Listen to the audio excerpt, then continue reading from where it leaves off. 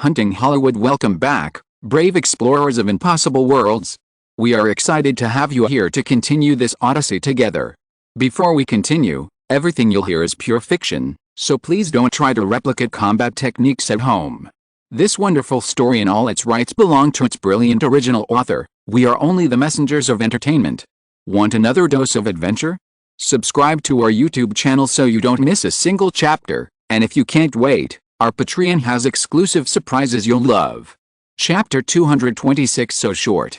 After the lively New Year's countdown, the New Year's Eve party came to an end. At about 1 in the morning, Simon saw off James Rebold and his family of 3 and returned to the villa. In the empty living room, only the waiter was cleaning up the mess. There should be some guests in the backyard, but Simon didn't need to see them off in person. He went up the stairs to the second floor. Even outside a living room, Simon heard Janet's chuckle. After entering the room, Janet, Kathryn, Amy and Nancy Brill were sitting on the sofa in different postures, chatting about something. The women were holding wine glasses in their hands, and they were obviously drunk. Janet's fair face had turned red. Walking to Janet's sofa and sitting on the armrest, Simon gently took the red wine from the woman's hand and stopped her from drinking. He looked at Amy and the others and said, "Ladies, it's late. Do you want to continue?" Amy looked at her watch and then showed a surprised expression. "It's already 1:25. Simon, have you seen Cliff?" Cliff is Amy's new boyfriend, who is introduced as the owner of a French restaurant in Brentwood. Simon thought for a moment and said, "He should be on the back lawn." "Then I should go." Amy put the goblet in her hand on the coffee table in front of her, stood up with the armrest of the sofa, shook her head slightly, and said to Simon with a smile, "Boss, I will go to the company later tomorrow. The reason should be very legitimate, right?" Simon smiled and nodded, "Of course. The tomorrow that Amy mentioned is actually today, and Simon naturally won't be serious about such small details. New Year's Day should be a legal holiday in the United States, but Simon will fly to Australia tomorrow, and there are still many things to arrange before leaving. At least the senior executives of Deanery's Entertainment need to continue to appear in the company tomorrow." As Amy stood up, the other 3 women also stood up. Simon hugged Janet, who stood up and swayed on him. His eyes inadvertently noticed Nancy Brill and couldn't help saying, "She's so short." It turned out that Nancy Brill, who had just curled up on the single sofa, took off her high heels. He hadn't noticed before, but now the woman was standing barefoot on the carpet. Simon realized that Nancy Brill's height should be less than 1.6 meters. Not to mention Kathryn, even Janet and Amy, who were about 1.7 meters tall, were obviously shorter than her. However, the woman's mature charm with exquisite curves and her height combined with a very attractive style. When Simon said this, Janet and the other 2 who suddenly realized this also showed surprised expressions. Nancy Brill was being watched by several people, but she sat down again as if nothing had happened. She found her high heels, which were at least 10 centimeters high, and glanced at Kathryn casually. Her tone seemed to be a little more defensive, and she said, "Boss, are you discriminating?" "Of course not," Simon denied with a smile, watching Nancy Brill stand up again quickly. Her high heels were hidden under the hem of her rose-colored dress, and her height had obviously increased a lot. He said, "In fact, it doesn't seem good to always wear such high shoes." Nancy Brill obviously didn't want to continue this topic, and just said lightly, "If you don't wear them, the result will be worse." Since Nancy didn't like to discuss her height, Simon stopped talking. But he couldn't help wondering in his heart, is this woman concerned about her height because she is too competitive, or is she so competitive because of her height? A small figure of about 1.5 meters is indeed a bit short among Western women. Everyone went downstairs together. Amy found her boyfriend among the last group of guests in the backyard.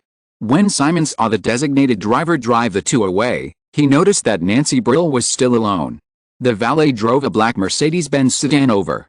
Simon watched Nancy say goodbye to everyone and got into the driver's seat. He stepped forward and pressed the door that the woman wanted to close, and asked, "Yourself?" Nancy sat in the driver's seat, took off her high heels again and put them aside, looked at Simon and said, "Boss, is there any problem?" Simon opened the door a little and moved to the side. "Sit in the back and let the designated driver take you home." Nancy shook her head, "No need." Simon looked at the woman insistently, "Get out of the car." Nancy's eyes confronted Simon for a moment, and finally said, "I'm not used to strangers taking me home." Simon looked up and found Neil Bennett, gestured to him, looked at Nancy again, and said, "I'll let my driver take you home." Nancy hesitated for a moment, but still got out of the car and went to the back seat. Simon said a few words to Neil Bennett, and then turned around after watching him drive Nancy away. Janet was looking at him with a smile, and said with a little teasing, "Nancy obviously wants you, the boss, to take her back personally. You are really tactless." Neil Bennett was originally going to take Simon and the other two back to Malibu, but now he had to wait a little longer. Simon ignored Janet's teasing and asked Kathryn next to him, "Shall we go back to Malibu together later?" "Okay," Kathryn nodded, which surprised Simon a little, but then added, "I just rented a house in Paradise Bay recently, not far from Cape May, just on the way." After the three of them were together that time, Kathryn never gave Simon any chance to do anything ridiculous again. Seeing Simon's depressed expression, Janet smiled and walked forward, holding Kathryn's arm, and walked towards the villa, saying, "The little bastard is going to Australia the day after tomorrow. Kate, you will come in live with me then." Kathryn glanced at Simon, who was hanging beside them, and asked, "Aren't you going with him?" "Our house in Cape May Park is about to start construction." Janet shook her head and said, "Besides, Deanery's Entertainment will be conducting a financial audit for more than a month. I will stay in Los Angeles to help him keep an eye on it." "Well, we will go to visit him on his birthday in February." Neil Bennett sent Nancy Brill home and came back. It was another toss and turn. It was already more than 2 o'clock in the morning when he went to bed. When he woke up the next day, the new year officially began. A high-level meeting was held at 10 o'clock in the morning and lasted until 1 o'clock in the afternoon. The main topic was the company's work arrangements during Simon's absence from Los Angeles. In the next few months, Deanery's Entertainment's focus will be on establishing overseas distribution channels and promoting the overseas distribution of several films such as Scream at the end of last year. In this era, Hollywood movies are rarely released overseas at the same time as in North America, and it is very common to delay the release of movies by 2 or 3 months. Therefore, Deanery's Entertainment simply did not focus on overseas distribution at the end of last year, and put all its energy on domestic distribution. Now, several films such as Scream have all been a great success at the box office, which has also created very good conditions for the expansion of Deanery's Entertainment's overseas distribution channels. With these hit films as bargaining chips, Deanery's Entertainment can easily establish connections with overseas theater chains. In addition to film distribution, the next most important task is the financial audit of the entire Deanery's Entertainment group. Because it is not a listed company, Deanery's Entertainment does not need to publish annual financial reports. However, due to the company's rapid expansion, even Simon himself is not very clear about the revenue data of Deanery's Entertainment, including its subsidiaries, and is even less clear about whether there are potential problems. This requires a very detailed financial audit of Deanery's Entertainment. In order to ensure the accuracy of the financial report, Simon also specially authorized Janet to supervise the audit throughout the meeting today. Finally, there is the award-winning strategy of several films produced by Deanery's Entertainment in the awards season in the coming months. Simon has never been too enthusiastic about awards such as the Oscars. Although he has established Gay Omen Films, which specializes in art films and relies heavily on major film awards, in his opinion, awards such as the Oscars should always be icing on the cake and should not become the fundamental goal of a film. At 2 o'clock in the afternoon, after a simple lunch, Simon and several senior executives including Amy met with Wayne Huizinga, chairman of Blockbuster, to discuss the specific plan for Deanery's Entertainment to invest in Blockbuster. After several hours of consultation, the two parties reached a preliminary agreement. Deanery's Entertainment invested $120 million to obtain 35% of Blockbuster's shares. At the same time, Deanery's Entertainment promised not to interfere in the management of Blockbuster in the next 3 years.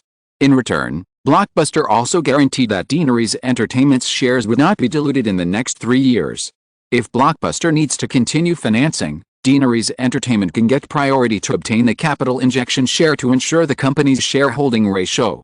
Nancy Brill was also confirmed as a member of Blockbuster's board of directors after this meeting. That evening, Simon invited the Raybould family to dinner in Malibu again, during which he and James Raybould privately discussed some things about Westeros Company. Simon completed the arrangements before leaving. Although he still had some concerns about letting go of the steering wheel of Deanery's Entertainment, this fast-moving sports car, Simon also understood that he had to do it. If a company leaves someone, it will not be able to continue to operate, and the company is doomed to not grow and develop. On January 2nd, Simon officially flew to Melbourne, Australia with a group of followers in the morning. The preparatory work for the Batman project has been completed. After arriving in Melbourne, Simon only needs to spend a few days to familiarize himself with the environment, and the film can officially start shooting on January 9th. The planned shooting period is 13 weeks and 91 days. If everything goes well, the film will be completed in early April, which takes 3 months. Simon left Los Angeles, and everything in Hollywood was not affected too much. Simon handed over the public relations work of Deaneries Entertainment's rush for awards this year to Ella Deutschman, the head of Gale-Man Films. After Simon left, Ella Deutschman began to work hard on the Golden Globe public relations for Dead Poets Society and prepared the Oscar nominations for related films under Deaneries Entertainment. With the unexpected box office success of Rain Man, Hollywood has also paid special attention to the Oscar public relations strategy of this film. Deaneries Entertainment had previously completely given up this year's Golden Globe Awards on Rain Man. Many people speculated that due to conflicts with several main creators of Rain Man, Deaneries Entertainment is likely to continue to give up the Oscar rush for this film. Rain Man has completely become a phenomenal movie. If this movie joins the Oscar battle, other films this year will basically have little chance. Therefore, the whole Hollywood is looking forward to Simon Westeros's youthful spirit. However, Rain Man gave up the Golden Globe Award, but Simon was paving the way for Dead Poets Society. He still has the same view as before. He will not do such stupid things as being angry at others and smashing his own pot. Rain Man will apply for all possible awards as scheduled. However, Ella Deutschman has also been given a very difficult task. Among the nominations submitted by Rain Man, the Best Director and Best Actor are obviously easy to get. In the original Time and Space, these two nominations also successfully won the Little Golden Man for Barry Levinson and Dustin Hoffman. But this time, Simon's task for Ella Deutschman is to make Barry Levinson and Dustin Hoffman only get nominations but not win the awards, just like Deaneries Entertainment has been continuing to invite CAA artists to audition for roles during this period, but will not hire them. Reverse public relations often happens between competitors, but it is still very difficult to prevent your own film from winning awards. This is also one of Simon's tests for Ella Deutschman. In addition to Rain Man, Deaneries Entertainment will continue to focus on public relations for Dead Poets Society. The company's goal is for Rain Man to win the Best Picture and Dead Poets Society to win the Best Director. The major Hollywood film companies have clearly shown a tendency to suppress Deaneries Entertainment together. At this time, the disadvantage that was originally difficult to influence the Oscar judges has become an advantage. The Oscar jury team has more than 3,000 people. As long as Deaneries Entertainment is willing to invest and has high-quality films, it is still very likely to get nominations and awards. Simon also privately gave Ella Deutschman some instructions and taught her the public relations methods of the Weinstein brothers in his memory. In this way, the New Year's Eve week has passed again. The films scheduled at the end of last year are still harvesting box office revenue, but compared with a box office explosion during the Christmas week, the North American single-week box office market from December 30th to January 5th has shrunk from $122.36 million last week to $91.56 million, and most films have fallen. Rain Man is an exception. Due to the unexpected rise in the box office in the second week of release, Deaneries Entertainment urgently negotiated with the theaters and reallocated 262 screens, increasing the number of screens for Rain Man from 1,136 to 1,398 this week. Coupled with the phenomenal reputation of Rain Man, in the third week of release, this movie became the only film in the market to achieve a reversal of the box office decline, with a box office increase of 7%, another $17.91 million, and a cumulative box office of $46.23 million. At the same time, Rain Man also surpassed Dead Poets Society, counterattacking all the way and successfully won the single-week box office championship in its third week of release. Chapter 227 Market Share. In the first-class cabin of a Boeing 747 from Tokyo to Los Angeles, Michael Ovitz spent the 12-hour flight flipping through various documents. Initially, when trying to get Sony to buy MCA, Lou Vasselman offered a high price of $8 billion. Sony, whose current market value is only more than $14 billion, chose to refuse, so Michael Ovitz turned his attention to Columbia. Coca-Cola also happened to be interested in giving up non-core businesses, and the two sides have officially started negotiations. The time is January 7th. Michael Ovitz led the negotiation team that assisted Sony in acquiring Columbia to stay in Tokyo for 2 days and return today. Now, the young man has set off to Australia to shoot Batman, but these days, Hollywood seems to still revolve around Deaneries Entertainment. The several documents that Michael Ovitz flipped through along the way were also related to Deaneries Entertainment. In the past year, as of December 31, 1988, the total box office generated by the U.S. market was $4.69 billion. If calculated by the deadline of December 31 and by distributor, the Hollywood film company with the highest cumulative box office this year is Disney, with a total of $531 million and a market share of 11.3%. After Disney, the other three companies, Paramount, Warner and Universal, also have a market share of about 10%. Among them, Deaneries Entertainment's self-distributed Scream, Steel Magnolias, Dead Poets Society, Rain Man and the additional Elvira. As of December 31, the cumulative box office was only $256 million, with a market share of 5.5%. Judging from this data alone, Deaneries Entertainment does not seem to have anything special. However, the whole of Hollywood actually understands that this calculation method is completely a cover-up. If calculated by the producer, Deaneries Entertainment's 7 films this year, When Harry Met Sally, Pulp Fiction, Basic Instinct, Scream, Steel Magnolias, Dead Poets Society and Rain Man, have a cumulative box office of $730 million as of December 31. $730 million will immediately increase Deaneries Entertainment's market share from 5.5% to 15.6%. What is even more difficult to ignore is that the $730 million box office, which accounts for 15.6% of the market share, was generated by only 7 movies. In comparison, Disney's $531 million box office figure means 15 movies, one of which is When Harry Met Sally, produced by Deaneries Entertainment. Moreover, if calculated according to the total North American box office estimates of these films by Deaneries Entertainment, the total box office of the 7 films is likely to reach a terrifying $900 million. $900 million, which is close to 20% of the annual U.S. box office market share. It is conceivable that if this situation continues, Deaneries Entertainment is likely to become an industry leader like MGM in the golden age of Hollywood. An independent film company that has only risen for 2 years has shown such strong development potential. If it were any other situation, Michael Ovitz would definitely be amazed. But now, this powerful company is in opposition to CAA. Michael Ovitz does not regret CAA's role in the Rain Man incident. He once told his clients that he would kill for them if necessary. It is precisely because CAA stands by its clients unconditionally and protects their interests as much as possible that more and more top stars are willing to join this talent agency. Since we can't be friends, let's be enemies. Deaneries Entertainment is so strong that it will definitely seriously damage the interests of traditional Hollywood movie companies. After his attempt to reconcile with Deaneries Entertainment was rejected a few days ago, Ovitz tried to find out whether the 7 major Hollywood film companies could unite to suppress Deaneries Entertainment. The answer is no. Among the 7 major companies, Warner is cooperating with Deaneries Entertainment on Batman and Flying Beyond Innocence. It is impossible to be an enemy of Deaneries Entertainment at this time. Disney also has a directorial contract with Simon Westeros. Judging from the box office results of Lola Run and Pulp Fiction, the films directed by Simon Westeros himself have great potential to break the $100 million box office.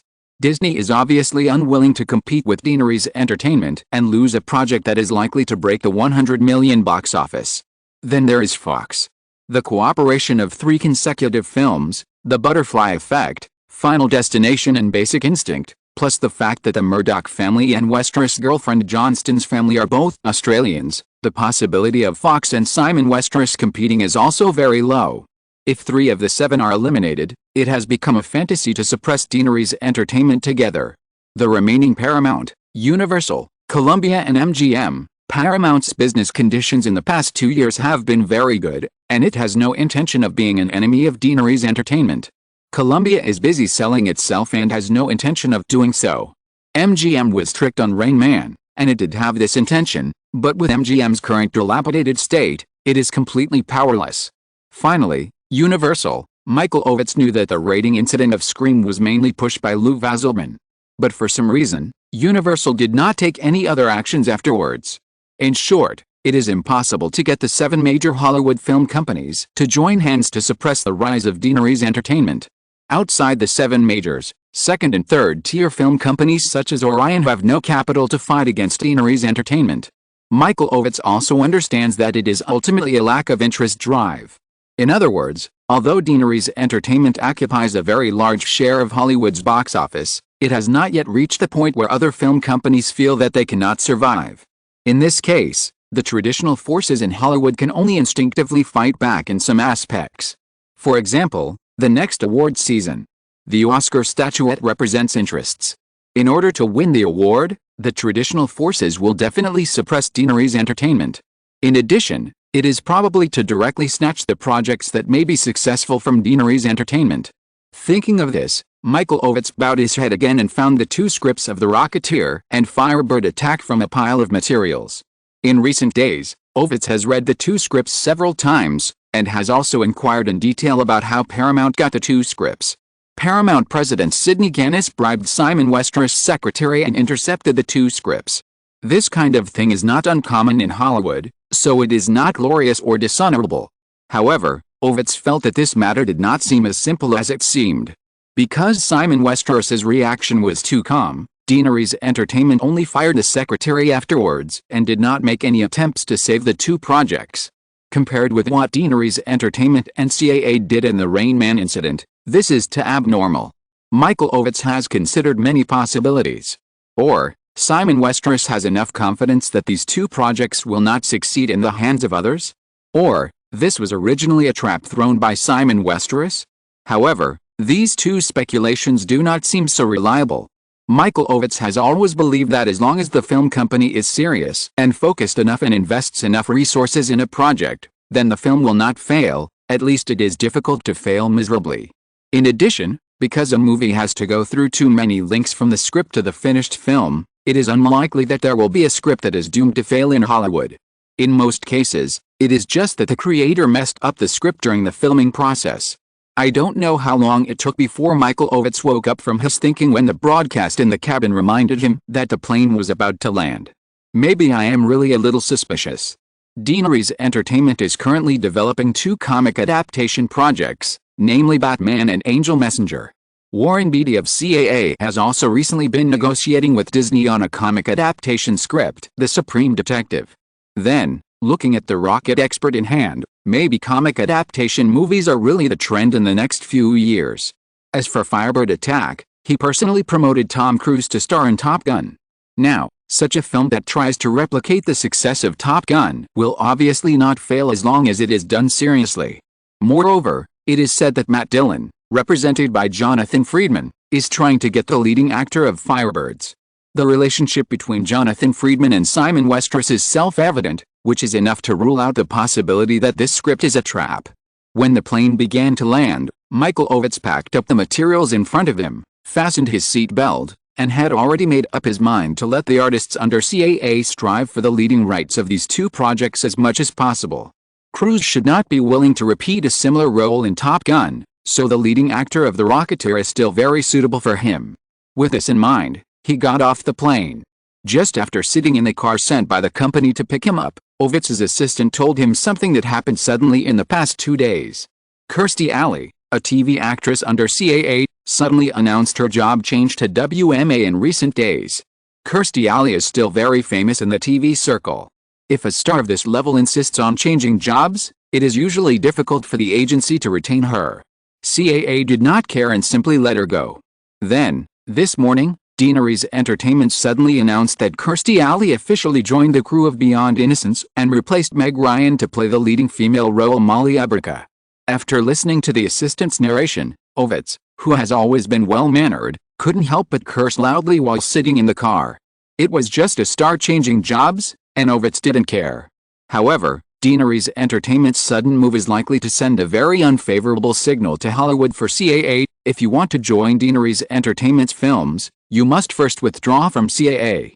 It can be imagined that if this view spreads, If Deaneries Entertainment's box office miracle continues, CAA will definitely face a talent loss disaster.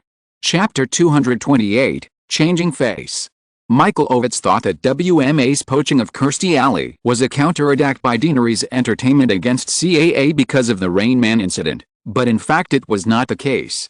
For enemies, Simon is more accustomed to moving forward and leaving them far behind, to the extent that they can only look up to him, rather than stopping to fight with him. Just like Simon's entanglement with Matthew Broderick.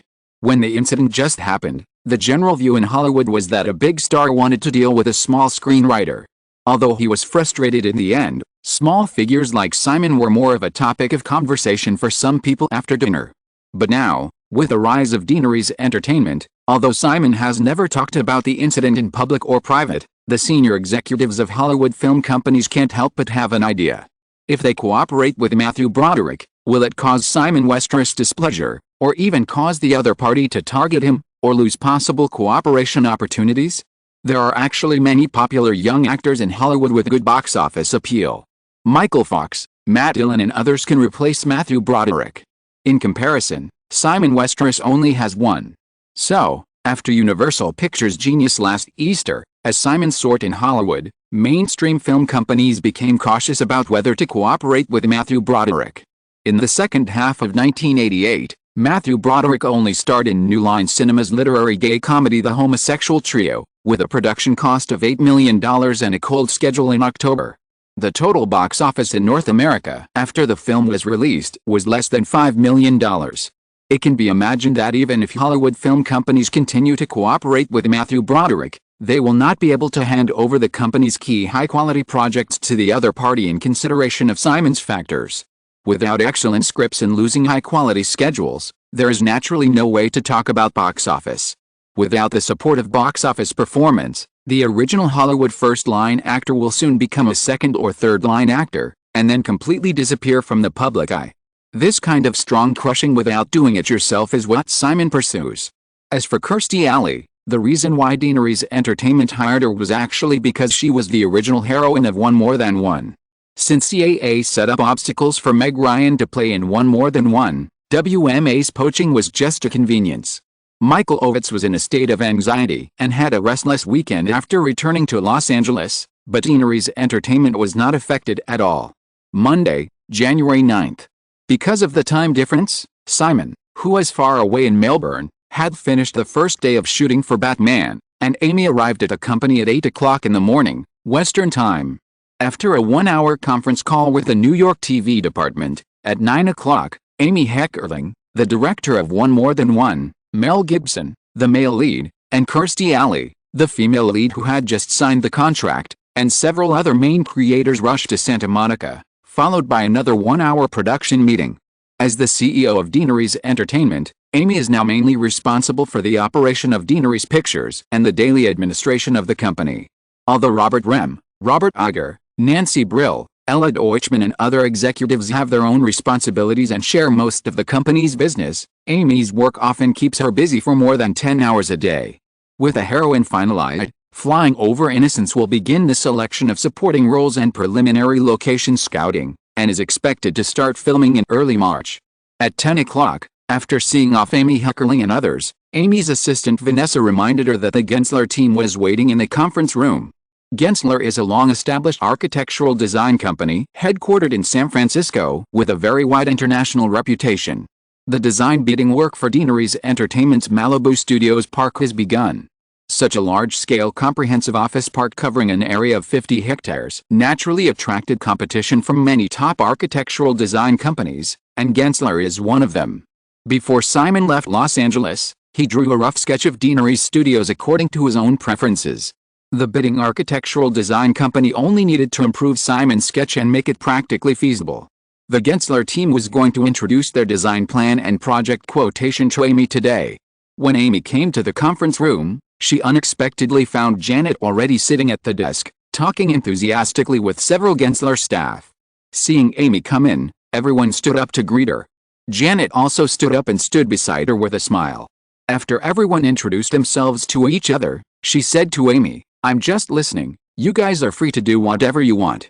During the days when Simon left Los Angeles, Janet basically showed up at the company on time every day to participate in the annual financial audit of Deanery's Entertainment. However, Janet still gave full play to her eldest lady's temperament of the superiors work hard for the others and directly transferred 3 accountants from the Johnston Group to participate in this audit. Speaking of which, the company's financial data is not suitable for disclosure to outsiders. But everyone knows that Janet played a supervisory role in this audit. Since Simon did not object to Janet's approach, Amy and others could not object. 50 hectares is really a large area. The Fox Studios in Century City is only 500 meters long from north to south.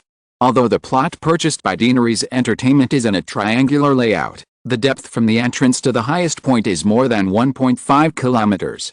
Even if the unusable slope is removed, the remaining building land exceeds any other major film studio in Los Angeles except Universal Studios. Therefore, although it is planned to move Deanery's Entertainment subsidiaries including Deanery's Special Effects, Pixar Animation and Marvel Entertainment into the studio, this plot of land still seems to be more than enough. Deanery's Entertainment also directly asked the design company to plan according to the scale of 2,500 permanent employees. It took more than an hour for the Gensler team to introduce their design plan. After the two sides discussed the quotation, it was already noon. After finishing the morning work, Robert Rem and Ella Deutschman also came from Burbank to have lunch with Amy and discuss the work arrangements for the new week. Since Janet was there, Amy invited her to join them. Everyone sat down in a restaurant near the company's headquarters, and Robert Rem asked Janet with a smile, "Jenny, how is the audit progress? I'm very curious about how much money the company made this year." "It must be a lot," Janet said with a smile, while looking through the menu, and suddenly added casually, "but there are also many problems." Ella Deutschman did not feel the change in Janet's tone, and continued easily, "Our company has only been established for more than 2 years, and there will definitely be some problems." Amy and Rem were keenly aware of Janet's strange tone, and they couldn't help but look at her. Janet put down the menu in her hand, her beautiful eyes that always attracted attention narrowed slightly. She looked harmless, but now she looked like a cat about to pounce on its prey. She glanced at the 3 people and said, "I found that someone spent $16,000 to hold a party at his home, but recorded the bill as entertainment expenses for a film project. He also took the company's private plane in the name of a business trip, but in fact it was to send his son to college." Amy and Deutschman looked at Robert Rem together. He was probably the only one among the 4 people who had his son in college. Robert Rem shrugged calmly and said, "Jenny, I didn't do that." "Yes, otherwise I wouldn't be sitting here eating with you." Janet's expression seemed to slow down a little, and she directly revealed the mystery. It was actually Ron McMillan. Amy and the other 2 were surprised but not surprised. When Simon made Run Lola Run, Ron McMillan was his producer. After the success of Run Lola Run, Ron McMillan also became a contracted producer under Deanery's Pictures. In the past 2 years, he has completed 2 projects, Final Destination and Scream, and both have achieved very impressive box office results. Ron McMillan has also become one of the hottest top producers in Hollywood. Because of these origins, everyone was a little surprised that Janet would suddenly point the finger at this veteran producer of the company. However, after following Simon's success, Ron McMillan's reputation in the industry in the past 2 years is not very good, so it is not surprising that he would have these dirty tricks. After a moment of silence, Amy raised her hand to stop the waiter who wanted to come over, and whispered to Janet, "Jenny, have you told Simon about this?" "Yes, he told me to do it." Janet nodded and asked back, "Amy, what do you think we should do?" Amy was a little unsure, so she could only remind, "Jenny, Scream 2 has already started preparations." In the past week, Scream earned another $5.61 million. In its 10th week of release, this youth horror film officially broke the 100 million yuan mark, with a cumulative box office of $103.97 million. Simon originally gave a trilogy outline, and the heroine Courteney Cox also signed a trilogy contract. With the success of the film, the preparation of the sequel is naturally on the agenda, and it is also scheduled for Halloween this year. As the producer of Scream, Ron McMillan will undoubtedly affect the development progress of the project if he is removed now. Janet heard Amy's hesitant tone and said, "Actually, Ron and I are very familiar with each other. We helped Simon shoot Run Lola Run together. However, he has crossed the line too much. I don't really care about the shit he did in The Circle. If he can work wholeheartedly for Simon, Deanery's Entertainment will do its best to protect him. But he shouldn't use these little thoughts on Deanery's Entertainment. Simon has already paid him enough and promoted him from an unknown small producer to his current position. He shouldn't take things that don't belong to him, and he shouldn't deceive Simon. So, Amy, call him this afternoon. He is fired. Amy was stunned and said, Jenny, don't we need to discuss it with Simon? No, Janet said firmly, staring at Amy, and said, Simon is actually a very soft-hearted guy and doesn't like to care about such trivial matters. But, Amy, I'm not. I'm just a little woman. As long as I think a person is no longer trustworthy and may even endanger Simon, I will not hesitate to remove him from my boyfriend. Amy was stared at by Janet. She was silent for a moment, but nodded and said, I will call Ron this afternoon, but what about Scream? This is not something I need to care about. Janet was very satisfied with Amy's answer, but she was more hands-off. After that, she glanced at Rem and Deutschman, and said as if jokingly, this year's financial report is not a big problem. However, I will help Simon to keep an eye on it next year. Simon's compensation to you is very generous, or you feel that compared with the profits earned by Deanery's Entertainment, you don't get enough, that doesn't matter. But unless you can be sure that I won't catch you, don't take things that don't belong to you. After saying this, Janet didn't wait for the three people to respond, and she slowly picked up the menu again, and as if nothing had happened just now, she laughed and joked with Amy and the others in a blink of an eye. So, after eating a meal, Janet obviously enjoyed it very much, but Amy and the other two felt like they had eaten a fish bone. Even looking at Janet's smiling face, the three people felt a creepy feeling in their hearts. After lunch, Janet did not stay in the company in the afternoon. Amy also saw off Rem and Deutschman. Because of the overseas distribution of several films such as Scream and The Matter of Highgate Pictures, the two will fly to the UK together. Rem and Deutschman rushed to the Santa Monica airport in downtown Santa Monica. Nancy Brittle had just returned from the East Coast on a private plane owned by Deanery's Entertainment. Nancy flew to New York yesterday and discussed with several banks in New York in the morning about a loan of funds needed to acquire a stake in Blockbuster. Although Deanery's Entertainment had sufficient funds on its books, Simon decided to transfer all the excess funds to the Westeros company account. He did not explain the reason for doing so to Amy and others, and did not even explain it to James Raybould. Therefore, if Deanery's Entertainment wanted to acquire a stake in Blockbuster, it could only continue to choose loans. Counting the $200 million purchased in Europe at the end of last year, the total debt of several companies under Simon's name is only more than $600 million. Compared with his personal assets, the debt ratio is only about 20%. Therefore, adding another $100 million in debt is still within Simon's tolerance.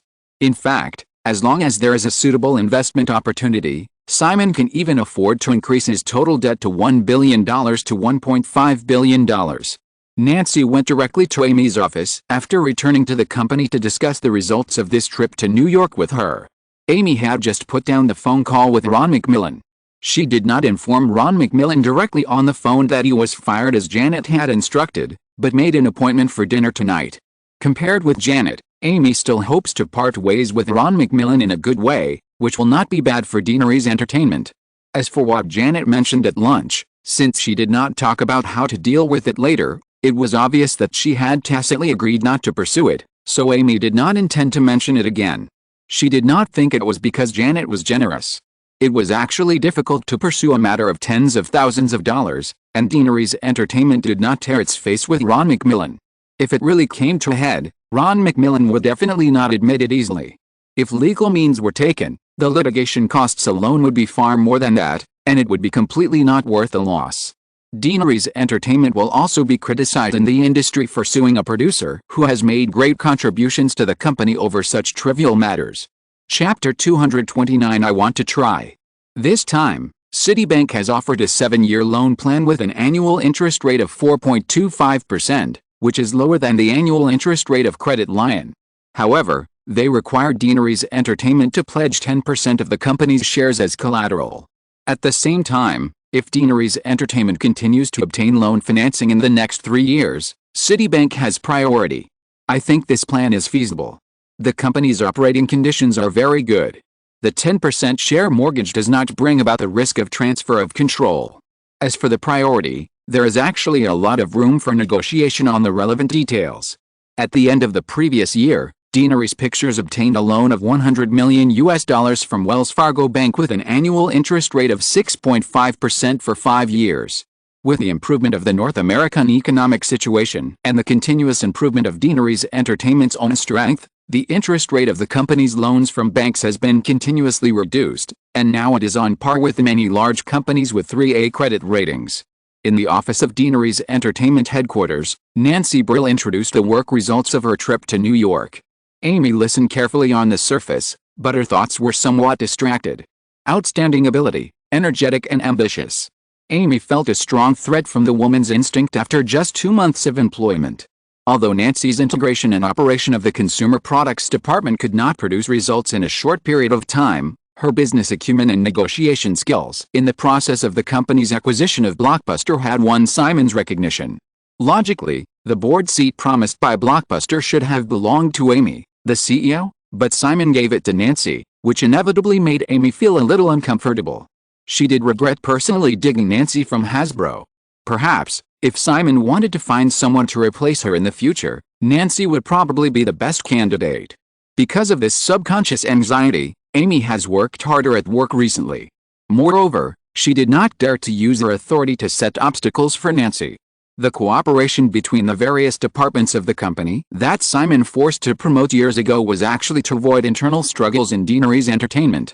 If she dared to deliberately exclude Nancy, she would be the only one who would be in trouble after being discovered by Simon. Deaneries Entertainment is different from a public company with public holdings. As the boss, Simon can make the decision with a single word. Thinking of this, Amy couldn't help but think of Janet's smiling face at noon. It is actually very common for senior executives of Hollywood studios to consume some of the company's interests. In the late 1970s, the incident in which David Bergman, the head of Columbia Pictures, embezzled $61,000 of the company's funds to reimburse personal travel expenses was exposed, which once became the biggest scandal in Hollywood that year. The incident was hyped up by the media, and Bergman resigned because of this. However, within the circle, few people criticized Bergman. Instead, they condemned the whistleblower of the incident one-sidedly, believing that it was making a fuss over nothing, and that bringing the incident to the media was a discredit to the entire Hollywood. In the end, David Bergman left Columbia and continued to thrive, but the whistleblower named Cliff Robertson was rejected by the entire circle and his career was ruined. Ron McMillan's behavior was no different from David Bergman, and it was also the same as many Hollywood studio executives. Having been in this circle for more than 2 years, it is obvious that neither Simon nor Janet knew about this. However, Simon acquiesced to Janet's expulsion of Ron McMillan from the company, which was actually a warning to them, the company executives, not to act like the executives of other studios. Whether it was forcing the company to cooperate internally to avoid infighting, or this killing of the chicken to scare the monkey to regulate the behavior of the company's executives, it was enough to show Simon's ambition to continue to develop Deaneries Entertainment. Obviously, if she couldn't keep up with his ambition, she would have to be out. Amy. The voice across the desk interrupted Amy's distraction. Coming back to her senses, Amy organized her thoughts and said, "Nancy, the annual interest rate of 4.25% is indeed good, and the priority right can be negotiated. However, you don't know Simon very well, and he probably won't agree to mortgage the shares of Deaneries Entertainment. Besides, the ratio of 10% is too high." Hearing this, Nancy raised her eyebrows slightly, and in an instant she roughly understood something, and said, "Only little boys will guard their toys tightly and not allow others to touch them. He is already an adult. Besides, I just explained that there is no risk in this kind of mortgage." "Okay," Amy smiled and glanced at a clock on her desk. She said, "Simon should have started working in Melbourne. I will call him tonight to discuss this matter." Nancy then glanced at the row of mini electronic clocks on Amy's desk. The 3 clocks showed the time in Los Angeles, New York and Melbourne respectively. She immediately made up her mind to ask her assistant to buy a few clocks and put them on her desk later, but she said, "I'd better call him. Besides, Amy, I think you should be more assertive in front of him and don't always be so submissive." Amy nodded, and did not argue with Nancy for the call. She just smiled and said, "He's our boss." Melbourne. Today is the second day of the filming of Batman. Filming has never been a fun job. The more popular the super blockbusters on the screen, the more tedious and boring the filming process is. Moreover, The large-scale crew is mobilized, and the daily expenditure of hundreds of millions of dollars is also a strong pressure for the main creators. The budget of Batman is very loose, but Simon still needs to face various unexpected situations. Only 2 days after the filming started, the crew encountered a very thorny problem, the problem of leaks. Disney did not force Who Framed Roger Rabbit to the annual championship by buying box office revenue, and the box office of Rain Man has just started. Therefore, Pulp Fiction, which had a total box office of $156.93 million last year, is still the annual box office champion in 1988. Run Lola Run and Pulp Fiction have won the annual championship for 2 consecutive films. Even without the halo of billions of dollars in wealth, Simon's new film is definitely the most concerned thing by the media. The information exposed in the early stage of Batman was pitifully small. As the filming of the film started, almost all the mainstream media in the world sent reporters to Melbourne, including a large number of paparazzi and die-hard fans of Batman comics. Under the siege of the omnipresent paparazzi reporters, many photos of the set have appeared in various gossip tabloids on the first day of filming. The crew filmed as usual today, but producer Joe Silver was busy publishing a copyright statement in major mainstream media and formulating more stringent confidentiality measures. If it was just an ordinary set photo, it would not be a big deal if it was exposed. But details such as the Batmobile, Batmotorcycle, the looks of the leading actors, and even the script of the film, once exposed, will definitely have a serious impact on the film. Deaneries Entertainment has previously released the final makeup photos of Batman. The other stylings of Catwoman, Black Mask, Batmobile and Batbike are still confidential. The company will announce them in due time, according to the publicity and promotion strategy formulated in advance. The audience needs mystery and freshness. If the relevant information is published in advance, the rhythm of the film's publicity and promotion will be disrupted. Fortunately, the film props and the leading actors' styling are all copyrighted. The crew solemnly issued a copyright statement through the media. Most regular media will not publish the relevant set photos rashly as long as they do not want to get into a lawsuit. Of course, some shameless tabloids that do not care about being sued are not included. The crew can only take a two-pronged approach and take precautions through more stringent confidentiality measures. In order to run in the crew, the film's literary part has been mainly filmed in the past 2 weeks. If you don't consider the surrounding disturbances, everything is in order. Australia does not have the strict working hours restrictions supported by the strong unions in the United States, but the Batman crew still works 8 hours a day, starting at 9 a.m. and finishing at 5 p.m. Today's shooting is a few scenes at the headquarters of Janus Cosmetics, the family business of Black Mask Roman Sionis, located in a 30-story building next to the Yarra River in the center of Melbourne. 5 o'clock in the afternoon. The day's work ended on time, and the crew members finished their work. The assistant director hired by Simon after coming to Melbourne took the initiative to send the director's script. Simon took the script and temporarily stopped talking to Joe Silver. While flipping through it, he asked the young man with a round face and messy hair next to him, "Peter, how do you feel?" The young man's name is Peter Jackson. Yes, it was Peter Jackson who later filmed the Lord of the Rings trilogy.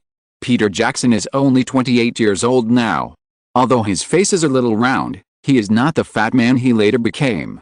A few years ago, Peter Jackson and a group of friends had just used their free time to complete his first movie Strangers of the Universe, but it did not cause much response.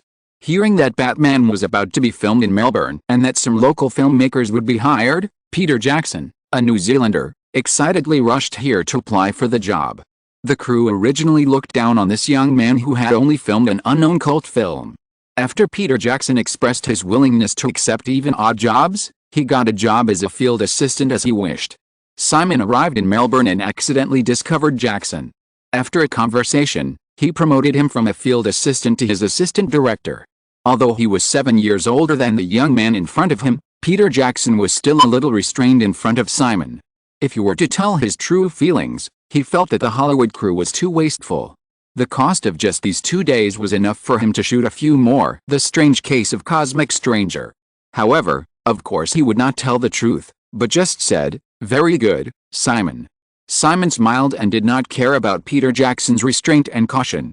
In his memory, Peter Jackson has always been a very smooth person, without the sharp edges of the usual Hollywood filmmakers. This is actually easy to understand.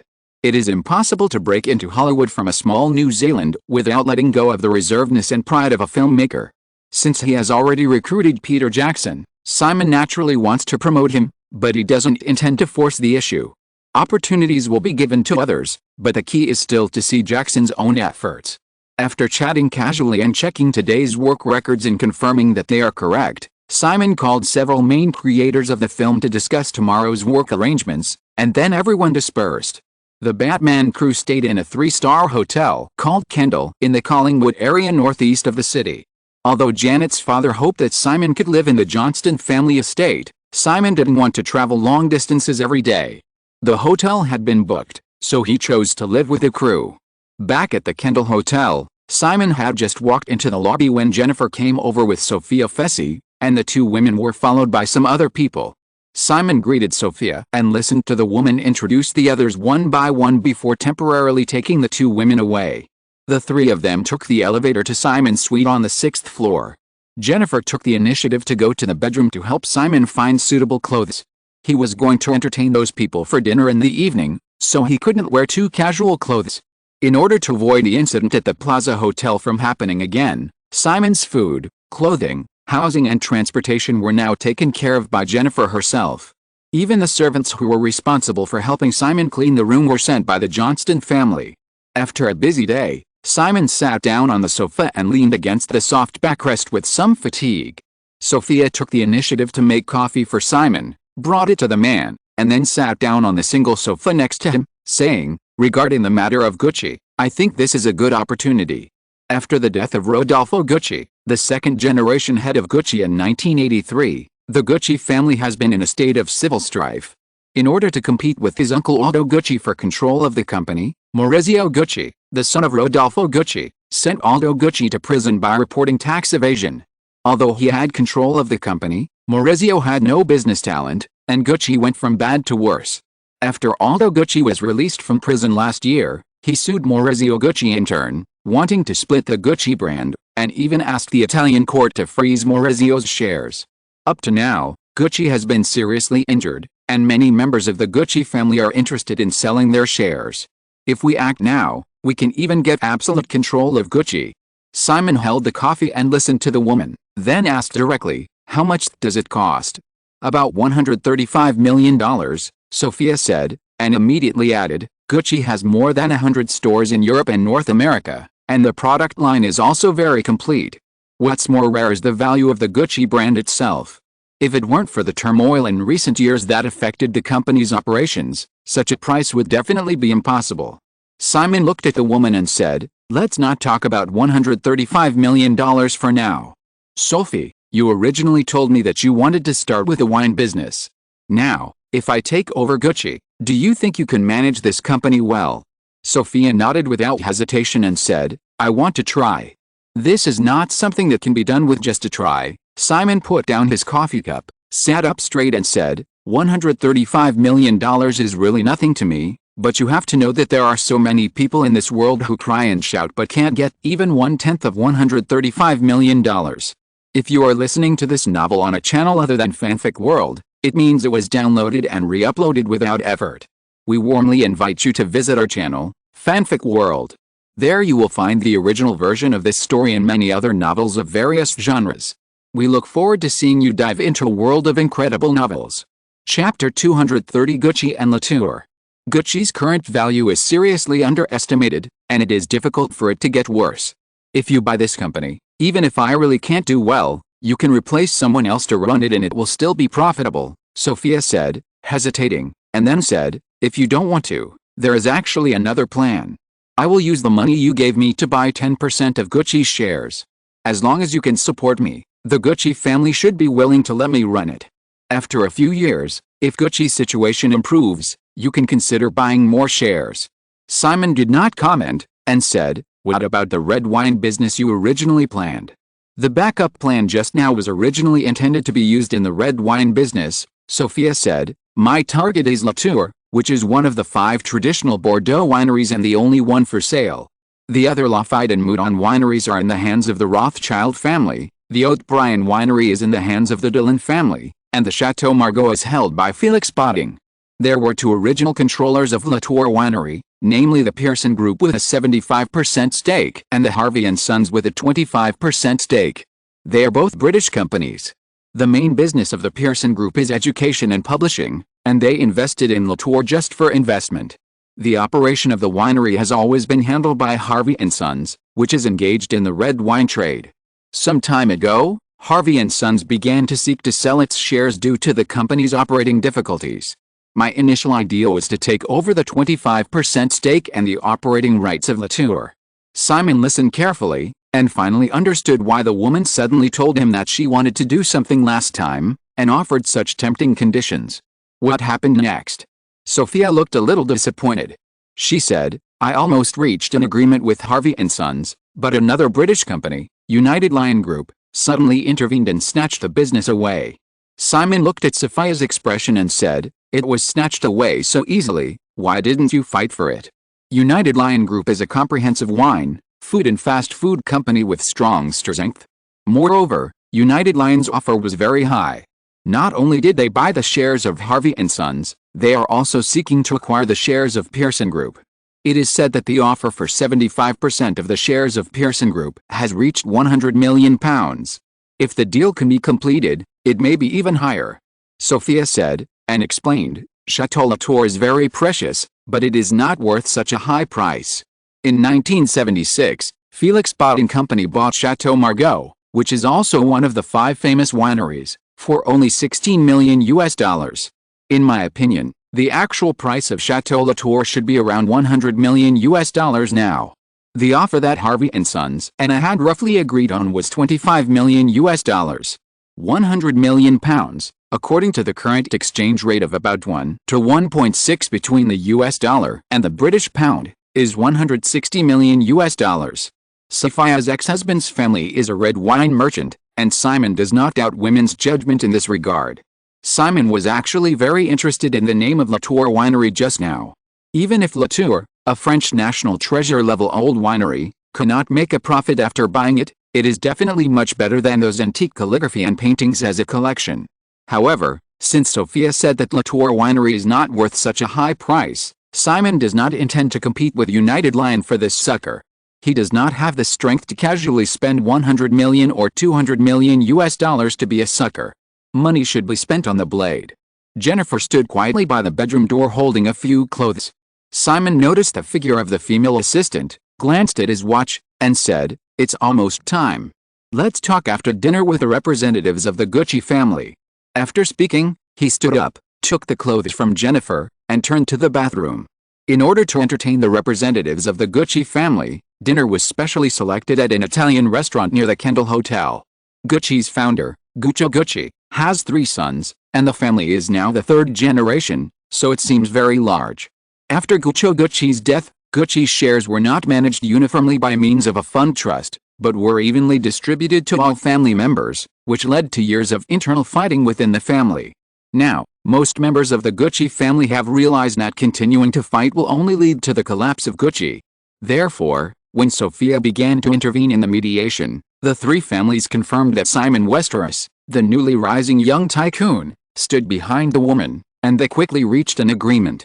In fact, Sophia's ability to persuade the 3 quarreling families to send representatives to Melbourne to negotiate the acquisition at the same time has made Simon look at her differently.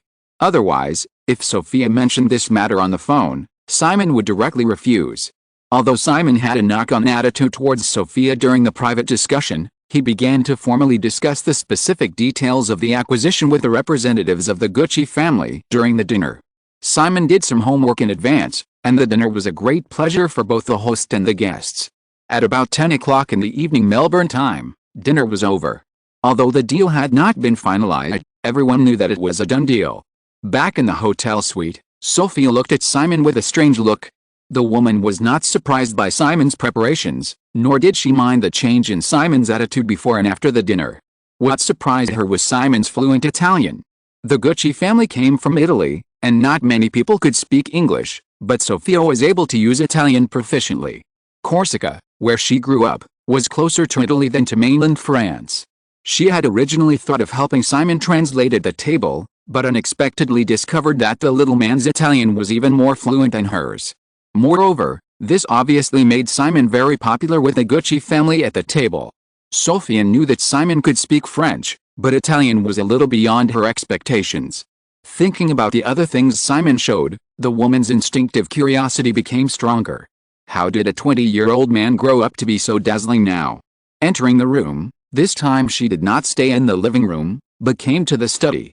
Simon motioned Sophia, who still had a strange expression on her face, to sit down opposite the desk, and took out a folder from the filing cabinet next to her and opened it. Just as he was about to say something, the phone on the desk rang. The American side would call him every day at this time to discuss company matters. Motioning Sophia to wait, Simon picked up the phone, and the first call of the day was from Nancy Brill. Simon was talking to Nancy in a low voice.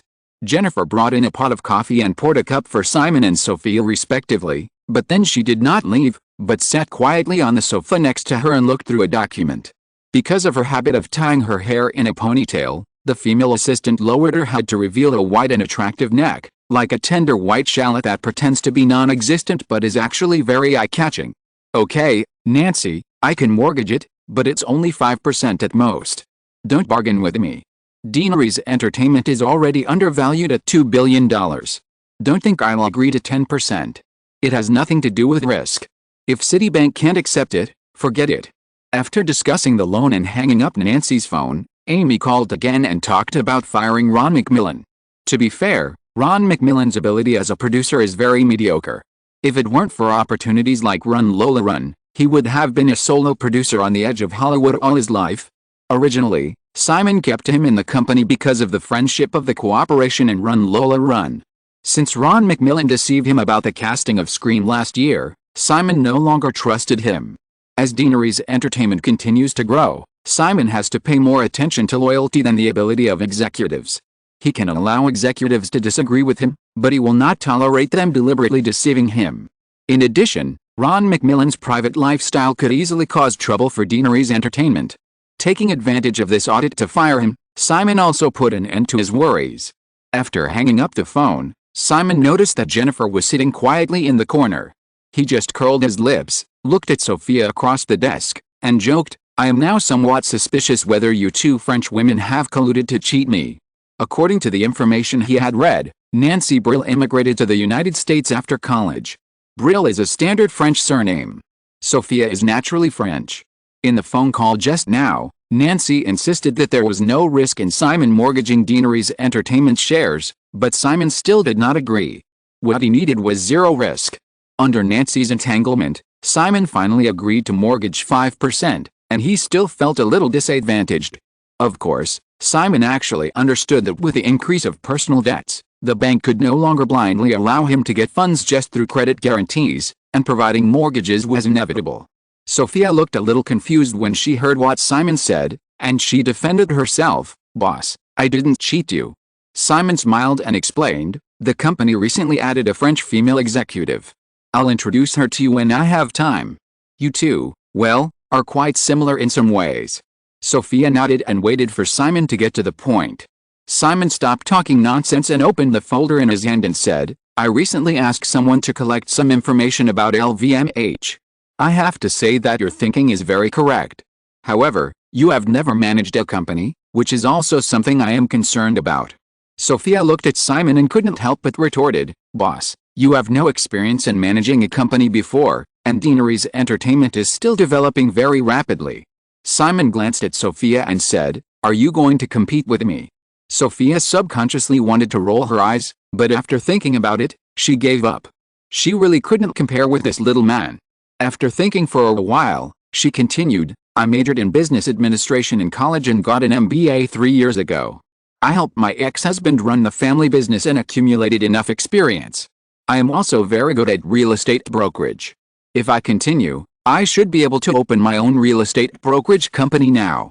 Boss, doesn't this prove that I have the ability to manage a company?" Simon recalled the information about the woman that he had specially asked the detective company to investigate after hiring Sophia, and finally nodded and said, "Okay, I'll give you a year. At least 2 years, boss. Gucci is in a bad situation now. We have to adjust the management, sort out the product line, reshape the corporate image, etc., but we can't be too hasty. If I want Gucci to recover, I need. Simon was interrupted halfway through his words, and he couldn't help feeling unhappy. Without waiting for Sophia to finish, he subconsciously said, "Don't bargain with me."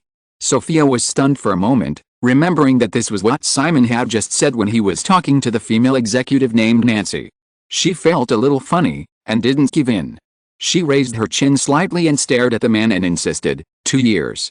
Simon stroked his fingers gently on the paper, was silent for a moment, and finally nodded, "Okay, 2 years." Sophia was a little surprised. She didn't expect Simon to agree immediately. Thinking about the difference in treatment between herself and Nancy, she couldn't help but feel a little proud. Simon certainly didn't mean to treat her differently. He has never been a stubborn person. After calming down from his previous emotions, since he confirmed that Sophia's request was reasonable, he naturally nodded in agreement. The two then began to discuss the specific details of acquiring Gucci shares and subsequently operating the company. After buying Gucci, Simon's ultimate goal is to build a large luxury group similar to LVMH.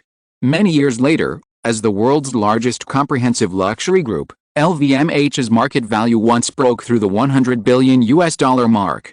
Although it cannot be compared with giants such as Apple and Amazon, as a non-high-tech and non-monopolistic industrial group, it is very rare to be able to develop a market value of $100 billion. According to the information in my memory, during the heyday of LVMH, it owned more than 60 world-renowned top luxury brands such as Dior, Givenchy, Hermes, and Louis Vuitton. Even Gucci once became the acquisition target of LVMH.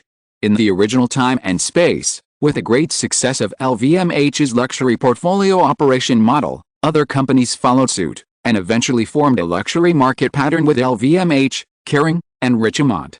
Among the three companies, Richemont, headquartered in Switzerland, mainly engages in jewelry and watch business, and its competition with the other two is not fierce. Kering's brand portfolio model is very similar to LVMH, and the two sides have been in a state of fierce competition for a long time. Moreover, the core luxury brand of Kering happens to be Gucci. Many years later, the Gucci brand, which supports half of Kering, is worth at least tens of billions of dollars. Now, LVMH, which was just integrated 2 years ago, is only the embryonic form of a luxury goods empire. Later, Bernard Arnault, the head of LVMH, was not even able to completely control the company. The management of LVMH and Bernard Arnault, the major shareholder, have been in a tense confrontation. In addition to Dior and Louis Vuitton, Givenchy, Hermes, Fendi, Bulgari and other brands have not yet been acquired by LVMH. Kering Group and Richemont Group have not yet taken shape. LVMH was built by Bernard Arnault based on Christian Dior. Simon now has Gucci, a luxury brand with a complete product line of fashion, luggage, cosmetics and other types of products, which means that he also has the foundation to build a comprehensive luxury goods group.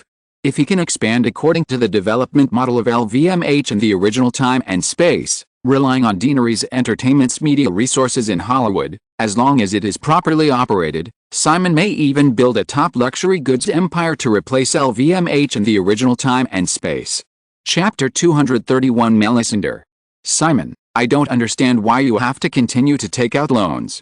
In the study, Sophia Fessy heard that Simon would continue to acquire Gucci shares through loans, and was puzzled. Deanery's Entertainment should have made a lot of money last year, right? Loans require costs. The principal of a $100 million loan seems to have an annual interest rate of only 4 or 5 percentage points, but it will also accumulate tens of millions of dollars in interest over the years. Moreover, if you choose a loan, you must contact the bank, which also takes time. Sophia has already failed once in the acquisition of Latour Winery shares, and she doesn't want to have another accident with Gucci. Simon roughly understood Sophia's thoughts and said, I have other uses for Deanery's Entertainment's profits, so I can't give it to you. You just heard on the phone that Deanery's Entertainment is raising another loan recently. You can go back to Los Angeles tomorrow and discuss with Amy and the others to directly increase the loan amount. Just calculate it according to $250 million. There will be no big problem with the bank, and it won't waste too much time. Sophie nodded, but her attention was attracted by the word other uses in Simon's words. However, she was smart enough not to ask more questions. At this point in the discussion, things were almost done, and it was already late at night. Jennifer had been staying in the study. Sophia knew that it was unlikely that anything would happen between her and this little man tonight. Just as she was about to say goodbye and go back to her room, she suddenly remembered something and asked, "Simon, I almost forgot, what about the name of the company? Since it is going to build a comprehensive luxury group, this company must have a brand new name. In the discussion just now, the new company will be registered in Switzerland. Switzerland is also one of the well-known tax havens, and it borders France and Italy at the same time. These three countries happen to be the countries with the highest concentration of luxury brands in Europe." Simon just thought about it, took the note on the table, quickly wrote down a word and handed it to Sophia, saying, "Let's choose her." Sophia took the note and took a look. There was a long word on it, Melisender. Melisender. Sophia read it softly, then looked up and asked, "Simon, is this a woman's name?" Simon smiled inexplicably and said, "Yes." The female character in Game of Thrones, the Red Woman Melisender, left a very deep impression on Simon. Daenerys had already been used, and names like Arya and Sansa were definitely not considered. Queen Cersei was kept first, so the only option was Melisender. Sophia naturally couldn't know all this, but she quickly thought of Daenerys Entertainment and said, "Daenerys, Melisender." "Simon, you seem to like naming the company after such classical women's names." Simon joked, "This will make me appear more profound." Sophia finally couldn't help rolling her eyes at him, and after thinking for a while, she said, "It's just that the name is a bit long, and it may not be easy to remember. As the holding parent company of a luxury group, of course the lower the presence the better. What we need to highlight are brands like Gucci. As for the name of the parent company, it doesn't matter if people forget it." Sophia thought about it and it made sense, so she carefully put the sticky note into her bag, stood up and said, "In that case, let's stop here today. Is your room arranged?" Sophia glanced at Jennifer, who also stood up on the sofa in the corner, and said with a smile, "Of course, Jennifer had already prepared the room for me before I got here." She wanted to pretend nothing happened, but when Sophia mentioned her, Jennifer's face turned red, and she avoided looking at Simon. Simon just laughed and sent Sophia to the living room, and Jennifer followed them closely. "Well, good night, boss." After opening the door, Sophia changed her address unconsciously. Glancing at Jennifer, who was still hiding behind Simon, she finally had some woman's thoughts, took the initiative to step forward, slightly tiptoed to hug Simon and kissed his cheek, and then went out. Simon didn't have time to carefully recall the smooth touch of the woman's cheek. Seeing Jennifer's head hanging down and about to slip out, he caught her casually, and decisively closed the door with his other hand. The man held her waist. Jennifer supported her hands on the man's chest, trying not to stick to him, still hanging her head and speaking incoherently. It's already very late. You have to get up early tomorrow." Simon looked at the Patek Philippe on his wrist. It was already 12:35 in the morning. Although they had intimate contact more than once, he still hadn't eaten Jennifer yet, and the current time and atmosphere were obviously not suitable for doing so. However, Simon did not let Jennifer leave. He bent down a little and picked up the female assistant and walked towards the bedroom. Looking at the girl in his arms with her eyes closed and her face turned red apple, he said, "I'll let you go for now, but as a punishment, be my pillow tonight." The warm fragrance in his arms is very effective in relieving the fatigue of daily work. Simon woke up at 6 o'clock the next day. Although he had only rested for more than 5 hours, he was still energetic. Jennifer's room was actually next to Simon, and there were probably few people in the crew who didn't know the relationship between her and Simon. However, Jennifer still sneaked into her room to linger for a long time in the morning before going downstairs to have breakfast with Simon. In order to hide the blush on her cheeks, she rarely tied her hair into a ponytail today, and her blonde hair was lazily scattered. Sitting in the living room, she thought she could hide something, but soon found that it seemed to attract more attention. Under the embarrassment, she naturally wanted to vent her anger, and the target was right in front of her, with a smirk on the corner of her mouth. How hateful. She ate the salad he ordered for her in small bites for a while, and finally whispered after a while, "You, don't do this in the future, Jenny will be angry." He seemed to be easy to talk to, and nodded, "Yes." Then she thought that this would be fine. So she changed the subject and asked without thinking, "What are you going to do with that money?" That money here naturally refers to the profit of Daenerys Entertainment last year. Although the detailed financial data is still being counted, she knows that Daenerys Entertainment has transferred $200 million in cash to the Westeros company account. The transfer of $200 million did not affect the operation of Deanery's Entertainment at all. This shows how lucrative the company's profits were last year. It is no wonder that the whole Hollywood is now full of curiosity about how much money Deanery's Entertainment has made. Because she has been with Simon, Jennifer roughly knows the profit figures. $200 million is only part of it. After the financial audit in Los Angeles, enough operating funds for Deanery's Entertainment were left, and the rest will be transferred to the Westeros company account. Jennifer is curious about what Simon plans to do with the money. Is it like the stock market crash 2 years ago? Everyone is not stupid. Deanery's Entertainment obviously has sufficient funds, but it insists on acquiring shares in Blockbuster through loans, and will also take out loans to acquire Gucci shares next. Then, some things are not difficult to speculate. Perhaps, many people are now secretly paying close attention to whether Simon Westeros will make another big move. Knowing that this question is not appropriate, Jennifer would not ask it on weekdays. At this time, she regretted blurting it out and quickly added, "It doesn't matter if you don't say it." Simon felt helpless when he heard Jennifer's question. It wasn't directed at the female assistant, but he gradually realized that there must be a lot of people watching him now. In fact, since his operation in the stock index futures market more than a year ago, there must have been people who have been paying attention to his every move. After all, if they could get an opportunity from him similar to the stock market crash in 1987, it would be a real overnight fortune. However, how could such an opportunity come so easily? Looking at the nervous look of the female assistant, Simon smiled and said, "I am not sure now. You have to know that in 1987, I was just a small shrimp and could not affect the market, so I could see the situation more clearly. Now, for example, if I judge that the Japanese stock market will collapse within a month, I must make a move to make a profit. But because of the experience in 1987, many eyes are still staring at me, and the news of my move will definitely not be concealed, which will have an unpredictable impact on the market. Maybe everyone followed a trend and shorted, and the Japanese stock market could not withstand the pressure and collapsed in advance. Maybe the Japanese government took preventive measures after hearing the news, so the collapse was delayed. Either way, it means that my judgment is invalid." In fact, Simon is still talking about Soros's famous reflexivity theory of the mutual influence between market participants and the market in his personal book Alchemy of Finance. However, Soros has not yet written this book. Simon's explanation is very easy to understand, and Jennifer, who listened carefully, immediately understood it. She also knew that Simon now does have the potential influence that may affect the trend of a country's financial market. After all, with just one operation, a young man who started from scratch accumulated wealth that others could not achieve in several lifetimes. Under such a miracle halo, no one would ignore Simon's views on a country's financial market. After a brief decline after the stock market crash in 1987, the Japanese stock market quickly recovered. The Nikkei index even broke through the 30,000-point mark at the end of last year, an increase of more than 100% compared with 13,000 points in 1985.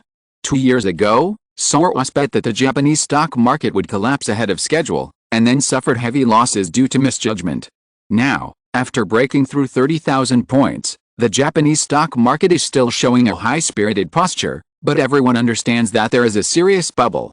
You know, the average price-earnings ratio of the Japanese stock market has exceeded 70 times, and the Japanese real estate market has even seen a jaw-dropping price of $120,000 per square meter. Obviously, the Japanese economy is destined to collapse. The only thing that cannot be determined is when this collapse will come. Jennifer digested Simon's words and looked around carefully before asking, "You mean, the Japanese stock market will collapse in the next month?"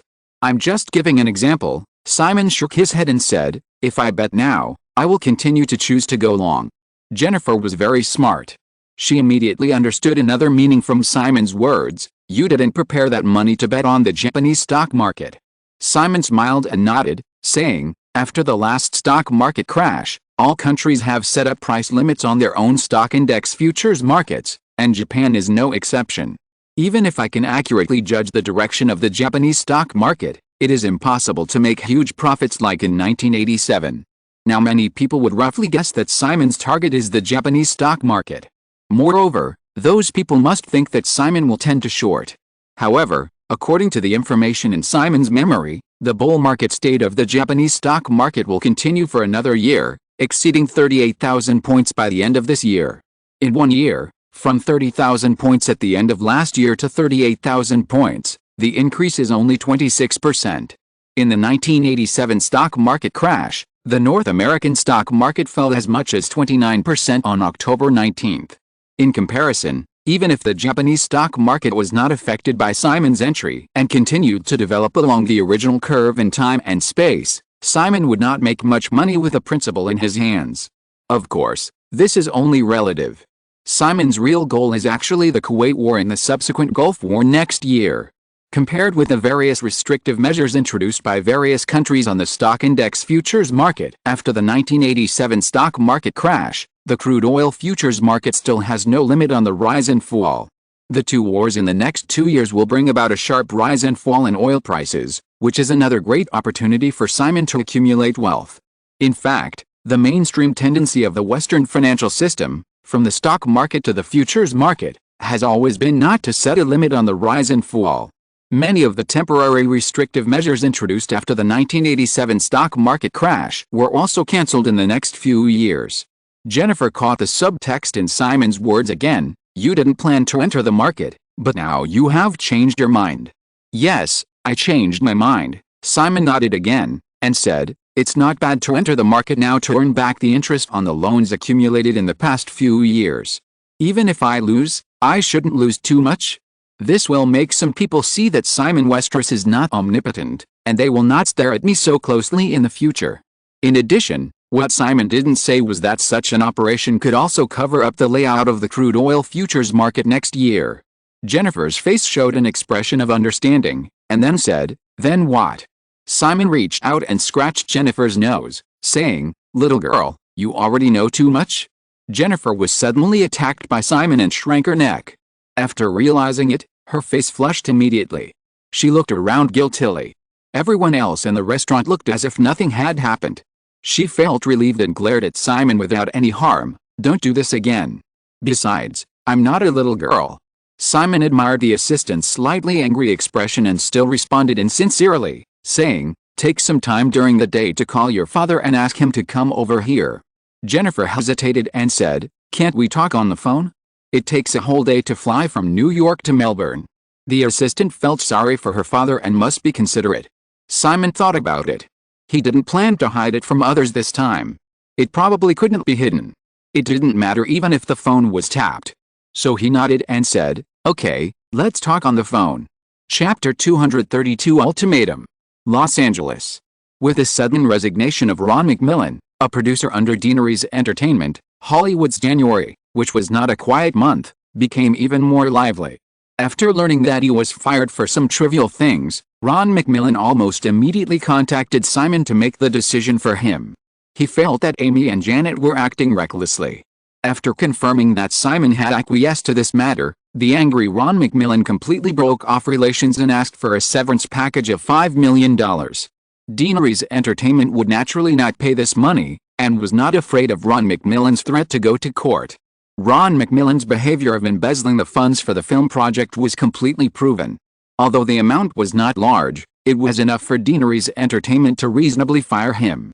If it really got out of hand, no matter how Hollywood viewed this matter, in the eyes of the media and the public, Ron McMillan would only end up with the same infamous fate as David Bergman. So, after a week of confrontation, Ron McMillan finally signed the resignation agreement without any compensation. In exchange for another confidentiality agreement not to discuss the incident publicly, Ron McMillan also received in advance the subsequent share of a total of $2.6 million from his cooperation with Deanery's Entertainment in several films, and the two sides owed each other nothing. Inside Deanery's Entertainment, as the financial audit supervised by Janet continued to deepen, the company fired a group of employees who were not clean. Although it was inevitable to cause some criticism, the entire Deanery's Entertainment also realized that their company would never be as confused and lax as traditional Hollywood film companies. Of course, because Deanery's Entertainment's salary standards were obviously higher than its peers, not many people chose to resign because the company's financial system was too strict. As for Ron McMillan, although he signed a confidentiality agreement, it was soon reported in the circle that he attacked Simon and Deanery's Entertainment at some parties. Complaints such as stinginess and ruthlessness. However, Since Macmillan did not publicly express these views in the media, Deanery's Entertainment could not take it seriously. Since he could link his name with the 3 top 10 best-selling works of the year, Run Lola Run, Final Destination and Scream, even though he knew that Simon Westeros was the mastermind behind the 3 films, Ron Macmillan immediately caused a scramble throughout Hollywood after his resignation. After several offers, Universal Pictures finally signed a generous contract with Ron Macmillan for 3 films with a base salary of $3 million, plus a 10% share of the project's net profit. In addition, Universal also specially provided Ron Macmillan with additional subsidies such as a private jet at the vice president level of the company, personal hospitality, and administrative assistance, and opened an office in Universal Studios Burbank specifically for Macmillan Productions, which Ron Macmillan founded. Before this, only a few companies such as Spielberg's Amberlin Pictures were able to have offices in Universal Studios. Deanery's Entertainment did not deliberately conceal the reason for Ron Macmillan's resignation, and the industry was well aware of this. Therefore, Universal Pictures gave Ron Macmillan such a generous treatment on the basis of his salary contract, which was obviously targeted. In fact, Deanery's Entertainment is facing more than just this one targeting. Not to mention The Rocketeer and The Firebird, which are in the hot preparation of Paramount Pictures, realizing that Sex, Lies, and Videotape may be a box office dark horse. The 2 parent companies of the film's main investors, MCA Columbia Home Entertainment, negotiated several times, and Columbia Pictures finally got the distribution rights of Sex, Lies, and Videotape. As the Sundance Film Festival is approaching, Columbia has also set up a special publicity and promotion team to start preheating and promoting the film. After the 4th week of the box office revenue of $12.96 million in the 5th week of its release, because the number of screens continued to increase to 1,732, the box office of Rain Man fell again. Although the decline was only a very slight 2%, the box office revenue of $13.19 million made the total North American box office of Rain Man quickly reach $72.38 million. Moreover, the weekly box office has exceeded $10 million for 5 consecutive weeks, and it is very likely that it will continue for 6 consecutive weeks. Such box office stamina has clearly surpassed all other movies produced by Deanery's Entertainment last year. Deanery's Entertainment's best box office performance at the end of last year, Scream, had a weekly box office of more than $10 million only 4 weeks. Even Pulp Fiction, which temporarily ranked first in 1988, only maintained a weekly box office of $10 million for 5 weeks. As a hot favorite in the awards season, with the announcement of the Oscar nominations at the end of January and the awarding of various types of union awards and Oscars in February and March, the box office potential of Rain Man has obviously exceeded that of Pulp Fiction. Seeing the red box office of Rain Man, MGM, which gave up the script of the film and took The Hobbit and later sold the North American full-channel distribution rights for a mere $5 million, could not sit still. The annual champion. Even if the total cost of the project reached $40 million, with the box office potential shown by Rain Man, the profits could still exceed 100 million yuan, not to mention the subsequent videotape and TV broadcast income. This is simply a gold mine. Simon Westeros was cheated out of it. So he made a fuss about suing and claiming compensation, and actually hired a law firm to start studying the possible loopholes in several contracts between MGM and Deanery's.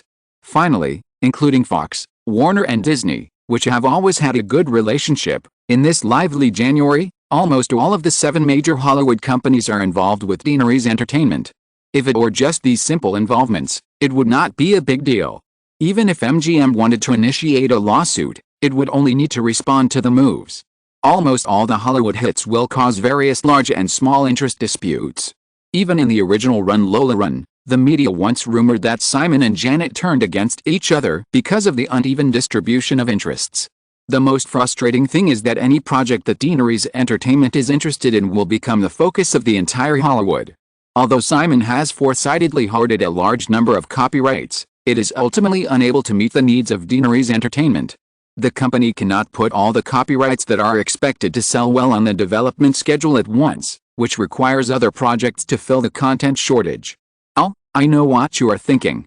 Since Driving Miss Daisy has been favored by Deanery's Entertainment, given the current trend in Hollywood, other film companies will definitely offer higher prices to compete for it. But can you be sure that they can do it well? If you mess up, You will get nothing except a slightly higher copyright fee. However, if you hand it over to Deaneries Entertainment, once it succeeds, you will not only gain fame and fortune from this movie, you will also become the top screenwriter in Hollywood, and all your future scripts will become the object of competition in Hollywood. Think about it, we can give you a future, and this is the most important thing. In a cafe on Broadway Street, New York, Ella Deutschman talked to the bald middle-aged man in his 50s opposite him. After he finished speaking, he took out a business card and handed it over, saying, "It has the contact information of my hotel. Al, if you are willing to give us the script, give me a call tonight. After today, I can only say that I am sorry." The middle-aged man opposite Ella Deutschman is called Alfred Ury, a screenwriter, but he mainly writes stage plays on Broadway.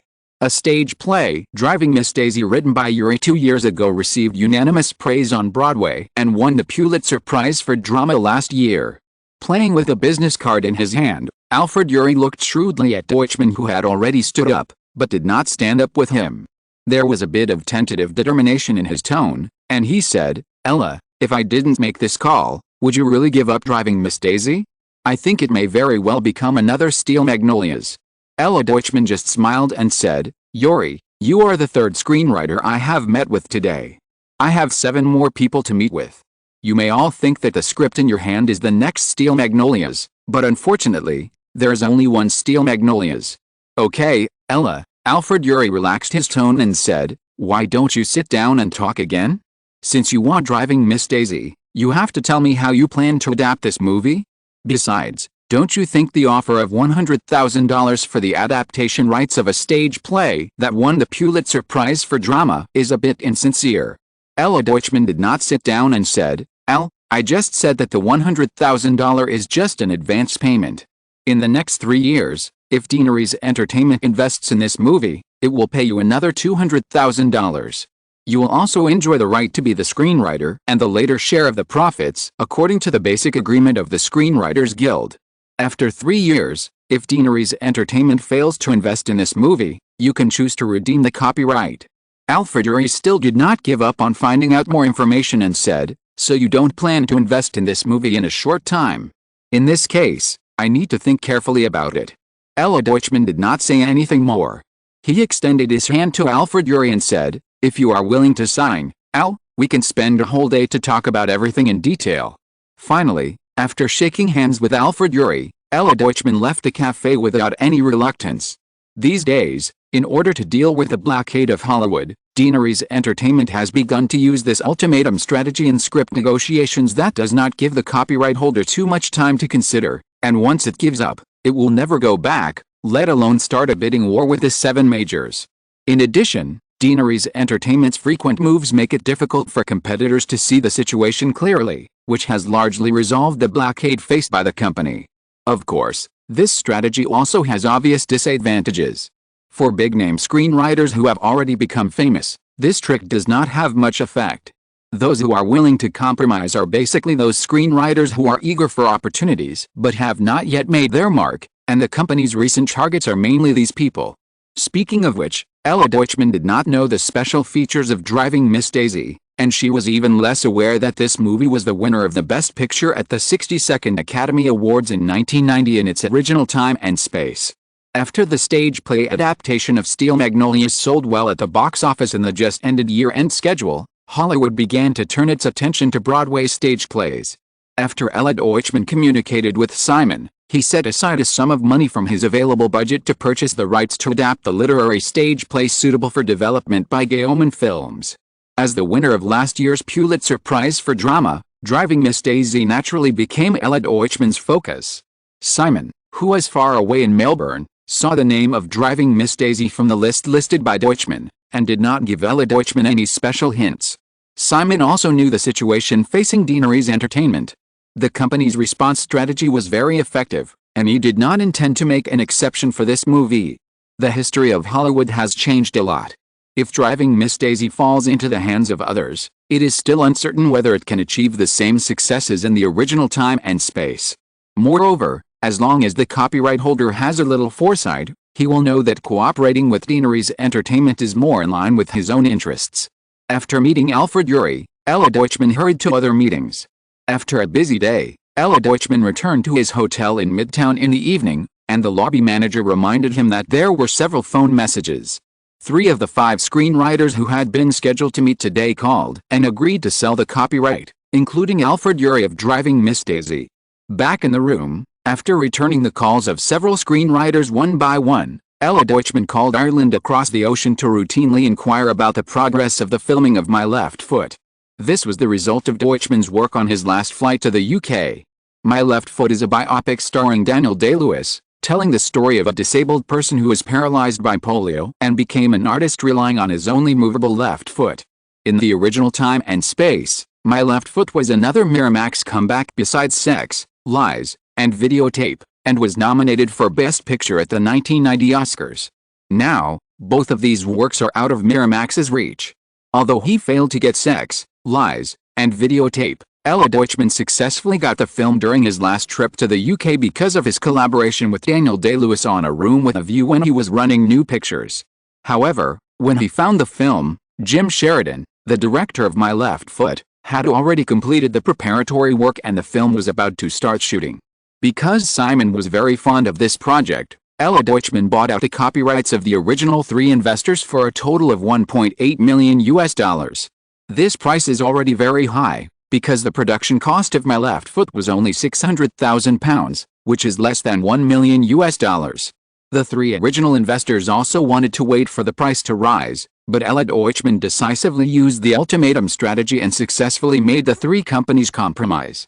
The news in the UK is not as well informed as that in Hollywood.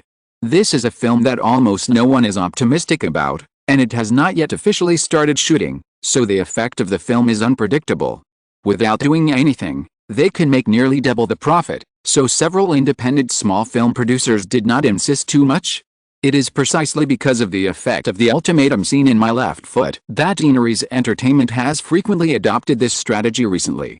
Chapter 233 ABC's Backlash. A private airport in southern Chicago. After the Falcon business jet owned by Deaneries Entertainment landed, Robert Iger and Ella Deutschman warmly escorted a couple off the plane. The company's team, which was assisting John Hughes in filming Uncle Buck, also sent a car to pick them up, which seemed very thoughtful. After the couple left, Iger and Deutschman reboarded the plane, and the Falcon took off and continued to fly east. Inside the cabin, after the plane entered a stable state, Ella Deutschman took out a thick list of Oscar judges from his briefcase, opened it, found a name, and wrote a few words on the back. Today is Monday, January 23rd. The weekend before, Deutschman not only negotiated the adaptation rights of 6 stage plays, but also hosted a reception for the purpose of award public relations for 3 consecutive days starting from Friday. The couple who just got off the plane, whose husband is a judge of the Oscar Cinematography Award, said at the cocktail party on Saturday that they would return to Chicago today. Ella Deutschman very readily invited them to take the company's private plane. This kind of small favor does not cost much, but it can leave a very deep impression on the couple. This year's Oscar nominations have not yet been announced, but Deaneries Entertainment's public relations offensive has already begun. Robert Rem is busy expanding Deaneries Entertainment's overseas distribution channels. The nature of Highgate Pictures' business is destined to rely on major film awards to survive. Simon gave Deutschman the award public relations tasks for several films of the company last year. After failing to win Sex, Lies, and Videotape, Ella Deutschman realized that his original strategy of purchasing as many completed film lists as possible for distribution would not be so smooth. While adjusting the plan, the public relations results of this award season became the key to whether he could be recognized by Simon during his 1-year probation period. During his last trip to the UK and this business trip to New York, Ella Deutschman did not forget to visit the award-related contacts accumulated over the years, and also operated a professional public relations company and award marketing team hired by the remote control company, sparing no effort. The Golden Globe Awards, which is the weather vane of the Oscars, will be held this Saturday, and the corresponding public relations work has been completed. His next focus will be the Oscars. Speaking of which, with the current reputation of Rain Man, under normal circumstances, this movie is destined to be the big winner of the award season. However, Simon did not want the director Barry Levinson and the actor Dustin Hoffman of Rain Man to win the award, but he wanted to ensure the Best Picture, and at the same time hoped that Dead Poets Society could win the Best Director award. This is the biggest difficulty of public relations this year. Iger and Deutschmann both agreed with a collaborative mechanism proposed by Simon and put it into practice, so they get along very well. 2 days of the 3-day weekend cocktail party were held at Iger's house. The two chatted about work all the way. More than 2 hours later, the Falcon business jet landed again, this time not in Los Angeles, but in Salt Lake City, Utah. The 5th Sundance Film Festival opened last Friday. Although he knew that any movie that the company was interested in might be snatched up by other studios, Deutschmann still planned to see if there were any outstanding films or new filmmakers worth attracting at this year's film festival. Moreover, there should be no shortage of Oscar judges who could be contacted in person at the film festival. Simon's instructions to Deutschmann were to proceed step by step. There are more than 3,000 Oscar judges. If you attract them one by one, do public relations with them one by one, and establish connections with them one by one, you will be able to understand them all one day. The reason why the Weinstein brothers were invincible at the Oscars in the original time and space was not that the brothers had to invest a lot of energy in public relations with every judge every year, but mainly because of the deep-rooted strong connections and profound influence accumulated over many years. The Falcon business jet finally arrived at Los Angeles Santa Monica Airport around 11:30. Iger sent his 2 attendants to Burbank and came to the headquarters of Deanery's Entertainment. Amy's assistant Vanessa was already waiting for him. After a brief greeting, Vanessa said, "Please follow me, Mr. Iger. Ms. Pascal is attending a meeting. She said you can go directly to the conference room after you come." Iger was a little confused, but he followed Vanessa to a small conference room in the company's office building. Pushing the door open, Nancy Brill, who was in front of the slide screen, saw Iger, paused her explanation, and greeted, "Good morning, Bob." "Good morning." Iger nodded to Nancy, shook hands with Amy who had stood up, sat down next to her, and said to Nancy, "I'm sorry to interrupt you, Nancy, please continue." Vanessa handed Iger a document, and Nancy continued, 2 years ago, Blockbuster won the game rental lawsuit against Nintendo and obtained the right to sell and rent game cartridges. After the development of Teenage Mutant Ninja Turtles is completed, we can also use Blockbuster's channels to distribute it, and we can take the initiative in channels and marketing in North America. Iger listened to Nancy's introduction and quickly looked through the document handed over by Vanessa. It turned out that this was a Teenage Mutant Ninja Turtles video game development plan for the Nintendo FC game platform. Seeing this, Iger couldn't help but think of the Atari crash a few years ago. Atari was originally a game console and software development company under Warner Bros. In 1977, the Atari 2600 game console launched by Atari quickly became popular in the United States. At its peak, it was so popular that 1 in every 3 American households had an Atari game console. However, after the success of the Atari 2600, Warner began to frantically squeeze profits from this game platform, and unrestrainedly allowed game manufacturers of varying quality to rush in and develop a large number of low-quality games. Countless low-quality games flooded the market and continued to consume users' patience.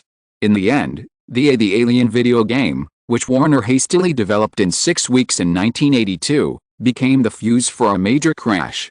Users who were constantly devastated by various low-quality games originally thought that the fame of the Alien and the games produced by Warner's official brand must have a quality assurance.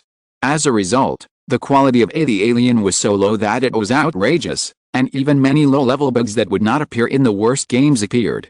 As a result, Warner only sold 1.5 million of the 4 million cartridges prepared for the Alien, and the rest were sent to the garbage dump and directly destroyed. But this is not the worst. After that incident, users completely abandoned Atari.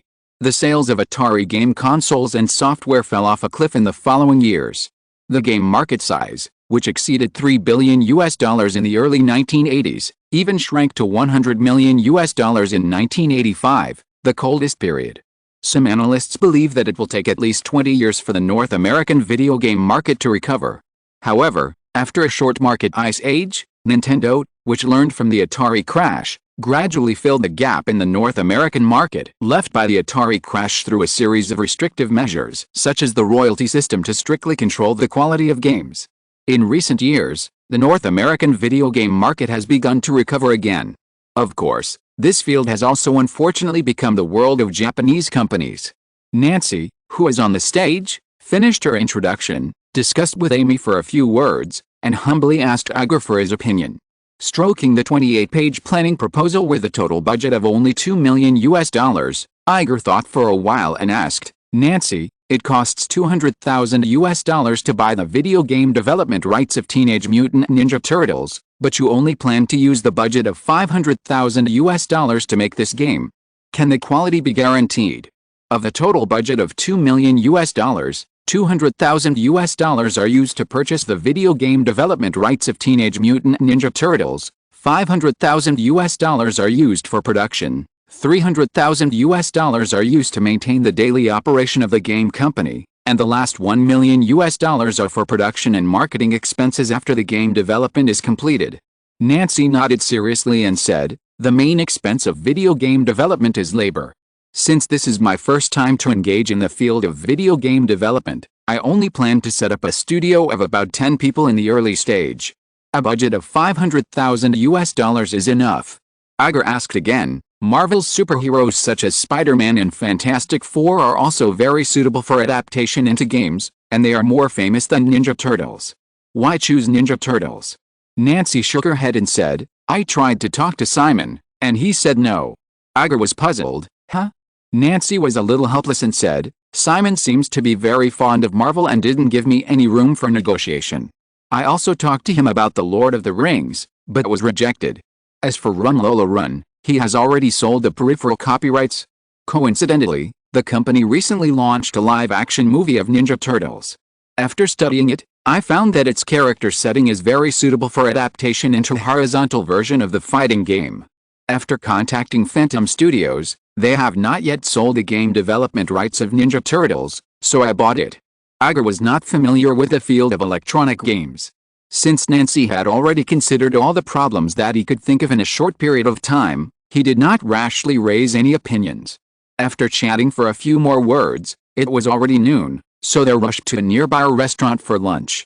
Having just completed the acquisition of Blockbuster recently, Nancy quickly took out another plan, which once again put a lot of pressure on Amy. In fact, Amy had also considered getting involved in electronic game development, but she had no time to promote it. Now, Nancy took out this plan, and the game studio after it was established would also be affiliated with a consumer products department, rather than the company's direct departments such as Deanery's Special Effects and Pixar Animation. If it succeeds, Nancy will definitely have the greatest credit. Even if it fails, the loss of $2 million is really insignificant to the current Deanery's entertainment. Therefore, at lunchtime, although she tried not to show it, Amy inevitably got closer to Iger. Iger, who has a gentle personality, is far from Nancy's energetic and aggressive temperament. Obviously, Amy could not know Simon's expectations of Iger.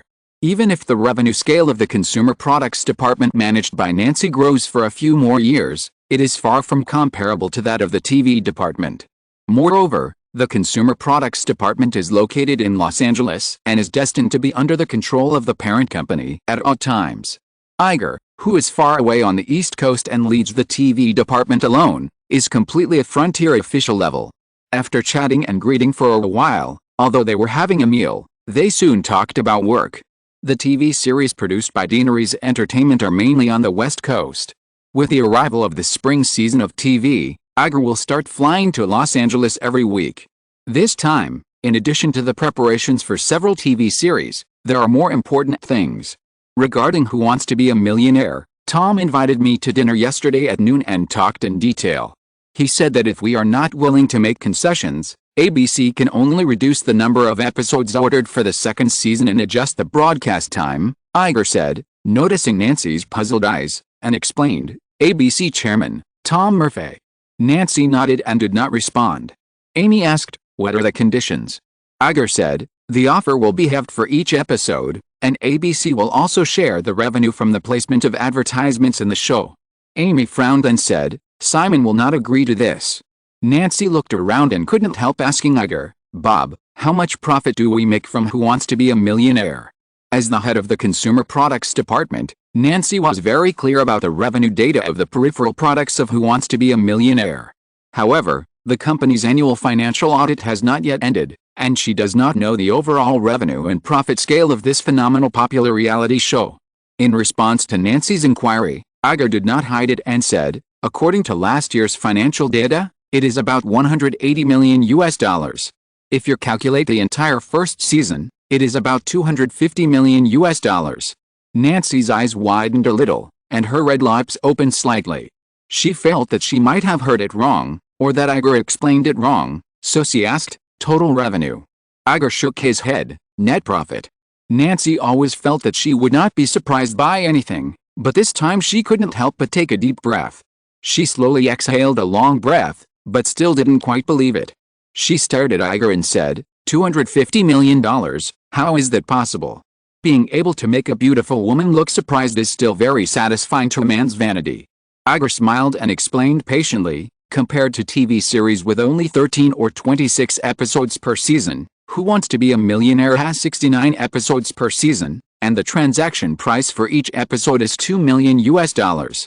For the first season of Who Wants to Be a Millionaire, according to the settlement rules we negotiated with ABC, after the winter break last year, ABC had already paid $83 million US dollars for the purchase fee of the first season, including the $30 million for the additional 15 episodes before the season, and this part of the income alone reached $110 million. In addition, the total revenue from advertising placement in the program is $56 million, and the revenue from syndication distribution and overseas licensing is about $27 million. Nancy listened attentively and quickly reported the final statistics. Total revenue is $196 million US dollars, and net profit is $180 million, which is indeed reasonable. God, no wonder our boss is so extravagant, but the financial situation of the two companies under his name has never been a problem. He is really able to make money. However, as she thought more deeply, Nancy immediately found the problem. As far as she knew, NBC TV network was the best performing of the four major TV networks. The fiscal year cycle of the four major TV networks is basically calculated from the last quarter of each year.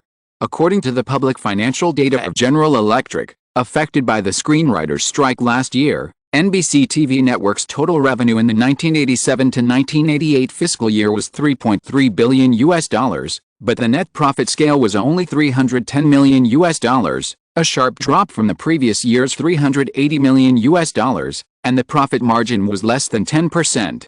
After careful consideration, Nancy confirmed that Who Wants to Be a Millionaire could bring Deaneries Entertainment a net profit of $250 million US dollars in one season, but there was no problem. The TV network operates 7 days a week, and the total number of primetime programs is about 20 to 30. However, just like the films produced by Hollywood film companies every year, these TV shows are definitely a small part of profit or loss, and most of them basically maintain a balance of income and expenditure. Coupled with the huge basic operating expenses of a national TV network, it is already very rare to be able to earn $310 million a year like NBC. Let's look at Who Wants to Be a Millionaire. This program occupies the most golden 3 days of the 7 days of the week at 8 o'clock, and it is an hour-long program. Because of the phenomenal ratings data, its advertising revenue scale is completely comparable to the most profitable box office blockbuster movies of the studio every year. Compared with ABC's comprehensive investment in operating a national TV network, as a producer, Deaneries Entertainment only needs to bear a total of only about $20 million US dollars in production costs and a small amount of marketing expenses in the early stage. Therefore, for Deaneries Entertainment, the total revenue scale of the first season of Who Wants to Be a Millionaire to the company is about $280 million US dollars, which is less than 10% of the annual revenue of the TV network. But like a super-selling low-cost high-grossing movie, Deaneries Entertainment's profit margin on this program is close to 90%. Occupying the best resources and taking the most lucrative profits, but not having to share the huge operating expenses and loss-making project costs of ABC TV network, Deaneries Entertainment naturally made a lot of money. Thinking of this, Nancy quickly asked Iger, Bob, how much can ABC make from this project? Iger thought for a moment and said, if we only count this show, it's about $80 million US dollars.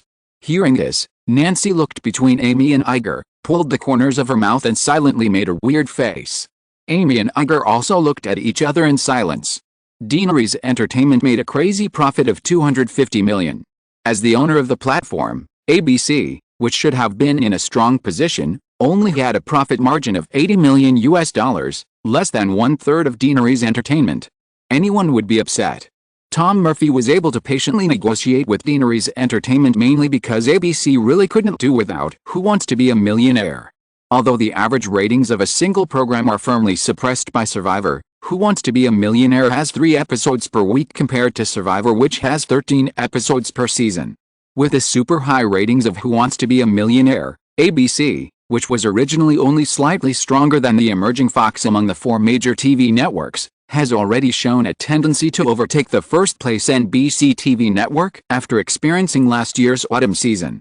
In such a good situation, ABC certainly dare not rashly abandon Who Wants to Be a Millionaire. But at the same time, if Deanery's Entertainment is unwilling to make compromises and the distribution of interests is seriously unbalanced, as long as the ABC management has a little foresight, the TV network will definitely do everything possible to get rid of its dependence on Who Wants to Be a Millionaire. Everyone was silent for a moment, and Amy finally said, "This matter still needs Simon to decide personally. Bob, you talk to ABC again, and then write a report and send it to Melbourne." Iger nodded. "The matter is of great importance, and this is the only way for now." Chapter 234, Reduction of Holdings and Cashing Out. A dock in southern Melbourne. After 3 days of filming, Batman finally finished the first action scene of the film. The plot begins with 5 consecutive murders in Gotham City. Some victims were shot, some had their necks twisted, and some had marks of being bitten by animals. Batman followed the clues and successfully rescued Vicky Wall, a female reporter of the Gotham Times, when she was about to be killed. He followed the murderer along the sewer and came to an abandoned dock on the edge of the city. The murderer revealed his true face. It turned out to be a huge monster with sharp teeth and scales that looked like a crocodile. After a hard fight, Batman finally subdued the Crocodile Man. At the same time, Vicky Wall, who was just beginning to calm down, called the police. Commissioner Gordon, who was also closely investigating the recent murders, personally led a team to the dock. Because the police arrived, Batman had no time to interrogate the Crocodile Man and had to escape in advance. After this action scene, there is also a literary scene, which is also the first formal contact between Commissioner Gordon and Batman. The night scenes that started recently lasted from 6 p.m. to 2 a.m., which is still 8 hours. It is midsummer in the southern hemisphere, and the days are long, but usually after the preparations before shooting are completed, night has already fallen. It was already 1 a.m., after the previous action scenes were over. The scene did not need to be switched too much. The police cleaned up the mess in the original venue. Commissioner Gordon was reminded and came to a nearby warehouse. The set here had been completed in advance. Simon had a brief communication with the 2 actors Adam Baldwin and Tommy Lee Jones, and the shooting officially began. The clapperboard was played, and all the actors who had been in position in advance started to move. Commissioner Gordon walked hesitantly to the street light in front of the warehouse, while Batman squatted on the edge of the warehouse roof, with most of his body covered by a cloak. The composition of the shot has obvious implications. Commissioner Gordon and Batman, one in the light and the other in the dark.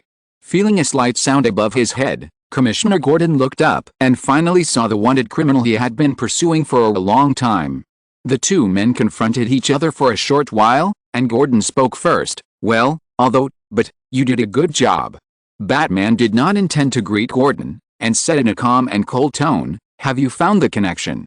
Gordon nodded, including Vicky Val. 3 reporters have been attacked in the past week. Something must have happened in the city, and someone wants to cover it up. Batman paused, and did not tell Gordon that he actually found 5 related murders. He just said, "I need an interrogation report on the crocodile." "I don't cooperate with criminals," Gordon blurted out. Noticing Batman's hesitation just now, he asked again, "Do you know anything else?" Batman replied as he said, "I don't cooperate with the police." Gordon frowned. "Then why do you think I will give you the report?" "Tomorrow night at 12 o'clock, still here." Gordon moved his feet on the spot, as if thinking about how to gain some initiative. After a brief daze, he looked up again, and the figure on the roof had disappeared. Cut. Simon behind the monitor raised his hand slightly and shouted, and began to replay the previous shot. Adam Baldwin and Tommy Lee Jones also gathered together soon. "The emotions are not quite there yet," Simon said to Tommy Lee Jones while replaying the scene himself. "Tommy, this conversation means that you two have formed a kind of potential tacit understanding without realizing it. You need to get the rhythm right. Also, Your little action just now was a bit too deliberate. Adjust it next time. Simon needed a feeling. Naturally, he couldn't tell the two of them how to act in detail. They could only figure it out on their own. After discussing again, the two actors made some preparations and started the second shoot. Bruce Wayne basically has 3 no attributes when he is in the Batman state. Adam Baldwin's acting skills are not very demanding, and Tommy Lee Jones is also a veteran actor for many years. Therefore, after shooting several times, Simon got the satisfactory effect he needed. At 2 o'clock, the crew finished work on time. Simon went to bed at about 3 o'clock in the morning. He had breakfast at 9 o'clock the next morning and returned to the study in his hotel suite. Jennifer's main job is to keep in touch with the 2 local companies in North America, and she doesn't need to stay up late with Simon on the set. Simon walked into the study, and the female assistant had already prepared the documents he needed to review today. We have established 5,000 long contracts for Nikkei 225 index futures at the Osaka Stock Exchange, with a position index of about 31,200 points, an average margin of $25,300 per lot, and a total of $126 million in margin. Dad thinks that the company only needs to keep a reserve of $50 million to be sufficient to withstand risks, so we can increase the position by another 1,000 lots. There are currently 2 types of Nikkei 225 index futures contracts, the Singapore International Financial Exchange and the Osaka Stock Exchange. The contract multiplier of the Singapore Exchange is 500 yen, and the contract multiplier of the Osaka Stock Exchange is 1,000 yen. According to the 1,000-fold contract multiplier of the Osaka Stock Exchange, the book value of each contract held by Westeros is 31.2 million yen. In recent years, the yen has continued to appreciate against the dollar, and the recent exchange rate has reached 123 to 1. 31.2 million yen is roughly equivalent to $250,000, far exceeding the value of S&P 500 stock index futures. The same 10x leverage and 10% margin ratio is $25,000. Simon listened to Jennifer's introduction while flipping through the documents in his hand. In the past 2 weeks, the growth rate of the Nikkei 225 index has obviously accelerated. In December last year, when the Nikkei 225 index broke through 30,000 points, the increase in that month was only 623 points, but in the past 2 weeks, the Nikkei index rose by a full 860 points, an increase of 2.7%. Simon didn't know whether this was the result of someone hearing the news and starting to follow the market. The funds that Westeros Company can currently use freely are only the $200 million that have just been transferred from Deaneries Entertainment. The planned 5,000 lot position is completed, and the remaining funds are only $70 million. Simon is not as clear about the trend of the Japanese stock market in the next year as the North American stock market in 1987, so he must not be fully invested, and he needs to reserve a sum of money to resist the risk of possible margin calls. After a rough calculation, according to the current holding ratio, if the Nikkei 225 index can still reach the high of more than 38,000 points in the original time and space, theoretically, excluding the stock index futures transaction tax and high capital gains tax in the Japanese market, Westeros's $200 million principal can be doubled by the end of the year, achieving a 100% net profit. Compared with the one-year operation 2 years ago, the 100% net profit is not really a very good business. If Simon makes other investments based on the information in his memory, he can actually make so much in a year. For example, buy Columbia Pictures shares now. In 1988, Columbia Pictures released a total of 15 movies, but the annual box office was only $88 million. That's right, 15 movies, $88 million. The average box office revenue per movie is less than $6 million. Although the annual box office figures of TriStar Pictures, a joint venture between Columbia and HBO, are better, the same 15 movies, the total box office in 1988 was only $198 million. It is rumored that the cumulative losses of TriStar Pictures in the 5 years since its establishment have exceeded $500 million. In order to cover up this fact, Time Group, the parent company of HBO, even had to use financial means to distribute the losses to other departments. Although the news that Sony might acquire Columbia has been reported, Columbia's stock price has continued to fall due to the poor performance of the studio, and the stock price of Coca-Cola Group, which holds 49% of Columbia, has also fallen. Columbia Pictures' current market value is only $1.6 billion, and its debt ratio has reached 100%. If it falls further, it will be insolvent.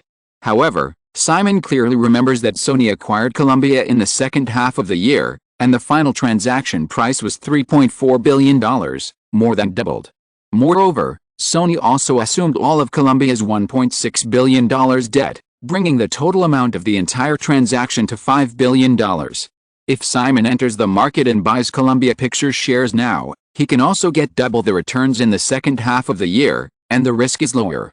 However, because of being in Hollywood, Simon's actions will definitely cause unnecessary speculation and even be investigated for insider trading.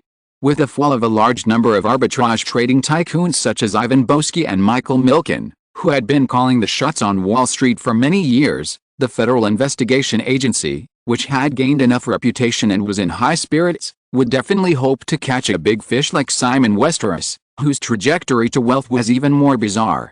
Therefore, Simon restrained himself from taking action when he saw many stock arbitrage opportunities, such as the recent Reynolds-Nabisco merger and the Sony acquisition of Columbia in the next few months. Although he disagreed with most of the hedge funds on Wall Street that were bearish on the Japanese stock market, there was no such risk when making money through the Japanese stock market. Suppressing the rise of Japan is completely the political correctness of the United States in recent years. Of course, the profits generated by speculating on the Nikkei 225 index futures may not necessarily come from Japan, but this is not something Simon needs to worry about. After constantly considering and calculating in his mind, Simon heard Jennifer convey James Raybold's suggestion, thought about it and quickly nodded and said, "Okay." The position increased to 6,000 lots, and the risk was still within controllable range. However, even so, the expected returns are still difficult to satisfy Simon's appetite. Funds are still a big problem. Simon does not intend to speculate on stock index futures by means of loans. It is unlikely that he can get a loan for this reason, and he does not allow himself to take such risks. Thinking of this, Simon suddenly remembered something and looked up and asked Jennifer, "Is your father still in the company?" Jennifer nodded. "It's 6 o'clock in the afternoon in New York, but my father is still here. He will call you when you have breakfast and say he will wait for you." The female assistant picked up the phone on the desk, dialed a number skillfully, and then handed the microphone to Simon. After reducing its holdings in Motorola, Westeros holds shares in 25 listed technology companies, of which the company has board seats in 16 of them, and the other 9 are simply holding shares without joining the board of directors.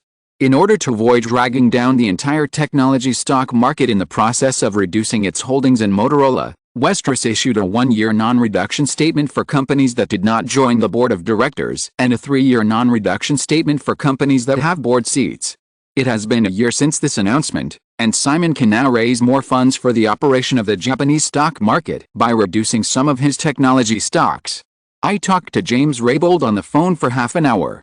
The two of them roughly determined a plan to reduce holdings of 6 stocks, of which 3 have performed poorly in the past year or so, and 3 are stocks that Simon has already confirmed to reduce, such as Apple. Simon gave up joining Apple's board of directors for this purpose. When Westeros bought Apple during the stock market crash, the company's market value was about $3 billion, and a total investment of $150 million was made. Including last year's small-scale increase in holdings, the shareholding ratio just exceeded 5%.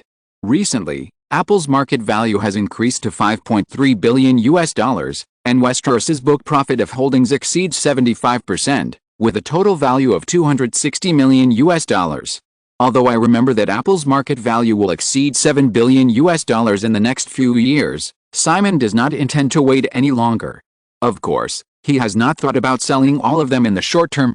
A holding of about 5% is already a large proportion for a listed company. Selling too much at one time will definitely have a serious impact on Apple's stock. However, with a total of 6 stocks, even if Westeros's announcement of a reduction in holdings will have a certain impact on the stock price, it will be easy to cash out $300 million in the next month. After Deaneries Entertainment completes the financial audit, it can transfer some funds to Westeros. With more than $500 million in principal, Simon can safely increase his position in Nikkei 225 futures to 15,000 lots.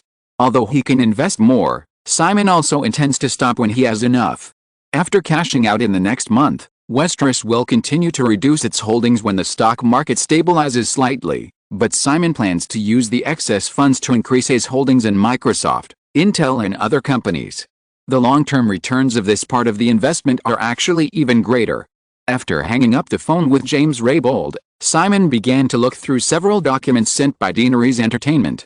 After reading Robert Iger's report on ABC's request for Deaneries Entertainment to significantly reduce the price of the second season of Who Wants to Be a Millionaire and participate in the advertising placement share, Simon called Los Angeles again. It was only a little after 3 in the afternoon in Los Angeles, which was the working time. Deaneries Entertainment was able to earn $250 million from the first season of Who Wants to Be a Millionaire, but ABC could only get $80 million. Although Simon hoped that this profit distribution model would continue, he also knew that it was impossible. The company took advantage of the Hollywood screenwriters' strike last year, and ABC would not make the same mistake again this year. Fortunately, Deaneries Entertainment had already negotiated a contract with NBC for the next 3 seasons of Survivor. Although the ratings of Survivor were higher than Who Wants to Be a Millionaire, the scale of 1 episode per week and 13 episodes per season did not occupy a large share in NBC's programs. NBC did not have such a strong backlash as ABC. After discussing the negotiation plan with ABC, Simon had just hung up the phone, but this time the ringtone rang on its own. When he answered the phone again, it was Sofia Fessi calling from Florence, Italy, where Gucci's headquarters is located. On the phone, Sofia said that she had already negotiated 39% of Gucci's shares and was still in contact with other members of the Gucci family. Although the acquisition agreement was basically reached with the Gucci family last time, the equity of the Gucci family was relatively dispersed, and the specific price and other conditions still needed to be discussed separately by Sofia and the 3 branches of the Gucci family. Sofia also predicted that because of the sufficient funds, she would probably be able to get more than 60% of Gucci's shares, which was higher than the original plan. Simon held the microphone in one hand and talked to Sofia on the phone. He casually opened Nancy Brill's development plan for the Teenage Mutant Ninja Turtles video game, and his expression suddenly became a little surprised. Chapter 235 Blizzard. A few days ago, Nancy Brill talked about her idea of trying to make video games on the phone. Simon did not object, but rejected a request to obtain the authorization for the adaptation of Marvel superhero characters or Tolkien series games. Marvel Superheroes and Middle-earth series are the 2 most precious brands in Deaneries Entertainment's copyright library. Without sufficient confidence, Simon would never allow these 2 projects to be easily developed. Unexpectedly, after being rejected, Nancy Brill got the game adaptation rights of Teenage Mutant Ninja Turtles. Simon happened to have played the Teenage Mutant Ninja Turtles video game in the era of Nintendo's Red and White machine. In the original time and space, the Teenage Mutant Ninja Turtles series of video games was developed by the well-known Japanese game manufacturer Konami and became one of Konami's best-selling series of games. The first generation of Teenage Mutant Ninja Turtles game sold 4 million copies worldwide in just 1 year after its release, bringing Konami hundreds of millions of dollars in net profit. The subsequent sequels of the series also made Konami a lot of money. After ending the call with Sofia Fessi, Simon began to carefully read the game plan for Ninja Turtles in his hand. Nancy Brill only spent $200,000 to get the game development license for Ninja Turtles, which is comparable to the price that Deaneries Pictures paid for the film adaptation rights of Ninja Turtles last year. However, this licensing agreement comes with a 5% net profit sharing clause. If the Ninja Turtles game developed by Deaneries Entertainment can achieve the same success as Konami, this 5% net profit sharing will be a sky-high price. However, Simon was not surprised. Deaneries Entertainment is just starting to get involved in the field of electronic game production. If a higher price is not offered, the copyright holder is obviously more willing to sell the copyright to those well-known game manufacturers. What's more, if the entire series of Ninja Turtles games can bring Deaneries Entertainment a profit of $1 billion in the next few years, Simon doesn't mind paying Phantom Studios a profit share of $50 million. Continuing to read the plan, Simon was also satisfied with a total budget of $2 million. The operation mode of the initial studio shows that Nancy Brill did not blindly pursue one-step success. She knew very well that Deaneries Entertainment was just a rookie in the field of games, and the development of Teenage Mutant Ninja Turtles was more like an attempt to accumulate experience. However, the type positioning of this game is very different from the Konami version in Simon's memory. The Konami version of Teenage Mutant Ninja Turtles that Simon played belongs to the action role-playing type. The story is based on the animation plot and tells a rescue operation of the four turtles. The plan given by Nancy is to develop it into a fighting game. In this era, the best-selling games on the market are basically action-adventure and shooting games, such as Nintendo's Super Mario and Konami's Contra. There are almost no very successful fighting games. Capcom's Street Fighter has released the first generation in 1987, but it did not cause much response. In memory, the Street Fighter series did not begin to reach its peak until Street Fighter II in 1991.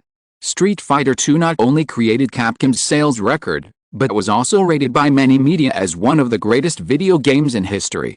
Now, there are no phenomenal fighting games like Street Fighter II on the market.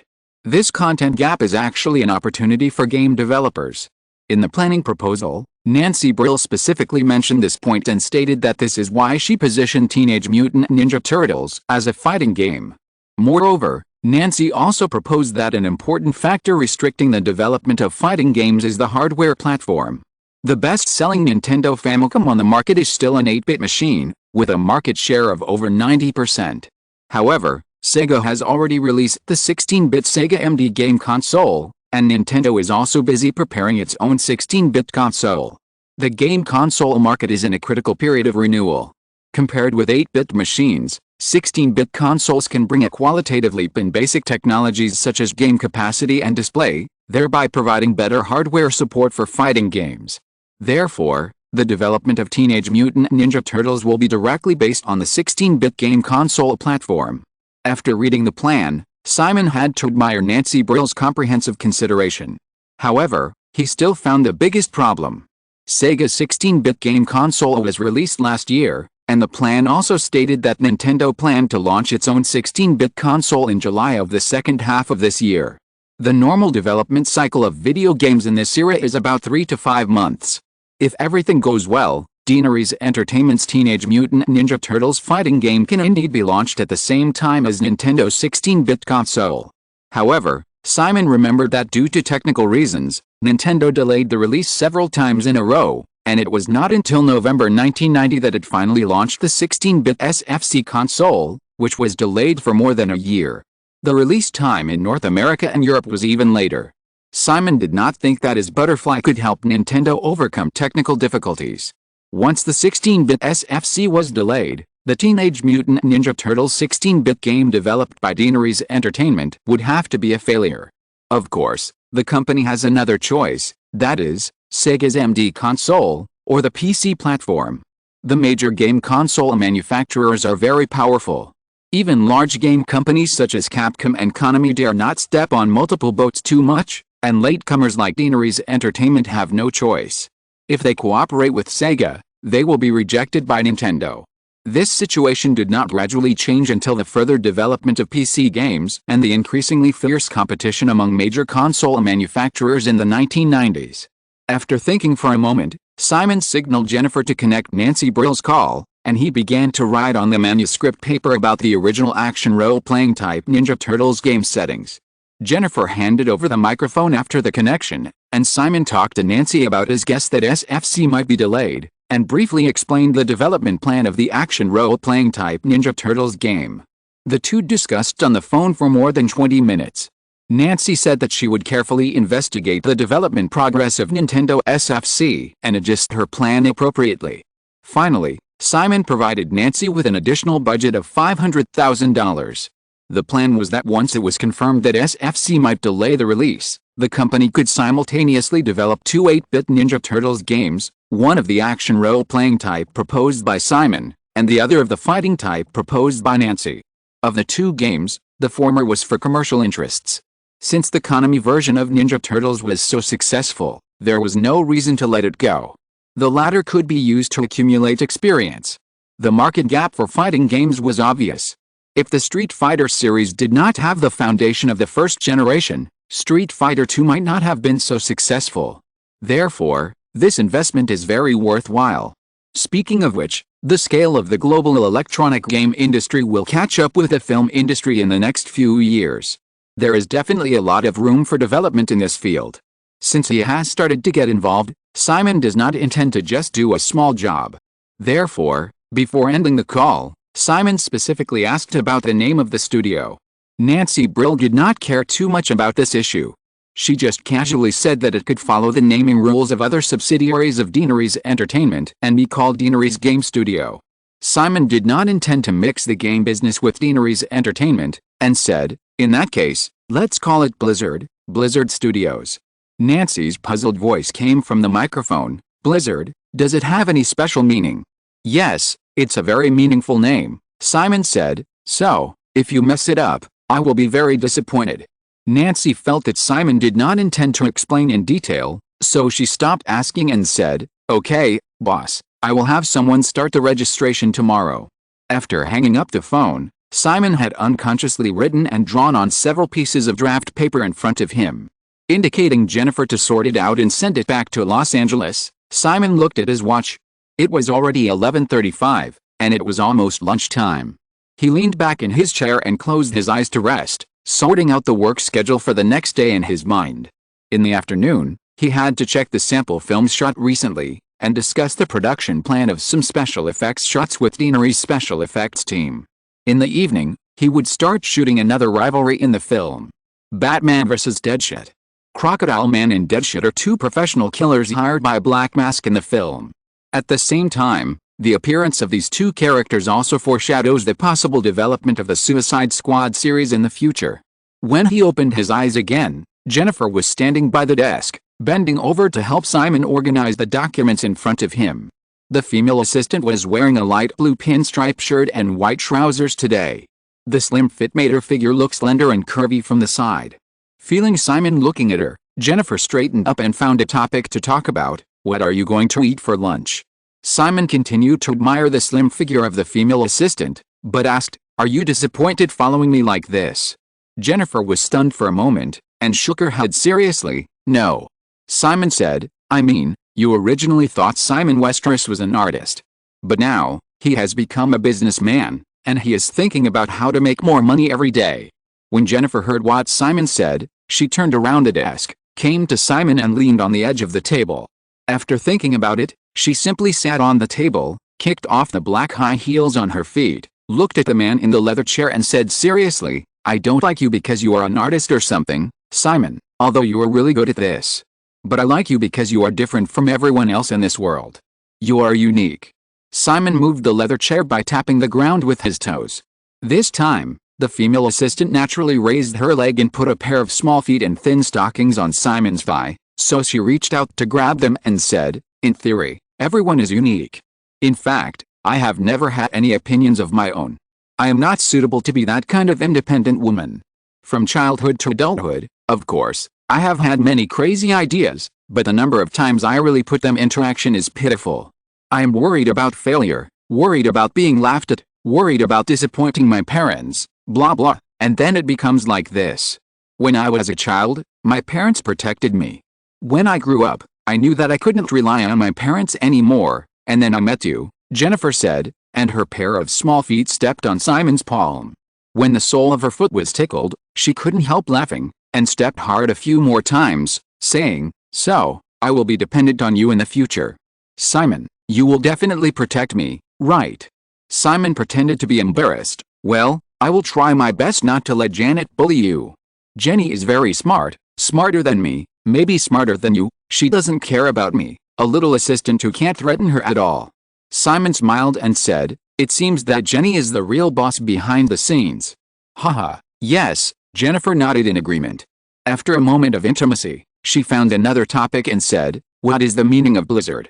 Simon thought for a while and said, I can't tell you the real meaning. But there is probably a song called Blizzard. The man in front of him had too many secrets. Since he said he couldn't tell her, it was definitely not suitable to reveal. However, when she heard there was a song to listen to, Jennifer became interested again and said, can you sing the song called Blizzard for me? Simon shook his head and said, this is pure music, without lyrics. I'll play it for you when I have time. Jennifer stepped lightly on Simon's palm again and said, "There's a piano in the restaurant downstairs, we can do it now." Simon thought of the piano in the hotel restaurant. He hadn't seen anyone playing it these days. It was probably placed in the restaurant by the hotel owner as a decoration, and he didn't know if it could still be used. Jennifer didn't give Simon time to hesitate. She jumped off the desk, put on her shoes, and walked out with him. "It's time for lunch. Play it for me first." The two left the room, but Jennifer went back to her guest room. When she came out again, she had a Super 8mm video recorder in her hand. Simon looked at the machine in the assistant's hand and thought of the song Flight of the Bumblebee. Jennifer obviously thought of this too. She raised the video recorder in her hand and said, "This is my personal collection. I will never show it to others." It was approaching lunchtime, and the restaurant seemed very lively. Because the hotel was booked, the people who had dinner were all members of the Batman crew. Some of them still looked tired, obviously they had just got up. Simon greeted everyone, stopped a waiter and asked a few questions, and then walked straight to the piano by the window. Jennifer chose a table nearby and sat down quietly. She fiddled with the machine in her hand, then looked up at the man sitting by the piano with expectation in her eyes. In order to enhance the appeal, this song needs to be amplified. The waiter quickly installed the microphone. After Simon pressed the keys to test the sound briefly, he looked at the female assistant not far away. Under the gaze of everyone in the restaurant, he smiled and leaned close to the microphone and said, "Snowstorm, for Jenny." Many people around heard this and smiled knowingly. Simon also started the show in the famous Flight of the Bumblebee video. However, some people understood that the Jenny Simon mentioned here might be another Jenny, such as a female assistant with a Super 8mm video recorder. Simon didn't care about other people's thoughts. As soon as he finished speaking, he started playing a song called Snowstorm. The song is not actually called Snowstorm. It should be The Dawn, which is actually an episode of the movie The Rock. Or, some people call it Overture to the Dead. Simon felt that the name Snowstorm was also very appropriate. Strictly speaking, piano music cannot fully show the charm of this song, but under Simon's exquisite playing, the piano sound in the hotel restaurant, which is sometimes light, sometimes passionate, sometimes gentle, sometimes heroic, sometimes silent, and sometimes frantic, soon made all the audience immersed in it. The girl holding the video recorder silently looked at the focused figure beside the piano, and her eyes unconsciously became more obsessed. Perhaps it was some kind of telepathy after spending a long time together. Jennifer instinctively felt that there must be a very long story behind this song. In the story, the hero who had killed the evil dragon wore tattered leather armor, carried a giant sword, braved the dense wind and snow, and shuttled through the ancient forest that had been forgotten by too many people, continuing to look for his unknown distance. Chapter 236 The Last Straw? New York. At 4 o'clock in the afternoon, another day of trading in the North American stock market ended on time, and it was also the last trading day of the week. When the Wall Street elites were considering how to spend the coming weekend, a sudden announcement from Westeros Company immediately broke everyone's just relaxed mood. The announcement of Westeros Company was not long. The general idea was that due to the needs of corporate development, the company would reduce its holdings of 6 technology companies including Apple in the near future. After clearing out Motorola stocks at the beginning of last year, Westeros Company has not made any public big moves in the past year. Moreover, the total value of the 6 stocks that Westeros Company is about to reduce is not too large. According to the stock price before today's closing, even if all the stocks are cleared, the cash-out scale is only about $500 million, of which Apple's stocks account for more than half. However, no one will forget the investment boom in technology stocks caused by the Westeros combination at the beginning, and will not forget the young man behind Westeros Company who created a series of wealth miracles in just 2 years. Does the one-time reduction of 6 technology stocks mean that Simon Westeros is no longer optimistic about the technology sector? Or, did some unknown changes happen inside these 6 companies? Or, is Simon Westeros raising funds to do other things? With a series of questions, many investment banks and securities companies held emergency meetings to discuss the possible impact of Westeros' announcement on the stock market next week. The phone in the office of James Raybould, president of Westeros, was also bombarded with calls at the first time. Apple and other 6 companies became the focus of many people's attention in the following days. Westeros chose to release the announcement of reduction after the market closed on Friday, which was actually to give everyone time to prepare and avoid panic selling of technology stocks. After the news was announced, Apple, the core company of this reduction, held a high-level meeting overnight. In recent years, Apple's market share, revenue scale and profits have continued to rise, and the company's CEO John Sculley was not too worried about Westeros' sudden announcement of reduction. After an emergency meeting, Apple released its annual financial report for 1988 in advance on Saturday afternoon. As of December 31, 1988, Apple's total annual revenue was $2.661 billion, up 39.9% from $1.901 billion in 1987. The annual net profit was $218 million, up 41.5% from $154 million in 1987.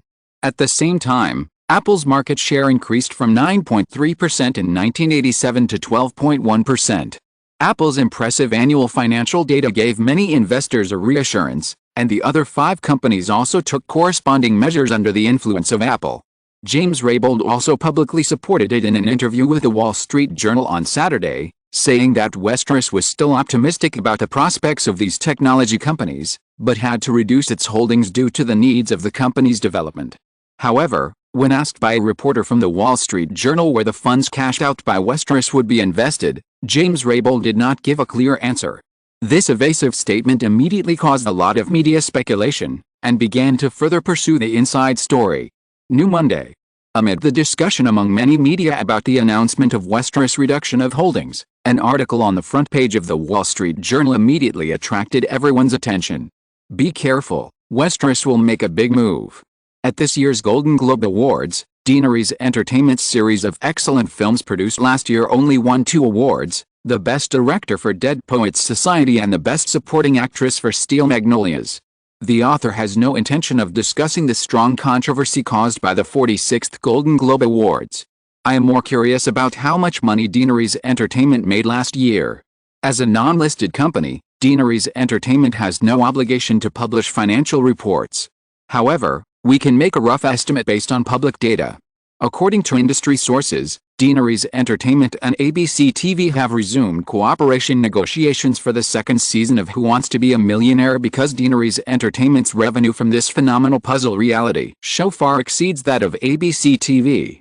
It is rumored that the pre-tax profit scale of the 1st season of Who Wants to Be a Millionaire alone will reach an astonishing $250 million. In addition, the reality shows such as Survivor, Big Brother and The Real Housewives of Beverly Hills launched by Deanery's Entertainment's television department last year also brought huge profits to the company. A large number of hit films such as When Harry Met Sally, Pulp Fiction and Basic Instinct have made Deanery's Entertainment earn a lot of money. The domestic and overseas box office of films such as Dead Poets Society and Rain Man, as well as the distribution of peripheral products such as videotapes, will not contribute profits to Deanery's Entertainment until the next 2 years. However, even if we only calculate the revenue that Deanery's Entertainment obtained from film, television and other business areas in 1988, minus the company's various expenses, debts due and taxes payable, the final net profit scale will still not be less than $200 million. Many people may have begun to wonder why the author talked about this. Because this is the most critical basis for the conclusion of this article. It's just that Deanery's Entertainment earned $200 million for Simon Westeros last year, and the dividends received by a series of technology stocks invested by Westeros throughout the year were also very considerable. By this calculation, Simon Westeros is obviously not short of funds. However, Simon Westeros' recent series of large investments still choose to be financed through bank loans. According to investigations, in recent months, Simon Westeros first obtained a loan of $200 million from France's Lion Credit, which was rumored to be used for real estate investment in Europe, a failure, but who knows, this is Westeros. Subsequently, Deanery's Entertainment acquired a stake in Blockbuster, Melisandre Company acquired Gucci, and Simon Westeros once again borrowed $250 million from Citibank. With the 2 new debts, excluding a small amount of repaid installments, Simon Westeros' personal debt scale is still close to $900 million. Such a huge debt scale obviously means huge interest expenses. Even if Simon Westeros has enough strength to repay it, it is obviously not a wise move to rashly increase personal debt when he has sufficient funds. Is Simon Westeros an unwise person? The answer is obvious. So, here comes the question. Deaneries Entertainment has already hoarded a large amount of cash, and Westeros has begun to cash out the technology stocks held by Westeros, even selling stocks such as Apple that have great growth potential. But in the company's overseas investment behavior, it still continues to choose loans. So, Simon Westeros continues to accumulate cash. What exactly does he want to do? The author can't help but think of 1987, when the box office of Lola Run continued to be read. Simon Westeros, who held all the copyrights except the North American theater distribution rights of the film, did not choose to operate the film seriously. Instead, he hurriedly sold them all at a low price. It is said that the subsequent copyrights only brought Simon Westeros $80 million in revenue. Warner Brothers obtained the overseas distribution rights for $35 million, of which only $200 million in overseas box office allowed Warner to double its profits. Simon Westeros' selling behavior is stupid. However, everyone knows what happened next. Now, what Simon Westeros did is very similar to what he did 2 years ago. At the same time, on the other side of the ocean in Japan, the Nikkei 225 index has broken through the 31,000-point mark. In just 3 years, the increase has reached 138%. The performance of the Japanese stock market at this time is exactly the same as the madness of the North American stock market in 1987. The author boldly speculates that Simon Westeros' next target is Japan. In fact, when this article was published, Simon Westeros may have already begun his own layout of the Japanese stock market. Finally, let us wait and see. The most direct consequence of the publication of the front-page article of the Wall Street Journal was that it successfully diverted most people's attention from Westeros's reduction of its holdings in technology stocks. At the opening of the day, the North American stock market technology sector did not experience the sharp decline that many investors worried about. Supported by the excellent financial report released last Saturday, Apple's stock price not only did not fall during the trading day on this Monday, but rose by 1.7%. On the other hand, the view expressed in the article of the Wall Street Journal was obviously that Simon Westeros was shorting the Japanese stock market, and most people obviously held this view. However, Simon was actually long. Because of the time difference, when the article was published, it was already Monday night in Tokyo time, and he temporarily escaped. However, if this view is allowed to spread, it is not difficult to imagine that Simon's long position in Nikkei 225 index futures that he has established will face a huge loss tomorrow. Simon even felt that this article was probably secretly promoted by some hedge funds that were shorting the Japanese stock market. After a brief decline in 1987, it continued to rise wildly for more than a year. The bubble component of the Japanese stock market has far exceeded that of North America at the time, and a large number of short-selling forces have already entered the market. Although he had no good feelings towards Japan, Simon could not be the straw that broke the camel's back for his own interests. The short sellers would not share the profits with him. Therefore, after an urgent phone consultation with James Raybould, several mainstream evening newspapers in North America published some insider news in the afternoon. Simon Westeros had indeed entered the Japanese stock market, but he was not shorting, but going long. What surprised Simon was that in addition to the arrangements between him and Raybould, a famous analyst from Lehman Brothers was interviewed on a financial talk show on CNN that afternoon and said that according to reliable sources, Westeros was indeed going long. Obviously, the news of Simon's entry had already been leaked. Everyone had just quietly followed Simon to enter the village before, and even took the initiative to limit the scope of the news. If it weren't for the Wall Street Journal's article that caught people off guard, some people would have just followed Simon to make money quietly. However, plans can never keep up with changes. At this critical moment, those who also bet heavily on the long side may be worried that Simon would react too slowly, so they could only take the initiative to jump out and help him clarify. Lehman. Simon could only smile bitterly when he heard the news. After those things happened, Simon had no contact with Lehman Brothers again, but he witnessed the whole process of Simon's miraculous stock index futures operation in 1987. Lehman Brothers obviously never gave up trying to get some opportunities from him. At this point, there was no need to hide the matter.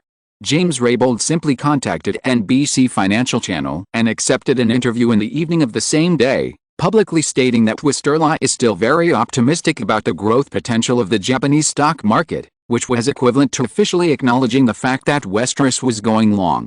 In Japan, After the publication of the Wall Street Journal article, all political and business circles in Japan were affected. In fact, the remarks that the Japanese stock market was in trouble had never stopped. Of course, the Japanese government was also aware of the serious bubble components in its own stock market. In the more than a year since the '87 stock market crash, it has been issuing various policies to restrict the blind growth of the stock market.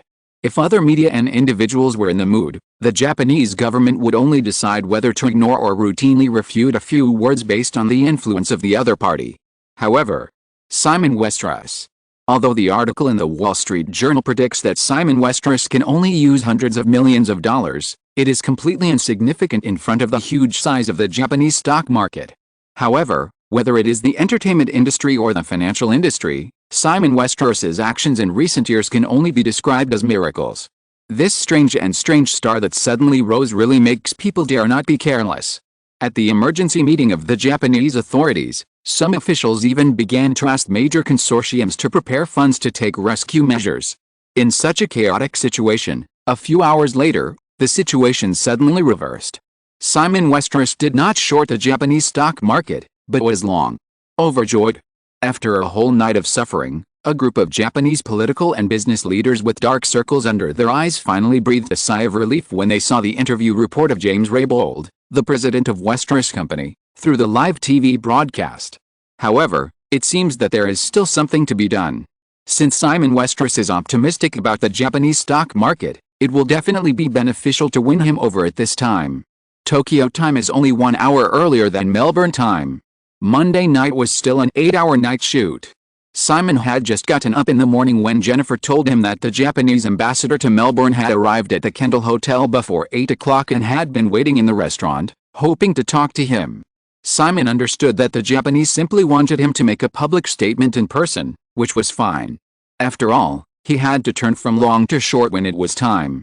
Going downstairs to the restaurant, in addition to the Japanese ambassador to Melbourne who introduced himself as Tsutomu Takagi, there were 2 other people, a man and a woman. The middle-aged man was a reporter for the Japanese Asahi Shimbun. He had a beautiful appearance and unexpectedly neat teeth when he smiled. The girl was a translator named Yoko Kisuji. Simon actually knew some Japanese that could meet daily conversations, but Tsutomu and the reporter from the Asahi Shimbun with a somewhat uncommon surname were both very fluent in English, so Simon communicated with them directly in English. As a result, the translator named Yoko Kisuji seemed a little redundant. The girl took the initiative to sit next to Simon when everyone was having breakfast together, appearing very attentive. During the meal, he briefly answered a few questions from the Asahi Shimbun reporter, and finally took a photo with Takagi Tsutomu, which was obviously used as an illustration for the interview article, which was probably the most important thing. Then, when Takagi Tsutomu left, he naturally suggested that Miss Kisuji could stay and help Simon with daily chores. He also said that the girl was actually a Japanese student at the University of Melbourne, and if Simon was willing, he could give her a chance to work and study. Simon had been a little confused before. The Japanese have always been very polite, and this time they obviously wanted something from him, so it was too unusual for them to come empty-handed. It turned out that they brought a gift. However, although Jennifer next to him looked nonchalant, this gift was obviously not acceptable. After rejecting the Japanese's kindness and sending the other party away, Janet's eldest brother Anthony Johnston called and invited Simon to have lunch at Johnston's house at noon, and Simon agreed directly. Since the news has been released, these things are definitely unavoidable. If you are listening to this novel on a channel other than Fanfic World, it means it was downloaded and re-uploaded without effort. We warmly invite you to visit our channel, Fanfic World. There you will find the original version of this story and many other novels of various genres. We look forward to seeing you dive into a world of incredible novels. Chapter 237, Wind Outlet. Simon arrived at the Johnston family's estate on the Yarra River outside Melbourne near noon. The morning call was from Anthony Johnston, but only Raymond Johnston and his wife were dining together. Simon had been a guest here more than once during this period, and Janet's parents had already treated him as their son-in-law, and the 2 sides were no longer unfamiliar with each other. After lunch, Raymond Johnston took Simon to the study. The 2 sat down on the sofa by the window in the study. After the maid brought coffee and left, Raymond Johnston got straight to the point and said, "Simon, I know you are very busy, so I won't say too much. Can you bring more funds with you this time? Simon had roughly guessed the old man's intention before he came, and nodded readily, yes. However, Ray, because of what happened in the past few days, I can't see the situation clearly now, and I can't give any guarantees.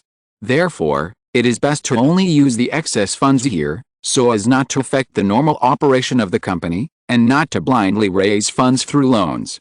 Raymond Johnston was a little surprised when he heard Simon say this, but then he smiled and said, "Of course I understand, Simon. I am still surprised that you can be so clear-headed." Simon also smiled and said, "The development space in the fields of entertainment, technology and fashion is already very broad. I don't plan to spend too much time on the financial market. This time I just happen to feel that the time is right and I want to raise some funds. It doesn't matter how much, so I won't bet heavily."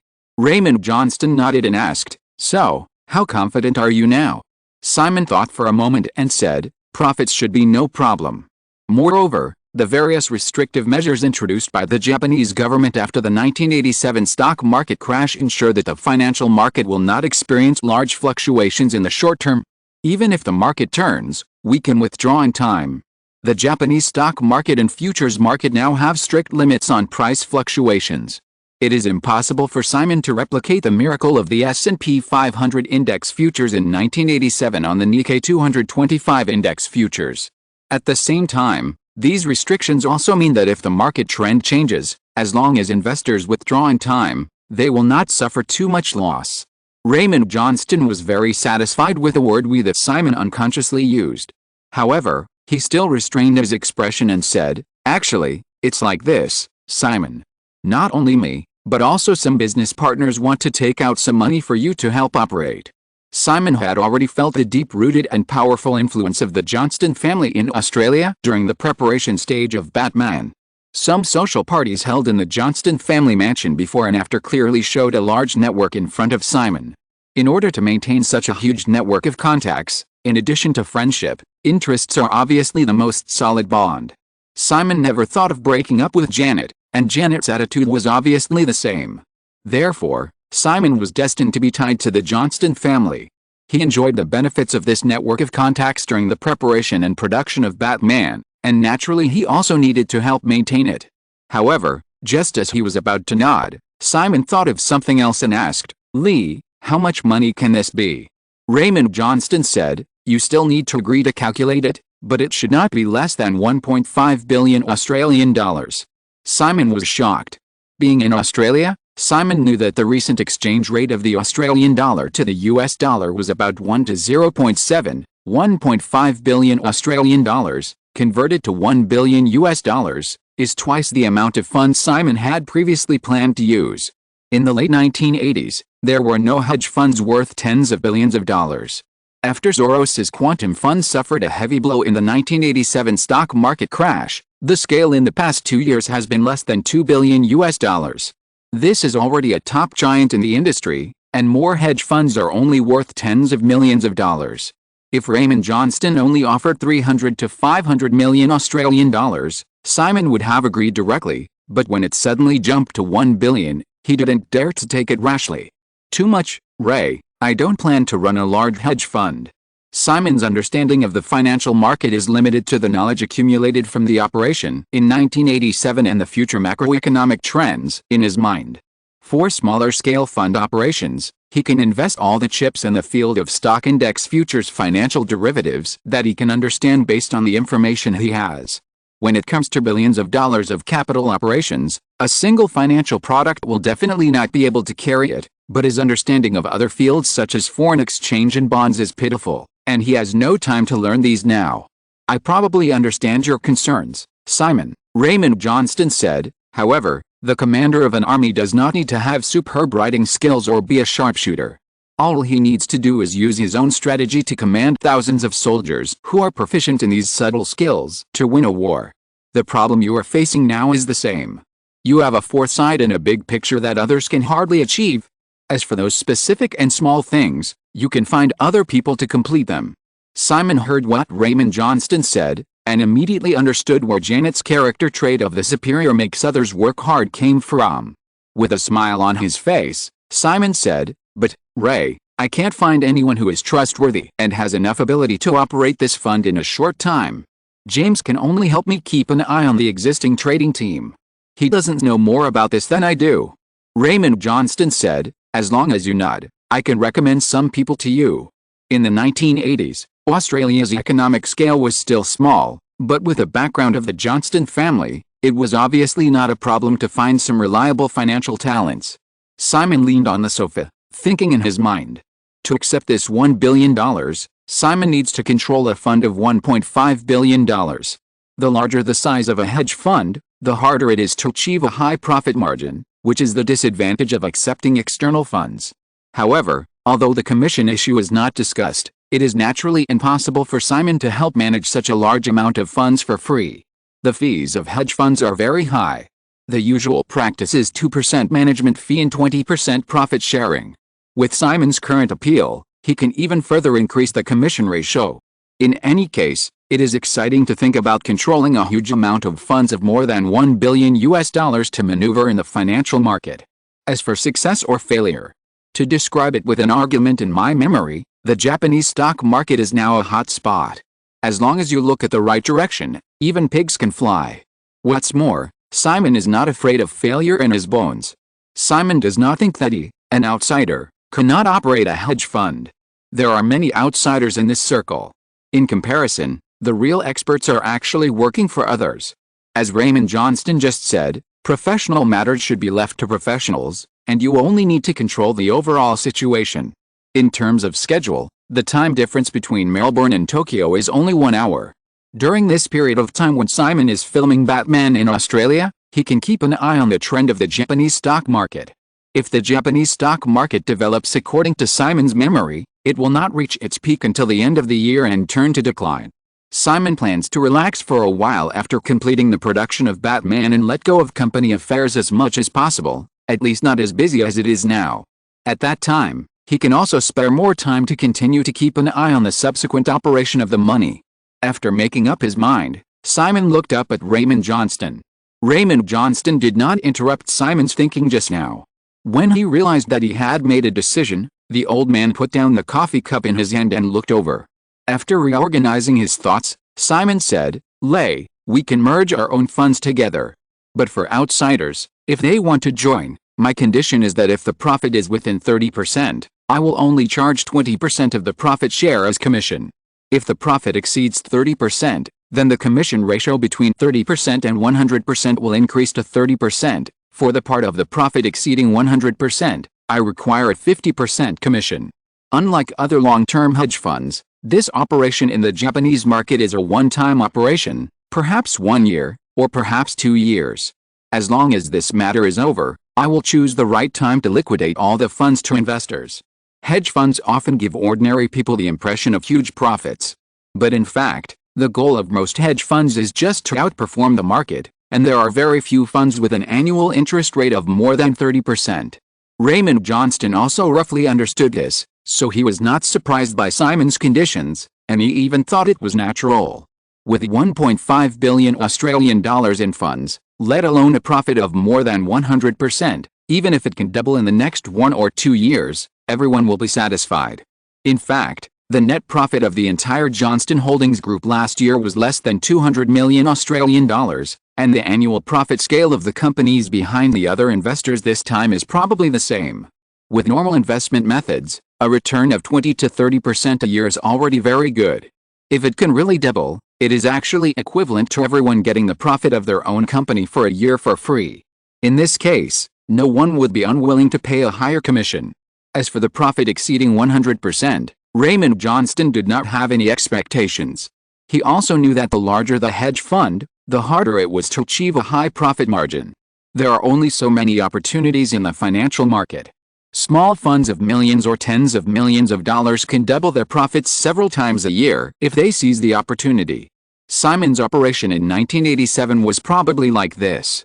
However, large-scale hedge funds of hundreds of millions or billions of dollars must diversify their investments, which will inevitably lead to gains and losses in investments, and it is impossible to maintain too high a profit margin. In fact, Raymond Johnston did not accept funds from outsiders without any screening. For the expected money, except for some special partners, The investment threshold for others was set by him at 100 million Australian dollars. Those who could not come up with so much money or could not afford to lose money were directly excluded, and his own son-in-law must not be cheated. Therefore, when Simon proposed these conditions, Raymond Johnston immediately nodded and agreed. As for Simon's words about combining the Johnston family's funds with his own and not talking about commissions, Raymond Johnston did not refuse this kindness. They have already tacitly accepted each other's family status, so there is no need to be so polite. However, it would be better if this kid could marry his daughter as soon as possible. Worry. After sending Simon away, Raymond Johnston called his eldest son and asked him to help Simon select some useful people. By the way, he asked you if his younger sister, who said she was in a bad mood and quit her job after the new year, had returned from Europe. This is also a worry. The beginning of the year is the busiest time for the financial department. The company's operations in the past 2 years have not been smooth. As a financial officer, he said he didn't want to work and didn't work. If I can really take a vacation and have a son-in-law, it would be good. I always go alone. When my father died, he was still talking about my younger sister. Now it's like this, how can I explain it to my parents in the future? Thinking of this, Raymond Johnston got a little angry, and simply found the contact information and called London. After the call was connected, he couldn't hold back his anger after a few words. He ordered the woman to return to Melbourne next month, otherwise he would fly to London to arrest her. He also repeatedly warned that he was serious this time. Simon returned to the center of Melbourne. The major securities and commodity exchanges in Asia had ended their trading for the day. Influenced by the news that Simon Westeros was optimistic about the Japanese stock market, the trading volume of stock index futures contracts in the two major exchanges in Singapore and Osaka increased significantly after the opening today, and even many futures types that had nothing to do with Japan were stimulated. At the same time, the Japanese stock market was also in the red today, and a large number of stocks achieved daily limits. The Nikkei 225 index rose 613 points throughout the day, with a total of 31,992 points, an increase of 1.9%. In fact, if it weren't for the daily limit of the Japanese stock market, the daily increase of the market index would definitely be more than this. The Nikkei 225 index futures were actually launched less than 3 years ago, and the price is far higher than many other futures types. Usually, strong institutional investors participate in the buying and selling. However, due to the high growth of the Japanese stock market, the trading volume of the Nikkei 225 index futures has increased rapidly in recent years. Many analysis agencies originally predicted that the total trading volume of Nikkei 225 index futures this year would reach 5 million lots, involving an amount of more than $100 billion. However, due to the turmoil caused by the article in the Wall Street Journal, the trading volume of Nikkei 225 index futures in the two major exchanges in Singapore and Osaka has exceeded 60,000 lots today. Some people followed a trend to build positions, some people went short against the trend, and some people cut their positions and fled. Simon, who caused this storm, did not take any action. He just checked today's settlement report as soon as the market closed. After the margin crisis on Black Monday last time, major exchanges have adopted a daily debt-free settlement system. Investors no longer need to settle the final profit and loss when buying and selling, like buying and selling stocks. Now, after the end of each day's trading, the exchange will calculate the profit and loss data of investors' contracts and transfer cash. Simon's Nikkei 225 index contracts held in the Osaka Stock Exchange have increased to 6,000 lots. Therefore, he has earned 3.678 billion yen today, equivalent to $29.9 million. With a capital of $200 million, Simon did not feel too happy after making a profit of nearly 15% in one day.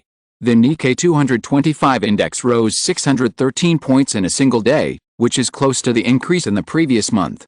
If it is still calculated according to the limit of 38,000 points in memory, Simon's follow-up funds may not be in place before the Japanese stock market has reached the top.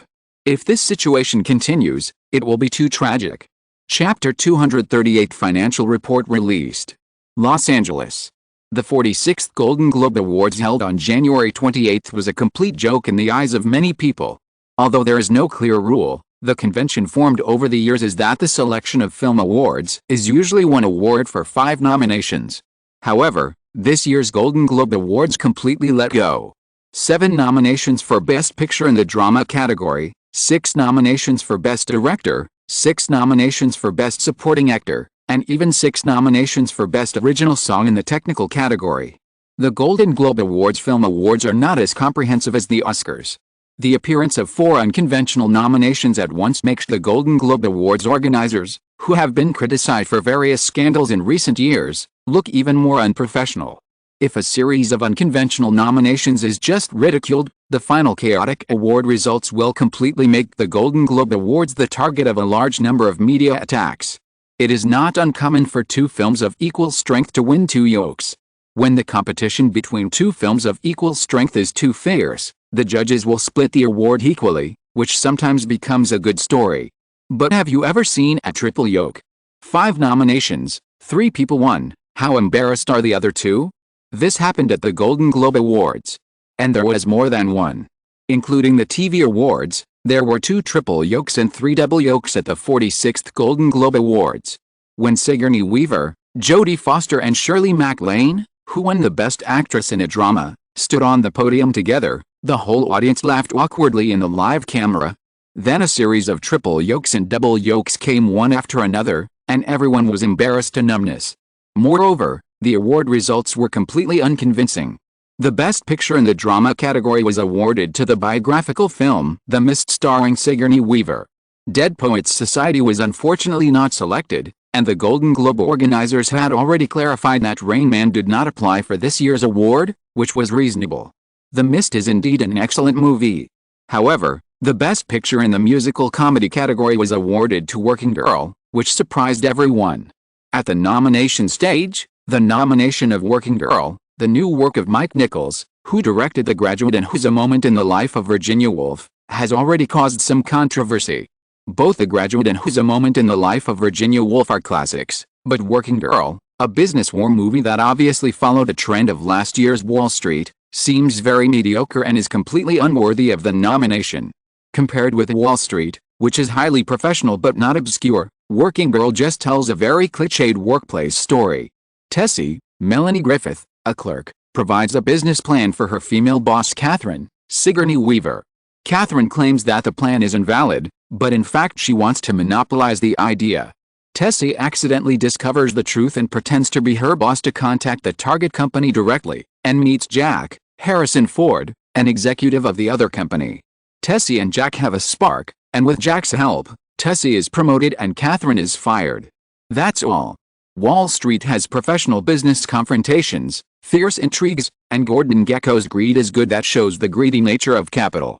As for Working Girl, it is probably only Mike Nichols who won the Oscar for Best Director 20 years ago with The Graduate. The other 4 films nominated at the same time, except for Universal's not-so-stellar Midnight Run, the other 4 films nominated, Who Framed Roger Rabbit, A Fish Called Wanda and Back to the Future are obviously better than Working Girl.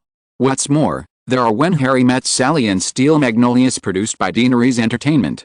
These 2 films are obviously also qualified to win the Best Picture in the musical comedy category, but they didn't even get nominated.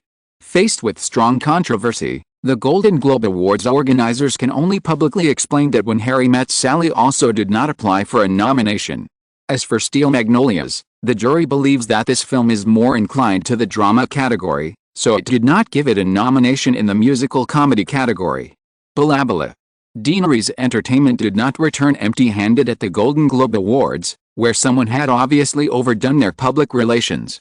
The Best Director Award for Dead Poets Society and the Best Supporting Actress Award for Steel Magnolias had met Simon's expectations, and he had no dissatisfaction. In Simon's view, only good film awards can be influenced and manipulated. If they are too fair, it will be troublesome.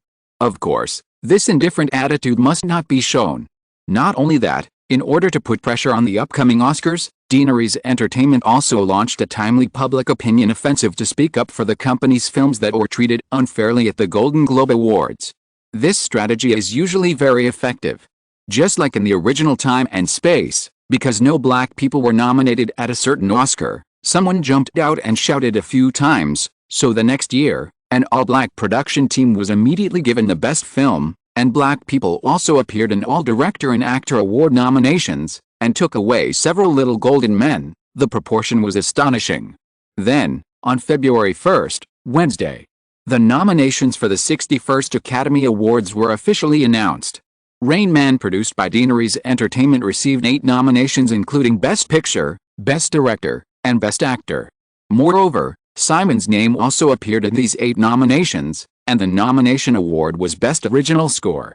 Because Hans Zimmer, who is not yet famous, could not be found, Simon completed the film's soundtrack himself after taking over the post-production of Rain Man with reference to the version in his memory.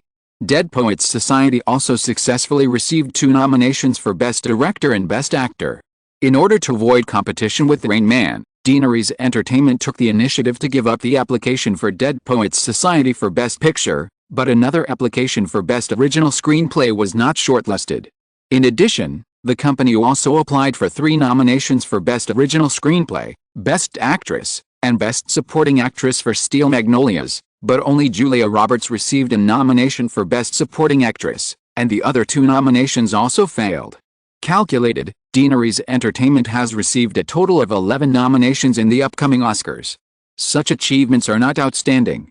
Warner Bros. Has received a total of 19 nominations through 6 films, including Dangerous Liaisons, The Accidental Tourist, The Fog, The Rookie Parker, Beetlejuice, and Nothing Goes.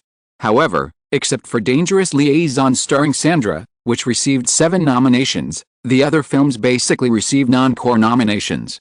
On the other hand, because Orient still focused its public relations on Mississippi Burning, Pulp Fiction, the copyright of which was in the hands of the other party, only received 1 Best Actor nomination for John Travolta this time, 1 less screenplay nomination than the Golden Globe. As the winner of the Palme d'Or in Cannes last year, Pulp Fiction has no doubts about its reputation and box office. After returning empty-handed from the Golden Globe Awards and being ignored by the Oscars, many media couldn't help but speak up for this movie. Because in this Oscar nomination, Mike Nicholson's Working Girl still won a lot, with a total of 6 nominations including Best Picture and Best Director. After the Oscar nominations were announced, a film critic from Variety magazine sharply criticized the Golden Globe Awards and the Oscar organizers for forcibly downgrading a super big year with a large number of excellent films such as Rain Man, Pulp Fiction, Dead Poets Society, A Fish Called Wanda, Who Framed Roger Rabbit, When Harry Met Sally, and so on into a mediocre small year of movies through their own insider award selection. The film critic also pointed the finger at the Writers Guild of America without any concealment. Careful people can easily find that except for the highly anticipated Rain Man, other films produced by Deaneries Entertainment, such as Dead Poets Society, Steel Magnolias, When Harry Met Sally, and especially Simon's own Pulp Fiction, have not been nominated for screenplay awards. Simon Westeros, as the best young screenwriter in the 1980s, has not even received a nomination for 2 consecutive years. This is simply a joke. The judges of the Oscar Screenwriting Award are basically members of the Writers Guild of America. Deaneries Entertainment's popular reality show, Who Wants to Be a Millionaire, almost made the Writers Guild's strike last year fail. Although the strike was successfully settled in the end, the agreement reached was seriously reduced. Under such a profound contradiction, the Writers Guild did not ignore Rain Man and was already leaving room for itself. Pulp Fiction and other films under Deaneries Entertainment naturally don't expect any nominations. Of course, as Deaneries Entertainment's strength further increases, the contradictions between the 2 sides will gradually resolve. In the final analysis, the relationship between screenwriters and film companies is always that of employees and bosses. When it comes to their own jobs, whether they like it or not, most of the time people have to choose to forget or pretend to forget, and then compromise. The turmoil in the Japanese financial market did not affect the operation of Deaneries Entertainment. After the Oscar nominations were announced, Ella Deutschman began the final stage of the sprint public relations. At the same time, Deaneries Entertainment also released the first film of the new year on February 3rd, Kathryn's second theatrical feature film Blue Angel. Compared with a hit films such as Rain Man, which are still steadily reaping box office revenue, Blue Angel has good reviews and reputation, with an average score of 7 points, but its box office is somewhat lackluster. In its first week of release, Blue Angel earned only $3.81 million in North American box office on a total of 1,121 screens, and its estimated domestic total box office is only about $8 million. The final production cost of Blue Angel was $10 million, and the publicity and distribution cost was about $3.5 million. The $8 million North American box office, plus other distribution revenue, is doomed to a loss of millions of dollars. Simon and Kathryn have a special relationship, which is no secret in the circle. Therefore, Deaneries Entertainment did not care too much about the failure of this movie. Even after a whole year of selling well, it seems not bad to occasionally lose one or two films. The world can't always be abnormal. On February 17, after more than a month of financial audits, Deaneries Entertainment's 1988 financial report was finally released.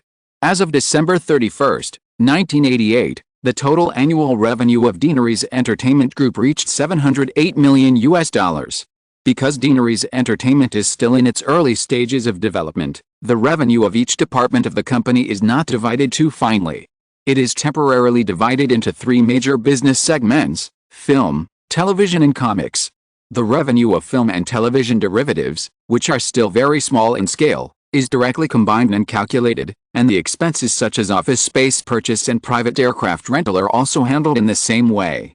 Among the three major business segments, the total revenue of the film business is $276 million, including the various types of revenue from a series of films by Deaneries Pictures and the channel revenue such as theaters and videotapes of New World Entertainment films. Deaneries Entertainment invested a lot of money in film production, publicity and copyright procurement last year. Films such as Rain Man and Dead Poets Society did not bring returns to the company before December 31, 1988, and the income of various films under New World Entertainment was also very meager. Excluding various costs and tax expenses, the net profit scale of Deaneries Entertainment's film business was only $67.72 million.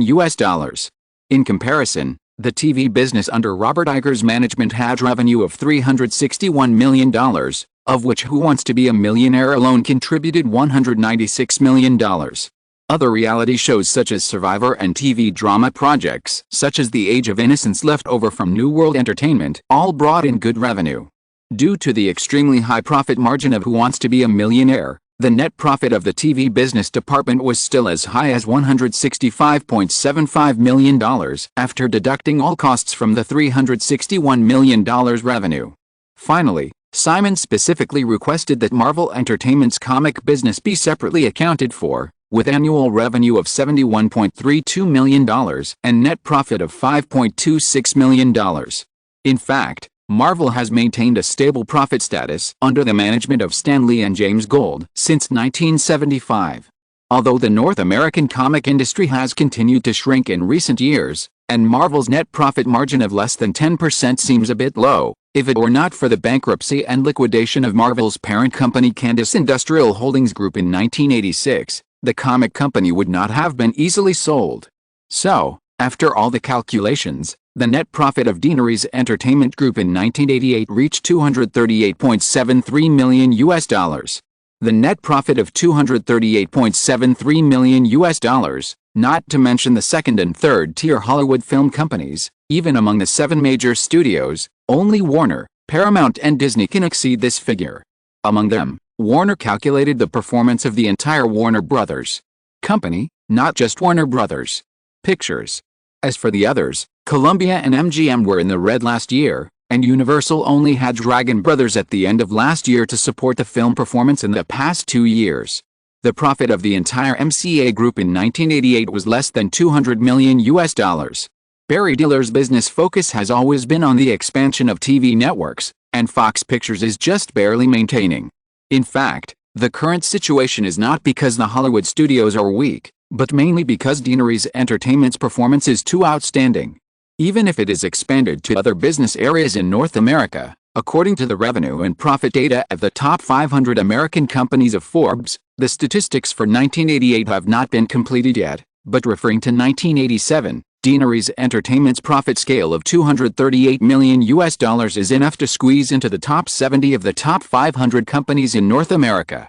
In this era, except for a few dozen companies such as Ford Motor and General Electric, whose profit scale can reach the $1 billion level, more than 95% of the companies on the top 500 companies in North America have an annual profit scale of less than $1 billion, and there are only about 150 companies with a net profit of more than $100 million.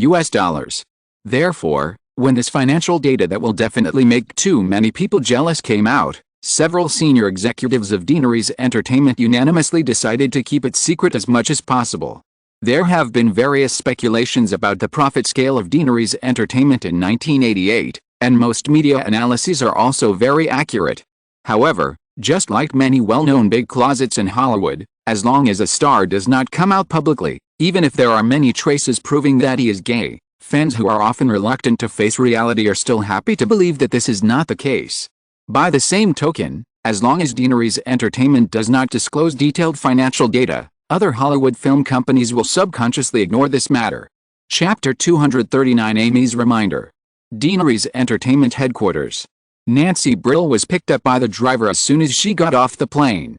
When she arrived outside Amy Pascal's office, she happened to see Amy escorting 3 tall girls out of the office. The girls didn't know Nancy, but they all greeted her politely before turning around and leaving. After the 3 girls left, Nancy followed Amy into the office and asked, "Are these the 3 Wonder Woman candidates selected by the boss?" Amy turned to the desk and nodded, "Yes, the company has arranged a few small roles for them, and they just auditioned." Nancy sat down opposite Amy and commented, "I think the one in the black trench coat is good. The other 2, one has a weak temperament and the other has a baby face, neither of them is suitable." "Linda Carter also has a baby face," Amy said, and after sitting down on the leather chair, she got straight to the point. "Wayne Huizenga called this afternoon, and he was going crazy because of you." After Blockbuster was acquired by Wayne Huizenga and others, the company's headquarters is currently located in the small town of Moreland, south of Denver, the capital of Colorado.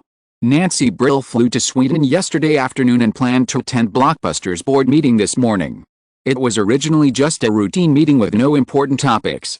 However, at the morning meeting, Nancy suddenly joined several other directors of Blockbuster's board of directors to put pressure on the management, requiring Blockbuster to invest money to update the data management system and add a special data analysis team. In the process of acquiring shares in Blockbuster, Deaneries Entertainment has promised not to interfere with Blockbuster's management within 3 years. However, as the largest shareholder holding 35% of the shares, both Deaneries Entertainment and Blockbuster's management know that this promise cannot be 100% implemented. In fact, Blockbuster had previously accepted Deaneries Entertainment's suggestion to add peripheral product sales counters within the chain stores, and this plan was also first proposed by Nancy. Due to the high-speed expansion rhythm, Blockbuster's funds have always been stretched.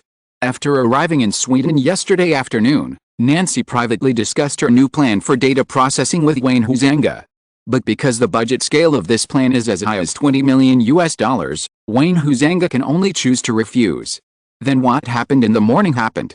The rights of the directors sent by Deaneries Entertainment to Blockbuster were temporarily restricted, but the rights of other board members were not. Nancy found another way to convince those people to support her plan.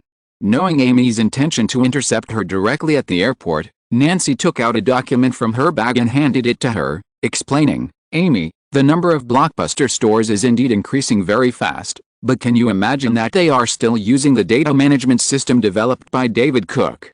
This system can only provide simple data, such as which videotapes are more popular in a very primitive way. If there are only dozens or hundreds of stores, David Cook's management system can still meet the needs. But if the number of chain stores increases to thousands, this system will appear very primitive and inefficient." Amy listened to Nancy's explanation and opened the document she handed over. It turned out to be a research report on the operating conditions of Blockbuster chain stores in several major cities in California. After Nancy finished speaking, Amy looked up at her and said, "But, Nancy, before you do this, you should at least discuss it with everyone first." "I'm sorry, Amy, I just got this report before I left Los Angeles yesterday afternoon," Nancy explained, and then said, "The threshold for the videotape chain business is very low. If we just expand the scale blindly and ignore the simultaneous improvement of the company's operating level, we will only end up with a fat man who has been fed to 600 pounds and can't even walk. A slightly healthier competitor can easily surpass this company on the runway." Amy just nodded slightly, and stopped talking, and read Nancy's research report carefully.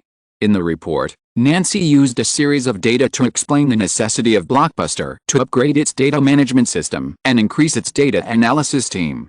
The reason why large supermarket chains such as Walmart and Aldi are successful is largely because they can give customers as much profit as possible.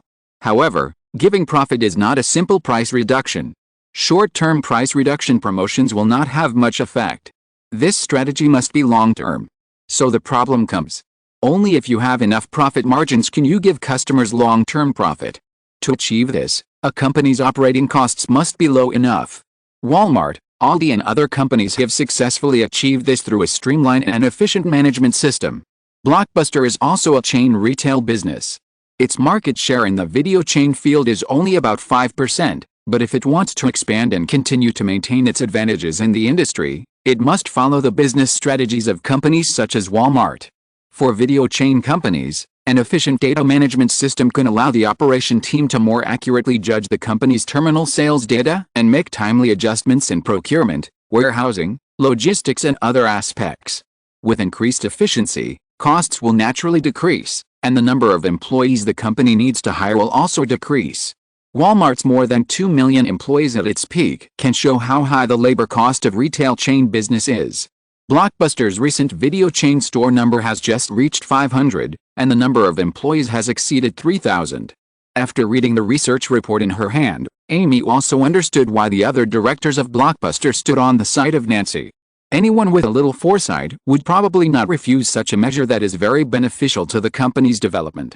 Wayne Huizenga also confirmed Nancy's suggestion in his complaint call. He just hoped that this matter could be delayed because Blockbuster's cash flow was indeed too tight. Deaneries Entertainment spent half of the $120 million it invested in Blockbuster in the past month on repaying maturing debts and accounts payable. The remaining $60 million, plus the revenue that Blockbuster's chain stores continue to contribute, can only sustain the company for half a year at most. Blockbuster's management has already begun to consider the financing issue in the second half of the year. After closing the report, Amy said, "Okay, Nancy, I will pass this report to Simon. This time, let it go, but you must never do this kind of surprise attack again next time." Amy wanted to reveal it, but Nancy was not finished yet, saying, "Amy, Huizenga still only agreed to $10 million to upgrade the data management system. The plan to set up a data analysis team and establish a movie data database was not passed. I wonder if the company can pay for this? Not only Blockbuster, but also Deaneries Entertainment will benefit greatly from establishing such a team and database." Nancy's report also suggested that Blockbuster set up a special data analysis team based on the previous research results, and even further establish a complete movie data database. Speaking of which, this proposal was inspired by the recent turmoil in the Japanese financial market. The news that Simon entered the Japanese financial market was exposed a few days ago, causing many ordinary people to start paying attention to financial current affairs, and further affecting people's entertainment and leisure life. The research team hired by Nancy found that many customers of Blockbuster chain stores began to ask the store staff to recommend some business war and financial movies. However, either the store staff did not understand the types of movies that customers needed, or there were not many similar movies in the store. As a result, the chain stores missed a lot of sales opportunities without knowing it. Employees who are willing to work in videotape chain stores are basically just to support their families, and a large part of them are part-time. The company cannot expect all of these people to have rich movie knowledge to serve customers. At the same time, because the chain store data management system is relatively primitive, customer needs cannot be fed back to the management in time, and film and television resources cannot be quickly arranged. These reasons will cause low efficiency in Blockbuster operations. Nancy believes that the data analysis team and film data database solution she proposed can not only effectively solve the above problems, but also actively create business opportunities. For example, this time, if there is a data analysis team that can receive and process the sales information feedback of the terminal chain stores in a timely manner and confirm that consumers are interested in business war and financial movies, the supply team can quickly check the corresponding content resources from the movie data database and make arrangements. If the data can be more detailed, it can even determine the demand for content in different regions in advance, avoid wasting resources in procurement, warehousing and logistics, and save costs as much as possible. Moreover, with the data support behind the company, even the clerks who don't know much about movie materials can skillfully provide customers with appropriate suggestions at the right time. Oh, You are interested in this type of movie, maybe you can watch Oliver Stone's Wall Street. Across the desk, Amy listened to Nancy's introduction and had an urge to rub her forehead. Nancy, such a team and database may be of great help to Blockbuster, but it is difficult to generate direct revenue and profit. If we invest, not only will we not make money, but we will also need long-term and continuous investment. The company can't do such a thing. I have already talked to Hugh Zanga, Amy. Deaneries Entertainment can set up a subsidiary specifically for this purpose, and then sign a cooperation agreement with the Blockbuster. After operating for a few years, when Blockbuster is strong enough to buy the company, we can recover our investment. Even if the role of this company is obvious enough for Blockbuster, we can ask to obtain more shares from Blockbuster through stock swaps and mergers. Amy wanted to refute a few more words, but after hesitating for a while, she said, "I will pass this report to Simon, Nancy. If he agrees, I will provide you with a budget. However, you have just recently established Blizzard Studios and are also responsible for the consumer products department.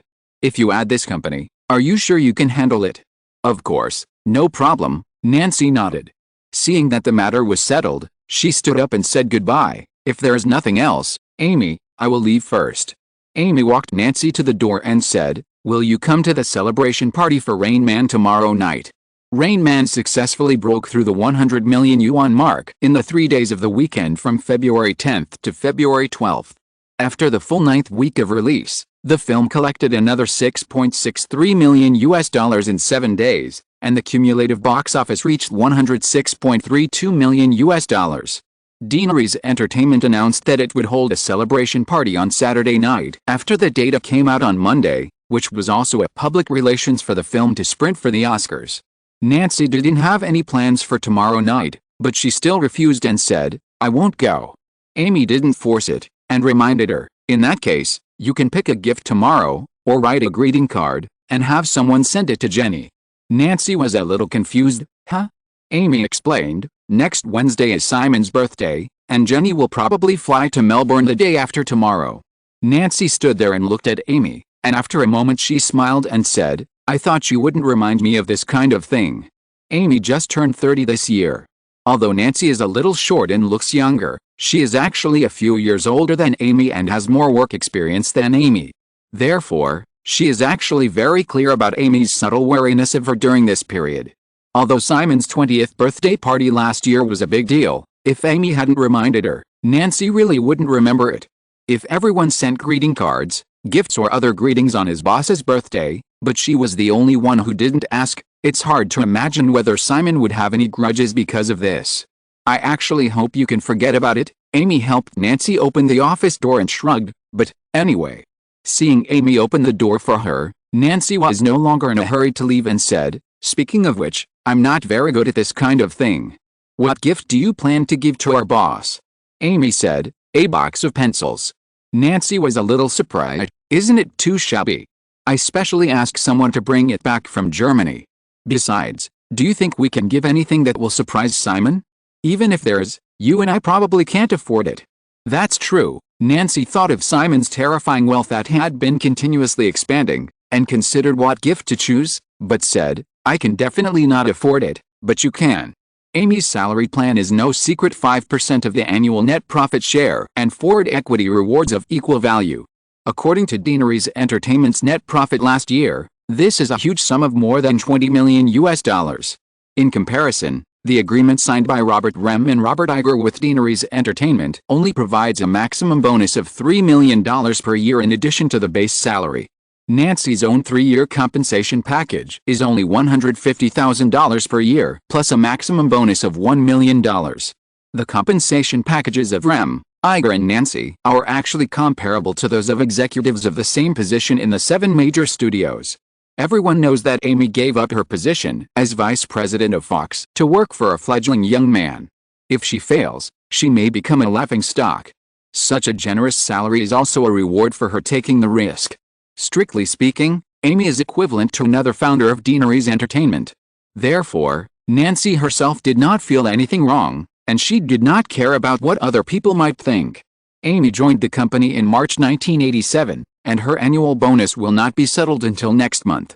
Because the box office revenue from films such as Rain Man and Dead Poets Society has been received since the new year, the cash bonus she can get is actually higher than 5% of last year's net profit of $238.73 million. However, Amy also knew that some people in the company would feel unbalanced, so she did not continue Nancy's topic, but just smiled and said, "The company's financial report for last year was just completed this morning, and everyone wants to keep it as confidential as possible. So, if you want to see it, come to my office next week, and don't take this data out or spread it outside." Nancy nodded in understanding. "I understand."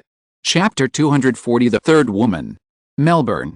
These days, Anthony Johnston deliberately put down his work to assist Simon in handling operations in the Japanese financial market. In more than 2 weeks, North America successfully completed the cashing out of the technology stock market, and funds from Australia also arrived one after another, with the final fund size reaching $1.57 billion. Among them, Simon's own fund amount is $500 million. The Johnston family invested $100 million, and other Australian capital forces totaled $970 million. Speaking of which, many people in North America also want to invest in the game recently, but Simon chose to refuse this time. More than $1.5 billion in funds is already a huge goal, and further increase will only dilute profits. Simon also did not intend to be a big dealer who affects the direction of the Japanese stock market. If he ruined the Japanese stock market, other companies under his name would not be able to do business well in this country in the future. Leading Australian capital into the market, Simon believes that the Johnston family will definitely be able to transform this favor into real connections and benefits. In North America, although Simon has an American identity, he has few connections with local forces, and it is impossible for the two sides to establish a deep friendship just by bringing someone to make a fortune. In fact, Simon had unconsciously developed the idea of turning the Australian gang into his personal backing. The Australian gang here is definitely not the Australian filmmakers in Hollywood, but the capital forces in Australia. The structure of the American Jebel power has been established for many years. After all, a new capital upstart like Simon cannot compete with the old chaebols, and he has no intention of relying on either side. Therefore, in order to ensure that the industry under his name can continue to expand, Simon must have more chips. In the confrontation between capitals, the chips are still capital after all. Australia's current economic scale is still small, but it is a country anyway. Simon gathered Australian capital together through interest associations, and the Jebel power formed is definitely no less than any old American consortium. As long as it is properly operated, Simon can even gain a dominant position in this system. Since it is to be operated in a formalized manner, Simon has also officially registered a hedge fund in the Cayman Islands.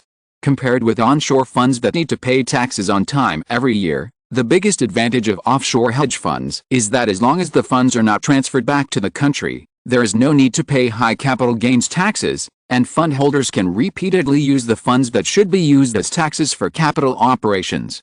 Although it is not intended to operate for a long time, the fund always needs a name. Simon once again used Game of Thrones to name this hedge fund Cersei Capital, codenamed Bad Woman. Moreover, like Deaneries Entertainment and Melisandre Company, Cersei Capital also uses Westeros Company as its holding parent company. All the $1.57 billion funds cannot be concentrated in the name of a fund. Simon has set up 5 sub-funds controlled by Cersei Capital, and the capital scale of each sub-fund is about $300 million. Influenced by a series of hot events such as the Wall Street Journal article at the beginning of the month and Simon's own statement, the Japanese financial market was very active in February. Therefore, Simon quickly completed the initial layout after obtaining the funds. As of the last trading day of the week on February 17, the 5 sub-funds controlled by Cersei Capital had bought long contracts of Nikkei 225 index futures with a total value of about $7 billion on the 2 major exchanges in Singapore and Osaka. Simon is very clear about his advantages. He can only accurately judge the macro trend of the Japanese economy. The average opening point of this batch of stock index futures contracts is about 32,200 points to 32,700 points. If Cersei Capital can maintain a long position of about $7 billion in the next few months, when the Nikkei 225 index reaches 37,000 points, which Simon plans to leave, This investment alone can bring in $1 billion in profits. The total value of the long contract of $7 billion only used up less than half of SYNOPSIS Capital's funds in terms of margin. The volume of Nikkei 225 index futures is limited after all. Although the two major exchanges in Singapore and Osaka still have not set strict position limits at this time, Simon cannot increase his position indefinitely due to the lack of buyers. With the remaining funds, Simon began to let the trading teams of the 5 sub-funds operate freely. Japan stocks, government bond futures, stock index options, and even several other major capital markets in Asia that are also booming are all hunting targets of SYNOPSIS Capital. Just this week, SYNOPSIS Capital's trading team completed a beautiful Japanese government bond futures operation. As a series of news in early February stimulated the rapid rise of the Japanese stock market, people from all walks of life speculated that the Bank of Japan would have to introduce an interest rate hike policy as soon as possible to curb excessive speculation in the market. Usually, the result of an interest rate hike often leads to a decline in government bond prices. Hedge funds can get rich returns if they take the opportunity to short. Simon remembered that in the original time and space, the Bank of Japan did not announce the first interest rate hike in several years until May. At that time, the Japanese stock market and property market had already missed the best time to prevent a market collapse through austerity policies. Even if history has changed, Simon does not think that the Japanese government will announce an interest rate hike 3 months in advance. Just the rumored news caused market fluctuations. All classes in Japan, who have been immersed in the illusion of economic prosperity, obviously do not want to rashly introduce interest rate hikes to break the current good situation.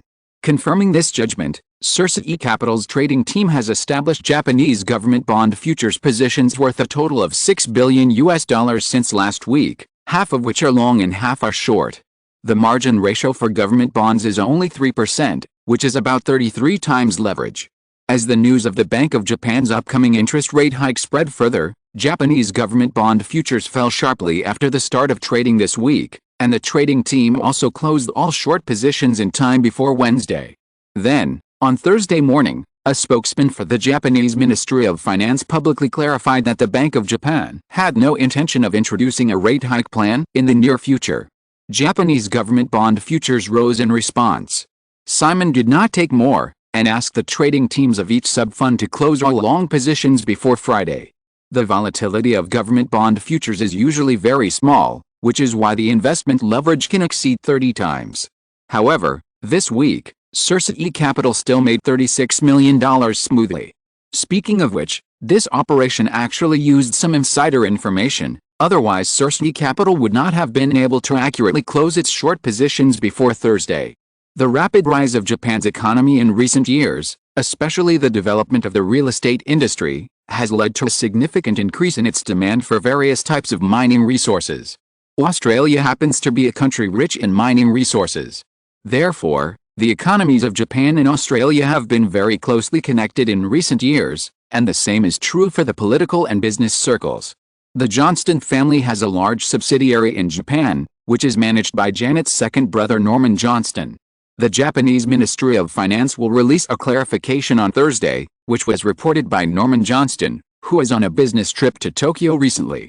Simon did not feel guilty about this insider operation, nor was he worried about being discovered.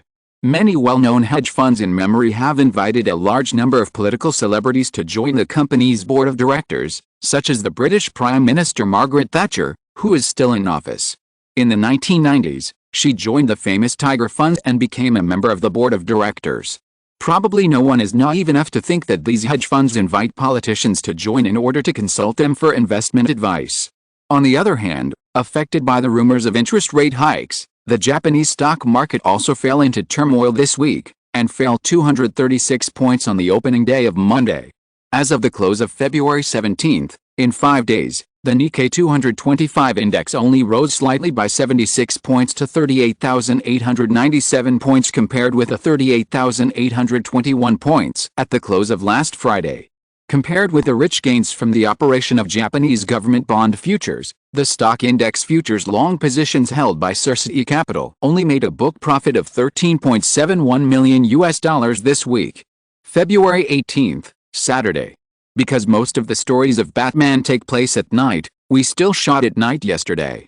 This situation will probably continue until mid-March, and the last few weeks will be studio shooting, so Simon will no longer need to work day and night. Melbourne does not have professional studios like the major studios in Los Angeles. The props team of the crew has been using a large factory building in an abandoned factory in the western suburbs of Melbourne to build the Batcave and other film sets.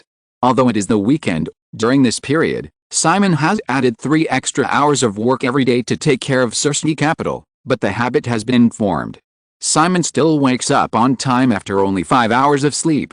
Breakfast was eaten with Anthony Johnston. Out of caution, the dining place was not on the Kendall Hotel restaurant, but in a nearby cafe that provides breakfast. Simon did not expect the operation of Cersei Capital to be absolutely confidential. Being too airtight is actually not a good thing. He just hopes to keep the news within a certain range as much as possible. However, because Simon's performance in 1987 was so brilliant, the people who were watching him this time were also omnipresent. Anthony Johnston, who temporarily put aside other things to cooperate with Simon in operating Cersei Capital, has the most important job of helping to improve confidentiality measures. The team has also hired a retired official from the Australian National Security Department as a consultant. The telephone in Simon's hotel suite has now been converted into an encrypted dedicated line. The daily meetings with various sub-fund managers and analyst teams to discuss investment strategies are not held in the hotel, but in the heavily guarded headquarters building of Johnston Holdings Group in downtown Melbourne. In order to avoid leaking Cersei Capital's various investment holdings, the 5 sub-fund teams don't even know who each other is. Anthony also told Simon privately that he arranged people to monitor each team, and once there is an insider who leaks the news, he will be eliminated as soon as possible. Involving the operation of funds at the level of more than $1 billion and the expected returns of considerable scale, this kind of strict caution is not excessive. Simon is very satisfied with Anthony's arrangement. At least, regular anti-eavesdropping detection can prevent him from worrying about the presence of a bug in his room again. Simon's scalp tingles every time he thinks of the incident at the Plaza Hotel in Manhattan. There were not many people in the coffee shop on weekend mornings. Simon and Anthony sat in a corner by the window. 2 bodyguards stood nearby to prevent outsiders from approaching. After a few casual chats, Anthony mentioned the meager gains of Cersei Capital in the stock index futures market last week. He felt that Simon was a little too conservative. Simon took a sip of juice, put down the cup and explained, "Tony, you must have seen my operation on the S&P 500 index futures. Just like last time, I bet on a macro trend. As long as the Japanese stock market continues to rise, our position in the Nikkei 225 index futures can get a very stable and generous return. As for government bond futures and other aspects, there are too many variables. We made money last week, but we may lose it all next week. In my opinion, many excellent hedge funds are driven by this impulse to get more, which leads to losses, thus lowering their own profit rate." Anthony has learned from Simon his general operating ideas. Compared with the time in 1987, Simon's goal this time can be said to be very low. He only hopes that Cersei Capital's funds can double before the Japanese market turns, and he will never ask for more. After chasing the rise, Simon will be satisfied if he can make some profits in the process of selling the market to pay taxes and commissions for the trading team. If the Japanese stock market can stick to the same trend as in the original time and space, Simon can turn his attention to the crude oil futures market after completing the operation here. Of course, Simon also knows that because of the influence of his big butterfly, it is not realistic to have such expectations now. However, he still firmly locks the peak of the Japanese market at 38,000 points and plans to withdraw from 37,000 points. Maybe it will collapse in advance this time, or it may unexpectedly break through 40,000 points. But, in any case, Simon will suppress his fear of early collapse and greed for the market to be higher, and insist on locking in his goal. Similarly, because he understands his true strength, Simon will not adopt too risky investment strategies. He has planned to invest as much excess funds as possible in the Japanese stock market next. Compared with the ever-changing financial derivatives market, the risk of directly speculating on stocks is very low. The bull market cycle can last at least half a year, which is enough to ensure that Cersei Capital will get a very generous return. Anthony Johnston had actually been warned by his father not to interfere with Simon's decision. He only needed to ensure that Simon could complete this operation without distraction. After listening to Simon's explanation, Anthony stopped at the right time and smiled. Okay, Simon. In addition, your birthday is coming up, and you have to celebrate it. Do you want to arrange it yourself, or do you want me to do it? Oh, Jenny will probably be back in the next 2 days. Simon was not polite and said, Tony, then I'll trouble you. I will give the crew a day off next Wednesday, and you can decide the guest list. Anthony nodded and said, in that case, let's have the party at the mansion in the suburbs. I will start preparing for the party tomorrow. The two chatted like this, had breakfast, and Simon returned to the hotel. Jennifer prepared a stack of documents that Simon needed to review today as usual. Leaning back on the leather chair, Simon was really surprised to see Nancy Brill's plan for Blockbuster's data analysis team and movie information database. He didn't expect that this woman had such avant-garde ideas about the concept of big data before the internet era. If you add the internet element to the movie database, it will obviously be IMDb, Internet Movie Database. Amazon acquired IMDb for online sales of DVDs and videotapes, and Netflix used the concept of big data to gain a firm foothold in the streaming media industry. Now, a small woman has brought up both concepts at once. Chapter 241 How Obvious. Near noon, a black Mercedes-Benz car drove along the widened mountain road into the plot of film studios purchased by Deanery's Entertainment. Although it was Saturday, people were still busy in the valley that had become a construction site, and the surrounding area was no longer covered with bushes as it was at the beginning. The car stopped at the edge of the construction site. Nancy Brill pushed the door and got out, and Amy Pascal came to greet her. Nancy looked at the terrain surrounded by mountain ridges on both sides and close to the cliff on one side, and said to Amy, who was walking over, judging from the selection of this plot of land, our young boss must be a guy who lacks a sense of security in his bones. Amy smiled and asked, why do you say that? Nancy raised her hand and gestured around, then made a hugging gesture, and said, it's so obvious, a defensive terrain choice full of autistic mentality. So, it's no wonder that he likes women older than himself. Amy was a little helpless about Nancy's bluntness, and reminded her, I'm going to have lunch with Jenny later, don't talk nonsense. Of course not, an Oedipus complex is not something embarrassing, many people have this mentality. With our young boss's growth experience from childhood to adulthood, it is even more normal to have this mentality. Amy was even more helpless. After what happened yesterday, the gap between her and Nancy was much smaller, and the two could talk about some topics outside of work. If you say these things again, be careful that I will secretly complain to Simon and kick you out of the company. Nancy felt that Amy was defending Simon, so she wisely ended the topic and asked, has he responded to yesterday's incident? Simon agreed, but he asked you to draw up a more detailed plan first, and warned you to communicate well with Blockbuster, and not to let the same thing happen again at the board meeting yesterday, Amy said, looking at her watch, and said, it's almost time, let's go to Cape du May. Nancy didn't expect Simon to agree so easily, and was a little happy, saying, I'll take your car, and we'll talk on the way. With that, Nancy returned to her black Mercedes, took out her shoulder bag and a thick folder from the car, and got on Amy's passenger seat. This was a construction site under Deanery's Entertainment, and she didn't worry about leaving her car here. She could just drive it on the way back. Because of the 18-hour time difference, it was already Sunday morning in Australia, but it was still Saturday noon here. Amy waited for Nancy to sit down, and just as she was about to start the car, her mobile phone rang. After making a gesture to Nancy, the two naturally switched seats, with Nancy driving and Amy sitting in the passenger seat to answer the phone. Nancy started the car and drove onto the U-shaped mountain road, turning onto the coastal highway. After Amy finished answering the phone, she asked, what about Meg Ryan? Amy nodded, frowning slightly as she thought about what had just happened. After Deanery's Entertainment and CAA fell out, although they were bound by the option contract, the company could not force Meg Ryan not to take other movies.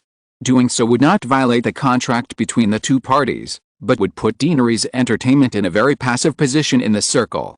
The cold storage thing was a thing of the past in the era of big studios.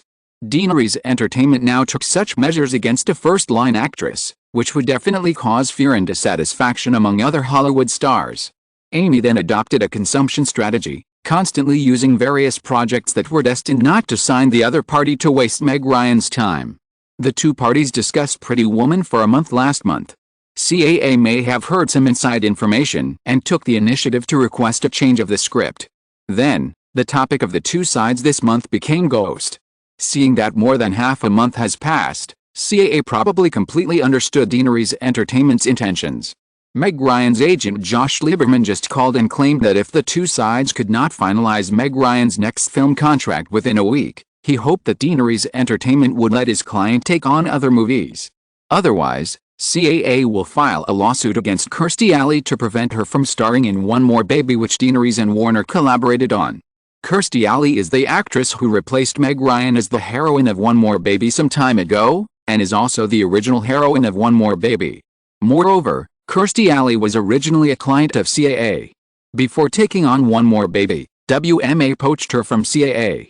Because the contract with CAA still had 1 year left, during the job-hopping process, Kirstie Alley reached an agreement with CAA that the commission from the film contracts obtained in the next year would still belong to CAA.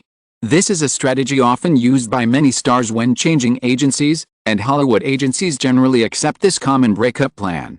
However, if you get serious, things will definitely not be so simple. Seeing Amy nod, Nancy thought for a while and said, "I recently saw in The Hollywood Reporter that Paramount has signed a contract with Tom Cruise to play the leading role in The Rocketeer." The article also said that Paramount intends to let Meg Ryan play the leading role. Amy, if I'm not mistaken, the two scripts of The Rocketeer and Firebird should have been leaked by Simon on purpose, right? Amy looked at Nancy with an unexpected expression, and then nodded. Nancy did not ask about the inside story, but suggested, in this case, just let Meg Ryan go, let her pay a large sum of money, and then star in a bad movie that may not be successful. This is much better than forcibly dragging her down. There are too many people in Hollywood who want to make trouble for us now, and there is no need to take the initiative to give away such a handle that is vulnerable to attack. Amy stroked the mobile phone still in her hand, and nodded after a moment, "I will discuss it with Simon. If it were me, I would never discuss such a small matter with him." Amy smiled and said, "You are really coveting my position." "Of course, I even covet the position of our boss. It's a pity that I don't have such a weird talent as him. Amy, I even suspect that the original Simon Westeros is dead, and the current one is actually a vampire who has lived for hundreds of years. Otherwise, how to explain that he knows so many things at the age of 20? Next time you see Simon, you can ask him if he is a vampire." "I don't want to be silenced." Nancy smiled and shrank her neck. She casually glanced at Amy next to her and noticed the mobile phone in her hand, which was much more delicate than the old-fashioned Big Brother. She immediately became interested and raised her chin and said, "What brand of mobile phone is this? I have always wanted to buy a mobile phone, but unfortunately those things are too bulky." Amy showed Nancy the black mobile phone in her hand, which was only the size of a palm and was comparable to later mobile phones, and said, "This is the MicroTac just released by Motorola. I just got it in the past few days." Nancy looked at it for a few seconds and decided to buy one in the afternoon. Then she remembered something and smiled, "I think this mobile phone will definitely be very popular. Motorola, it seems that a guy will regret clearing out Motorola stocks last year. And recently, I think it is not very smart for him to reduce his holdings in Apple stocks. Apple still has great growth potential. Both of them are elite working women.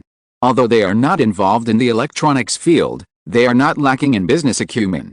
Westeros caused quite a stir last year when it reduced its stake in Motorola. This year, Motorola released a mobile communications product that could make all other bulky mobile phones obsolete. If Motorola's stock price surges, Westeros will inevitably be ridiculed. Simon must have his own considerations. Amy still sided with her boss. As she said this, she patted the folder on her knees that Nancy handed to her when they changed seats, and said, "Is this the birthday present you gave to Simon?" "It's in my bag." I picked out a pen. Nancy shook her head and explained, "This is the planning plan for Teenage Mutant Ninja Turtles, and some setting samples made by the studio. I plan to let Jenny take it to Melbourne for Simon to see." Amy opened the folder and took a look. In addition to a thick stack of various documents, there were also several computer floppy disks, which should contain the game samples that Nancy mentioned. "Simon is so busy now, and you still give him so many things. You are simply exploiting the boss." Nancy nodded and admitted shamelessly, saying, "Of course, no one stipulates that employees cannot exploit their bosses. What's more, he is a man, and he is meant to be exploited." Amy paused, pursed her lips and smiled. "I didn't expect you to tell dirty jokes." "Dirty jokes?" Nancy turned her head to look at Amy with a puzzled look on her face, and then she understood, glared at her and said, "I didn't expect you to be so vulgar." Amy smiled as usual. "Okay, I'm vulgar." As they were talking, they passed by the Cape du May Manor, which had also become a private territory and was being fenced off for construction. They unexpectedly found Janet and Kathryn walking out of the manor, so Nancy stopped the car. After buying Cape du May Park, Simon's replica of the Iron Man mansion has recently begun construction. Janet was going to Australia to accompany Simon on his birthday, and Kathryn did not plan to go with him, so Janet pulled her into the position of supervisor of Cape du May Manor.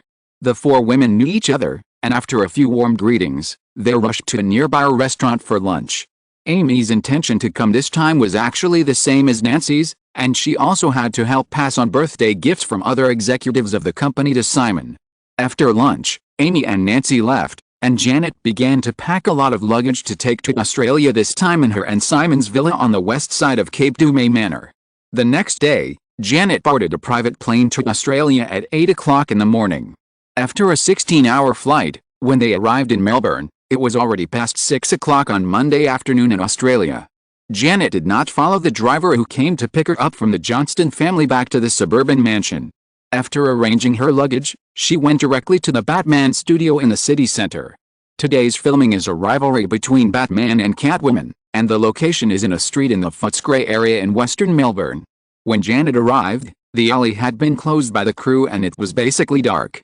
When I saw Simon, he was talking to the three Catwomen. Yes, 3 actors wearing standard Catwoman uniforms.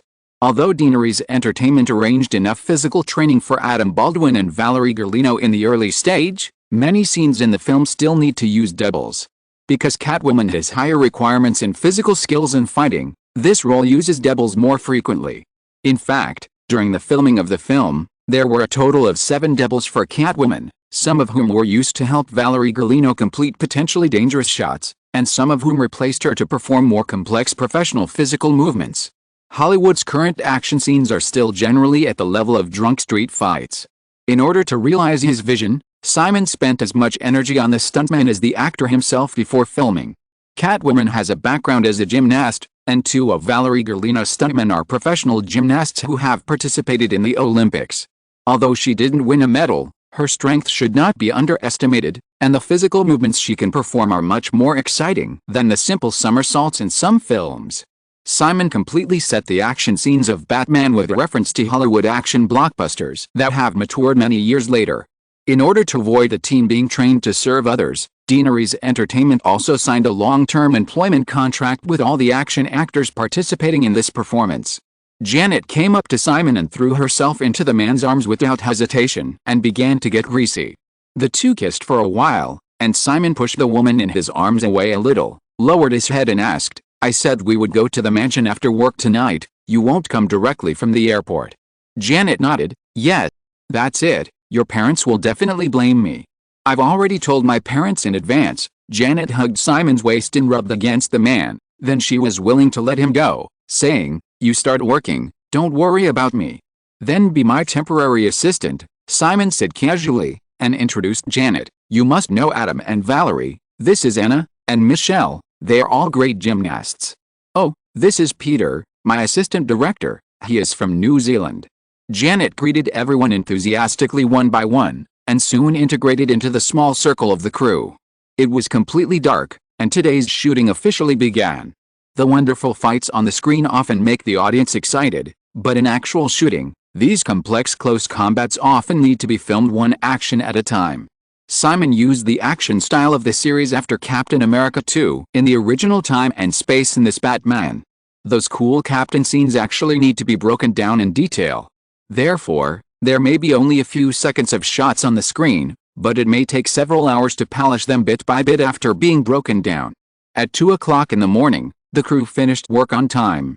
After arranging the finishing work, Simon asked Janet, who had been quietly guarding him, whether to go back to the Johnston family mansion or the Kendall Hotel where the crew was staying. Janet did not choose either place, claiming that she had an apartment in the city where she could spend time with her 2 friends, and then asked Neil Bennett to drive the 2 to a high-rise apartment in the center of Melbourne. Chapter 242, A Dream. Kate's movie didn't do well at the box office, and the gossip newspapers used it to make fun of her relationship with you, so she was embarrassed to come this time. It just so happens that she stayed in Los Angeles and can help us watch the construction of the house." In the elevator, Janet intimately took Simon's arm and told him what happened in Los Angeles during this period. Simon listened with a smile and said, "Kathryn is a director with a very strong personal style. She just hasn't found the type that suits her yet." Janet asked, "Then what type of movie do you think Kate is suitable for?" "War movie," Simon blurted out, and added, "Kathryn's realistic lens style is very suitable for showing the intensity and cruelty of war." Janet tilted her head and thought for a while, and said, "That's true. Although Kate is sometimes shy and unsociable, she is actually full of violent tendencies in her bones. When she was at Columbia University, many of her paintings were bloody." The ding-dong sound of the elevator interrupted the conversation between the two. Simon glanced at the indicator light and saw that this was the 32nd floor. The two walked out of the elevator and walked along the corridor to the door of an apartment. Janet took out a key from her bag and opened the door. After entering the hallway, she took off her shoes and walked barefoot into the living room. Simon followed her in and was about to bend down to pick up the woman's shoes and put them on the shoe rack next to her. A faint feminine scent came from the surroundings, with an indescribable sense of déjà vu. However, this kind of opposite-sex scent that should have made people feel relaxed and happy made Simon feel a little swollen in the head, as if something wanted to rush out from the depths of his memory. After a brief dizziness, Simon got used to this smell and his mind became clear again. He helped Janet put her shoes in place and took off his own shoes. There were no men's slippers on the shoe rack, so Simon walked into the living room barefoot like Janet. Janet handed over a bottle of mineral water and said, "This is all we have in the refrigerator. How about calling Neil to buy some things and send them over?" Simon took the mineral water and said with a smile, "Don't bother Neil anymore. Besides, this is not your apartment, right?" Janet nodded and said, "When I was 18, I wanted to buy my own apartment in the city, but my parents wouldn't let me. Later, I lived in Los Angeles most of the time, so there was no need for it." Simon gestured around. "What about here?" "The iceberg." Janet took off her coat and threw it on the sofa, saying, "But she's on vacation in the UK recently, and we happen to be able to live here." Simon was confused for a moment before he remembered who the iceberg Janet was talking about. "We can live in your aunt's apartment, is that appropriate?" "Of course, when I went back to Melbourne, I didn't want to listen to the old man's nagging, so I came here to stay," Janet said indifferently, snatched the mineral water from Simon's hand and drank a few sips, threw the bottle away, and then opened her arms and wrapped around him, her cheek pressed against Simon's body and murmured, "Little bastard, have you missed me during this time?" Simon smiled and held the woman's light body, saying, "Too busy." Janet came over dissatisfied and bit Simon's lips, whimpering and vaguely saying, "Bite you." After a while, Janet hummed and pointed in a direction. Simon walked over to turn off the lights in the living room and walked towards the bedroom. Perhaps because of being in an unfamiliar environment, all kinds of scattered dreams continued all night, and the memories of those people once again surged out from the deepest part of his mind. Even at a certain moment, he knew he was dreaming, but he couldn't wake up. In various torn fragments, a small figure flashed again frequently, a very well-behaved child, silent, taciturn, and perhaps a little autistic. He was often locked in a dark cabinet. The child was very smart at an early age and had long hoped that someone would come to visit him, because at that time, he could eat delicious food, get new clothes, and everyone around him would become kind. The broken thoughts drifted away, and in the end, they could not piece together any specific pictures, only a faint breath engraved in the deepest part of the memory. Later on, the child completely became a person, living alone in a strange place like a stubborn little beast. When Simon woke up, he found obvious traces of tears on the pillow. He recalled last night's dream in a daze, but those fragments melted quickly after waking up, just like ice and snow exposed to the scorching sun. Bright light came in through the gap in the curtains, and Simon reached out to pick up the watch on the bedside table and looked at it. It was already 11:55. On weekdays, he woke up at 8 o'clock in the morning. Although he and Janet slept a little later last night, it was still a bit abnormal to wake up near noon. Moreover, he usually had a meeting with the sub-fund management team of Cersei Capital in the morning, but no one called him today. Janet must have hung up the phone calls from those people and wanted to rest for a while. Thinking of this, Simon got out of bed, took a quick shower, and changed into the clothes that Janet had prepared for him. He came to the living room and smelled the aroma of food from the kitchen. Simon called out, and Janet poked her head out of the kitchen, shaking a spoon in her hand and said, "5 minutes, you can watch TV first." Nodding, Simon walked to the refrigerator and opened the door. It was already filled with various fruit drinks. Janet must have just bought them in the morning. He took a bottle of mineral water and drank most of it in one breath. Simon was about to go to the kitchen to help when he heard a noise from the entrance. The security of this high-end apartment is very tight. In theory, no one should be able to break in unnoticed. Simon walked over with doubts and saw a tall blonde woman wearing a beige turtleneck sweater and black trousers appear at the entrance, pulling a small suitcase in her hand. When the woman saw Simon, her face turned pale in an instant, with panic and fear in her eyes, and she stood there as if she was cast into a spell. Simon guessed the woman's identity immediately, but when he saw her, the dizziness he felt when he entered the apartment last night came back again, and many dreamlike fragments began to gather in the depths of his memory. The severe headache seemed to be about to explode his head. Simon raised his arm with difficulty and wanted to rub his temple. However, before he could raise his arm, he had already fainted on the floor. Simon Westeros was rushed to the hospital, and the Johnston family forcibly blocked the news. It is rumored that Simon Westeros' mental illness has relapsed. According to insiders, Simon Westeros accidentally fell into coma at noon today, which may be caused by long-term fatigue. Amy Pascal and other Deanery's entertainment executives set off for Melbourne. Affected by Westeros's unexpected coma, the Japanese stock market plummeted 226 points throughout the day. A spokesman for the Los Angeles city government asked the Johnston family to disclose Simon Westeros' condition. Stanford University expressed concern for Simon Westeros. If the genius boy encounters an accident, who'll own his huge fortune? Breaking news: after 6 hours of coma, Simon Westeros woke up at around 6:20 in the evening. The Johnston family said it would hold a press conference at 8 o'clock in the evening to inform Westeros of his condition. Batman producer Joe Silver said the crew had received a notice that the filming would be temporarily suspended for a week. Waking up again, Simon found that his original memories seemed to have undergone a new integration. Some were completely annihilated, and some became clearer. Lying on the bed, Simon looked around and noticed Janet's tearful face beside the bed. He felt that he must not faint again. How could he make the people who care about him sad? He also found another figure in the crowd. He just glanced at her lightly and then retracted his gaze, trying to comfort Janet in a relaxed tone. In fact, he knew that there was nothing wrong with his body, but under the insistence of everyone, Simon still patiently did a comprehensive examination and agreed to stay in the hospital for at least 3 days. The results of the examination were naturally normal. Anthony Johnston personally took Simon's attending physician to hold a press conference. The next day was Simon's birthday. His 21st birthday. After some memories were restored, Simon confirmed that this birthday was real. It was indeed February 22, 1968. But he had to spend it in the hospital. Many people rushed over from the United States. Kathryn, Sandra and others, as well as Amy, Iger, James and Warner's Terry Semel, etc. After confirming that Simon woke up, the brief chaos quickly calmed down. I heard that the tabloids in Los Angeles are still discussing how to deal with Simon's billions of dollars of huge assets if he encounters an accident or relapses and loses his autonomy. These people obviously don't know Simon's arrangements with George Norman in advance. Batman is temporarily suspended. This is not a big deal. Some Hollywood bigwigs can cause huge investment movie projects to stop because of quarrels with their wives. Simon's current status is much higher than any Hollywood star. The operation of Cersei Capital was taken over by Janet. Janet also quarreled with his father and complained that Raymond Johnston deliberately added burden to Simon, causing him to overwork. Simon has no worries about Janet taking over Cersei Capital.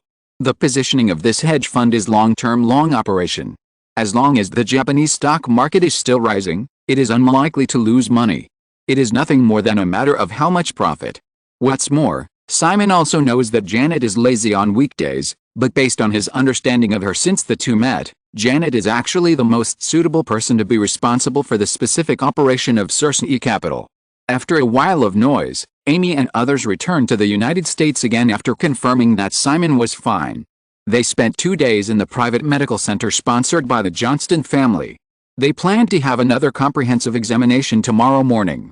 After confirming that everything was fine, Janet and Simon planned to go to the farm they bought in Tasmania to recuperate, which was more quiet. A boring day. After dinner, they watched TV together for a while, and Janet went to rest next door. Simon also fell asleep quickly lying on the bed alone. There were no scattered dreams in the past 2 days. Maybe. There will never be any more in the future. In the haze, I felt a figure appear beside the bed, sitting quietly on the chair and looking at me. Simon woke up immediately because he felt a familiar breath, and silently looked at the woman beside the bed. After so many years, the image in his memory seemed to have not changed much from now. Simon has not spoken. The woman was silent for a moment, tears began to fall in the weak light, and slowly covered her face and sobbed, mixed with murmurs. I was only 17 at the time and didn't know what to do. I gave the Levinsons a lot of money every year. I hoped you could live a better life. That year, they took you on a trip and never returned to Birmingham. I looked for you later. I didn't expect you to show up in San Francisco. Simon listened to the woman in silence for a long time before interrupting her with a somewhat stiff tone, "Don't cry." When the woman heard Simon's words, she immediately stopped sobbing and covered her mouth to suppress it, as if she was worried that a few more sobs would displease the person on the bed. After a while, she wiped the tears from her face, looked up at Simon, and said again, I can give you whatever you want. Everything is my fault. Don't hurt the Johnston family and Jenny. Jenny really loves you." Simon was silent for a moment again, but his tone was still a little stiff when he spoke, saying, "I didn't mean to hurt anyone. This is just a coincidence." The woman sat on the chair, looking as if she didn't believe it but didn't dare not to believe it. After a moment, Simon asked again, "Have you told anyone?" The woman shook her head, "No. I don't want to make things so complicated. Since you haven't told anyone, just forget it all. Well, just pretend nothing happened. I don't know you, and you don't know me." The woman raised her hand again, Really? I'm a little sleepy, go away." The woman looked at Simon seriously for a moment, then got up carefully and left the ward silently. The next morning, after another full-body examination, Simon left the medical center surrounded by a large group of people. A large number of reporters who had been waiting outside the medical center for 3 days saw Simon appear, almost causing a riot, and followed him all the way to the Johnston Manor before they gave up. At noon, the Johnston family arranged a luncheon to welcome Simon out of the hospital and invited some guests. Things had to be like this. Everyone was very concerned about whether Simon could still guarantee the operation of Cersei Capital. In addition, Raymond Johnston solemnly introduced his sister Veronica Johnston to Simon at the banquet. Although Veronica behaved a little strangely in front of Simon, everyone just treated it as a normal reaction when strangers first met. Although he had remembered more things, Simon did not intend to let some old past disturb his life. He made up his mind to treat everything that happened in the past few days as a dream. After waking up from the dream, life naturally goes on. Chapter 243 Tasmania. Northwest of Tasmania. On the Arthur River, which runs through the primitive forests of northwest Tasmania, there are several simple wooden houses at the border of large farms and dense forests. Simon and Janet have been living here for the past few days. Of course, there are not only the two of them, but also many other followers. The kidnapping of the president of Heineken that shocked the world 6 years ago made all the rich pay more attention to their own safety issues, especially Simon, who has always lacked a sense of security in his bones. Having lived 2 lives, he also understands that there are always too many unexpected malice in this world. The wooden house was built when the surrounding farms and surrounding woodlands were bought. Simon actually wanted to build some exquisite brick and stone buildings, but such an idea was extremely incompatible with the surrounding well-preserved primitive ecology, so he had to give up. Many rich people always claim that money is just a string of numbers to a certain extent. This statement seems very hypocritical to Simon. More money means that a person can enjoy all the resources of this society more freely. In this regard, there is a world of difference between millionaires and billionaires, and there is still a world of difference between billionaires and tens of billions of billionaires. Under Janet's supervision, they completely put aside their work. In recent days, they have been enjoying everything that only top resorts can enjoy on this relatively backward island at the end of the world. It is still midwinter in the northern hemisphere, and I heard that New York has just experienced a snowstorm recently. It is midsummer in Australia.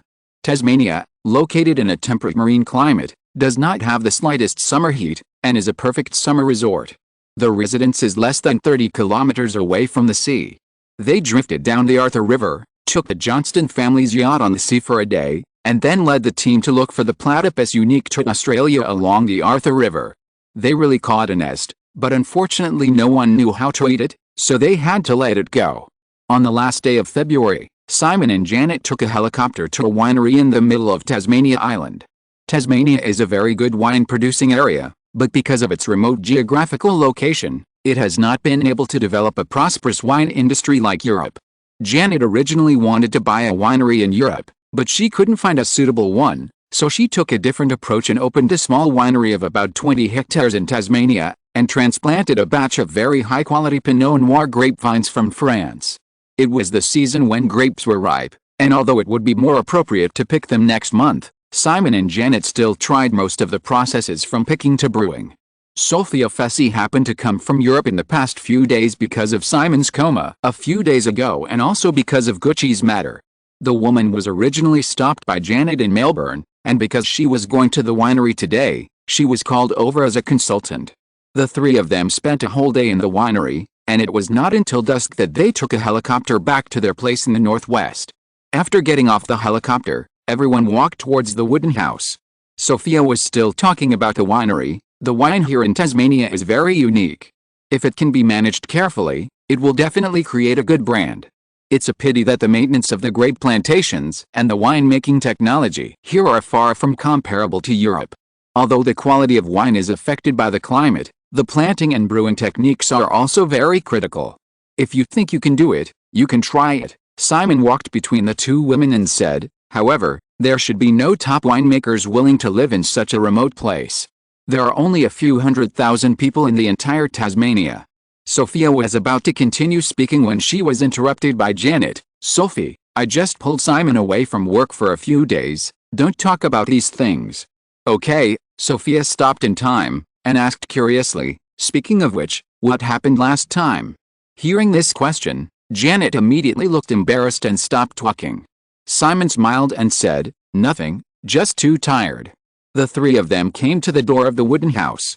The chef who came with them this time came forward to ask everyone what they would eat in the evening, and said that some seafood had just been sent from Melbourne. Simon didn't care too much about these, just handed it to Janet, and then opened the door and walked into the wooden house. After a day of running around, he just wanted to take a good bath. The wooden house is a two-story structure. The exterior looks simple and rough, and some wood has sprouted new buds, but the interior decoration is very exquisite, and all furniture and equipment are available. Simon took a shower in the bathroom on the second floor, changed his clothes and went downstairs again. There was no one in the living room, but there was some noise in the kitchen. Simon came to the kitchen door and saw Sophia making coffee. After a day of running around, the woman who habitually dressed in office clothes was still meticulous, as if she had just sat in the office all day. Janet's personality is often like a little girl. In comparison, Sophia has a very lethal-light mature atmosphere regardless of her age, figure, personality and temperament. Simon leaned against the door frame, admiring the mature and graceful figure of the woman, and unconsciously aroused some uncontrollable emotions.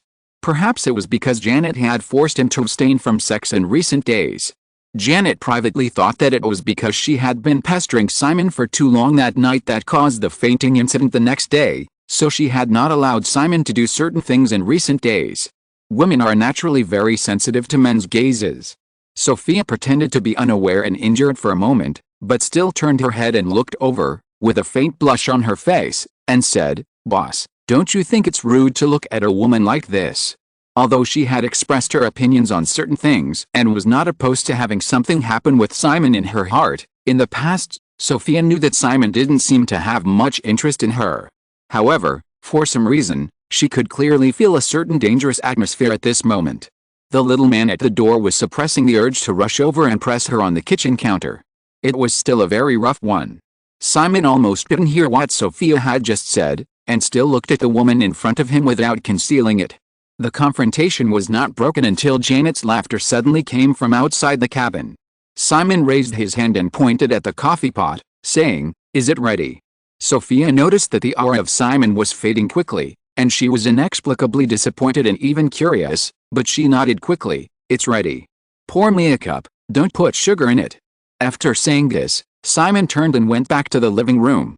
Sophia stood there for a moment, then silently took a cup from the cupboard and poured coffee. After hesitating for a while, she added a piece of sugar cube in it as if she was angry. Then she regretted it again, poured another cup, and then took 2 cups of coffee and walked out of the kitchen. Simon was lying lazily on the long sofa in the living room, leaning on the pillow, flipping through a book. Sophia put a cup of coffee on the coffee table next to Simon and sat down on the single sofa on the other side. Glancing at the book in the man's hand, Walden, she vaguely remembered that it was a very famous collection of essays, but she had never read it. Just as she was thinking about what to say, she heard Simon's voice. You can go upstairs and take a shower. Sophia shook her head subconsciously. No. But a thought flashed through her mind. What if he broke in? Then tell me about Gucci. Some time ago, Sophia had successfully acquired 63% of Gucci's shares, with a total expenditure of $170 million. Simon actually hoped to buy the entire Gucci at one time. With his current strength, it would be easy to raise another sum of money. However, although they have agreed to give up the absolute control of Gucci, most members of the Gucci family are obviously looking forward to continuing to hold some shares so that they can continue to gain benefits after the company recovers in the future. After hearing what Simon said, Sophia looked towards the door and said, Jenny just said that we can't talk about work. Simon casually turned a page of the book in his hand and said, You have to understand that for a person who is addicted to smoking, forcing him to quit smoking is not only not good for the body, but will be counterproductive. Sophia thought the metaphor was very interesting, smiled, and said, Things are a bit troublesome. Huh? Gucci's problems are more serious than I thought, with financial chaos, over-authorization, brand differentiation and so on. Even Maurizio Gucci and Paolo Gucci of the Gucci family are basically frequent guests in the scandal pages of many gossip newspapers. The third-generation heirs of this family are simply terrible. If they want to reshape the Gucci brand, they themselves are a big problem. That's normal. Gucci has a foundation comparable to Dior and LV. Both Dior and LV are currently valued at more than $1 billion. If Gucci's problems were not too serious, how could we get so many shares with a valuation of less than $300 million? Simon was not surprised at all. He glanced at the woman and said, Are you telling me that you don't know what to do now? Sophia avoided Simon's gaze, then quickly looked over and said, I need a sum of money, at least $20 million. Simon asked, What's the reason? The total amount of funds I could have used was only over $176 million. I spent $170 million to buy Gucci shares, leaving me with only over $6 million. However, Gucci is now seriously injured. Although I plan to streamline the product line, it will be very difficult to restore some products once they are cut, so they must be maintained even at a loss. All of these require money. In addition, Gucci's previous helmsman Maurizio Gucci was a man who lived a very luxurious life. In order to maintain his luxurious life in the past few years, he almost emptied Gucci's foundation and even left a large hidden debt. Most of them can be slowly digested in future operations, but some still need to be repaid as soon as possible. Simon nodded, thought for a while, and said, These are just small things. I just want to know, what are you going to do next? Sophia said, While ensuring the normal operation of Gucci's main product lines, I plan to start with the fashion department, especially the women's wear department. As long as the fashion department recovers, other product lines of the Gucci brand will benefit from it. I have already found several new creative directors and will interview these people after leaving Melbourne. Simon said, But if you want to sign these people, you still need money, right? Yes, Sophia nodded and said, Now many famous designers are very pessimistic about Gucci. If we want to sign them, we must show enough strength. Simon continued to ask, Anything else? After confirming the new creative director, I will focus the next stage of operations on several major fashion weeks this fall. That will be a key to Gucci's revitalization. At that time, I hope Deanery's Entertainment can provide some media resource support. That's no problem, I will say hello to Amy. Actually, Simon, I hope that after Batman is completed, you can come to Italy to have a look and provide some advice. And the Autumn Fashion Week, if possible, I hope you can personally shoot an advertisement for Gucci. Simon shook his head and said, I don't know much about fashion, and I don't intend to waste too much energy on this. Sophie, I hope you will do the same. Leave things to capable people as much as possible. You only need to be a helmsman and don't worry about your subordinates being too outstanding. What you should do is to ensure that your subordinates are better than you. As long as Gucci recovers, I will invest more funds to let you acquire other brands and expand Melisandre into a comprehensive luxury group as soon as possible. If you are completely entangled in the Gucci brand, you will be tied to this brand. At that time, I can only find someone else to take care of Melisandre. I understand, Simon, but this matter cannot be too urgent. I need to use Gucci to familiarize myself with the detailed operation of the entire luxury industry. Sophia said, and then said, so, about the funds and commercials. Simon did not give a guarantee, and said, the money can be given to you. As for the commercials, I will see if I have time at that time. If not, you can only find someone else. As the two were chatting, Janet pushed the door open and came in. She happened to hear their conversation and immediately became dissatisfied. She pulled Simon up from the sofa and walked out, saying, Dad had someone send over some Antarctic krill. They're still alive. Simon had no choice but to be pulled out by Janet. Sophia watched the two of them leave, and she got up and followed them out. They stayed in Tasmania for one night, rested for a whole week, and returned to Melbourne the next day. After all, Batman couldn't stop filming for too long. The next day was March 1st, the beginning of a new month, and Simon resumed filming on that day. Janet had originally planned to return to North America after spending Simon's 21st birthday. As Simon's industry expanded, women's lives were far less leisurely than before. However, after the fainting incident, Janet stayed completely to help Simon manage Cersei Capital. If you are listening to this novel on a channel other than Fanfic World, it means it was downloaded and re-uploaded without effort.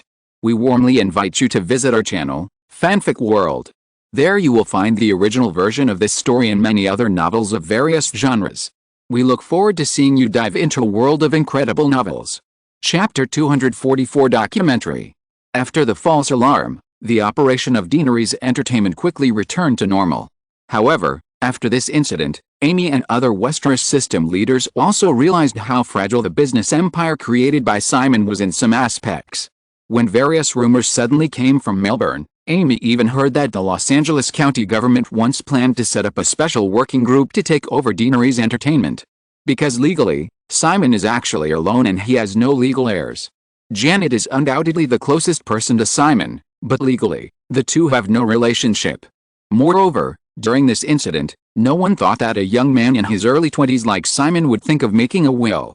During the rush to Melbourne, Amy and James confirmed that their boss was safe, and together they suggested that Simon re-establish the will and the agent of assets in certain circumstances. They have learned that Simon left a will document with George Norman, but it is not too cautious when it comes to billions of dollars of assets. The huge estate lawsuit of Howard Hughes, who died in 1976, is still continuing until now, more than 10 years later. A lot of information confirmed that Hughes had left a will, but due to the lack of clear legal heirs, driven by huge interests, all true and false will documents were declared invalid, and Hughes' huge estate became a feast for many people to scramble for. Simon naturally did not want to end up like Hughes, so he followed the advice of Amy and the others and redrafted the relevant will and agency documents under multiple guarantees. Entering March, following Rain Man, Deanery's Entertainment's other two films Steel Magnolias and Dead Poets Society in the end of last year also achieved North American box office revenues of over 100 million yuan. As a result, in 1988, a total of 11 films in the North American box office club of 100 million yuan appeared, of which 7 were produced by Deanery's Entertainment, and the other 4 were Disney's Who Framed Roger Rabbit, Paramount's American Journey, Fox's Flying Away and Paramount's Crocodile Dundee 2. Two films that also sold well at the end of 1988, The White-Headed Detective and Dragon Brothers, were ultimately unable to reach the 100 million yuan threshold under the pressure of many blockbuster films from Deanery's Entertainment. The two films are still in theaters, but according to current box office data, the North American box office of The White-Headed Detective is only about $73 million, and the domestic total box office of Dragon Brothers is expected to be only about $95 million. Among the 7 films of Deanery's Entertainment that have achieved a North American box office of over 100 million, 6 have entered the top 10 of the 1988 box office list, and only the last one, Dead Poets Society, is still chasing the 10th-ranked Crocodile Dundee 2. However, although Dead Poets Society cannot be regarded as an awards season hotspot like Rain Man, it has also been a hot topic recently, and it is not difficult to catch up with Crocodile Dundee 2, which was released last summer and has been off the shelves. On the other hand, The Bodyguard and The Sixth Sense have both been successfully completed recently, and John Hughes' Uncle Buck has also been filmed more than halfway. Deaneries Entertainment has officially announced the release dates of 3 films, which are June 2nd, June 30th and August 11th. Some pre-promotional work for the 3 films has been launched. On February 24th, following Blue Angel, Deaneries Entertainment's Highgate Pictures released its first film Metropolitan Man. This petty art film directed by Whit Stillman did not win any awards at the Sundance Film Festival in January, but it has a very good reputation. The production cost of Metropolitan Man is $3 million, which is far more than the hundreds of thousands of dollars budget that Whit Stillman originally planned to gather his relatives and friends to help shoot. Because some well-known actors were used, coupled with the film's reputation, Metropolitan Man opened on 127 screens and reached a box office of $1.39 million in the first week of its release, and the single-theater box office achieved a hot-selling level of over 10,000. Ella Deutschman invested $2 million in the publicity and distribution budget for this film. The first week revenue was $1.39 million. After appropriately increasing the scale of screening, relying on long-term screening, the total North American box office is expected to reach about $8 to $10 million, which is enough for Deaneries Entertainment to recover all costs with the North American box office alone. Although the expected North American total box office of Metropolitan Man may not be as good as the first week data of some of Deaneries Entertainment's best-selling films, this is the positioning of Highgate Pictures. Simon is very satisfied with Ella Deutschman's operation this time. This year's Easter is March 26th, which is earlier than in previous years. After Metropolitan Man, another film Sisters of Highgate Pictures will be released on March 17th, and the release date of Hellraiser 2 of New World Pictures will also be on March 24th during the Easter period. Overseas. Because he was building overseas distribution channels from scratch, Robert Rem's work progress was relatively slow. However, with the copyrights of 4 hot-selling movies, Scream, Steel Magnolias, Dead Poets Society and Rain Man, everything went smoothly. It is expected that in the first half of this year, Deaneries Entertainment will be able to achieve the company's share of the 4 best-selling films at the end of last year in major overseas ticket-buying countries. Moreover, as long as this channel expansion is completed, Deaneries Entertainment's future overseas film distribution will be much faster. Finally, with a large number of projects in various stages of preparation, such as Pretty Woman, Ghost, Teenage Mutant Ninja Turtles, and Driving Miss Daisy, Deaneries Entertainment's film business can be said to have truly entered a sustainable and healthy development state. Los Angeles. Sophia Fessi arrived here yesterday after leaving Melbourne. Because the fashion week in the second half of the year is crucial to Gucci's recovery, although she has received Simon's funding and commitment, she still flew to Los Angeles in person and planned to communicate with Amy in person. In addition, Gucci also has a store on Beverly Boulevard. Sophia also plans to conduct some financial audits and personnel adjustments for the store here. These tasks also require the assistance of Deaneries Entertainment. She cannot find a suitable accounting team in a short time, and the same is true for the store in New York. After signing the equity transfer agreement, Sophia appointed herself as the president of Gucci. Since Melisandre Company already had absolute control, Gucci no longer had a board of directors, and the core members of the original Gucci family only received some titles such as consultants. Today is Saturday. Sophia spent 2 days in the specialty store on Beverly Boulevard, and arrived in Malibu in the evening. There is a public relations party organized by Deaneries Entertainment. Because of Deaneries Entertainment's continuous public relations offensive for the Oscars at the end of the month, the mansion in Palisade has become the target of many gossip tabloids, and the company can only change the venue to hold various parties. Today's party is held in a mansion that Amy just bought in Malibu, located in Paradise Bay not far from Cape Dumay. After the 1987 stock market crash, housing prices in North America continued to fall, and Malibu was no exception.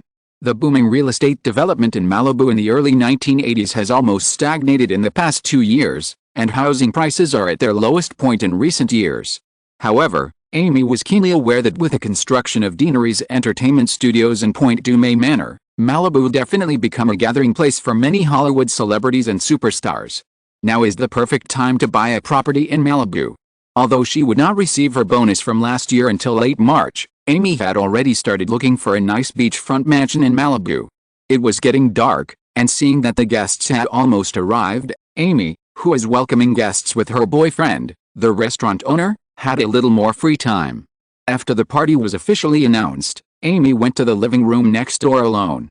As Simon inadvertently predicted, Sophia Fessy and Nancy Brill really hit it off at first sight.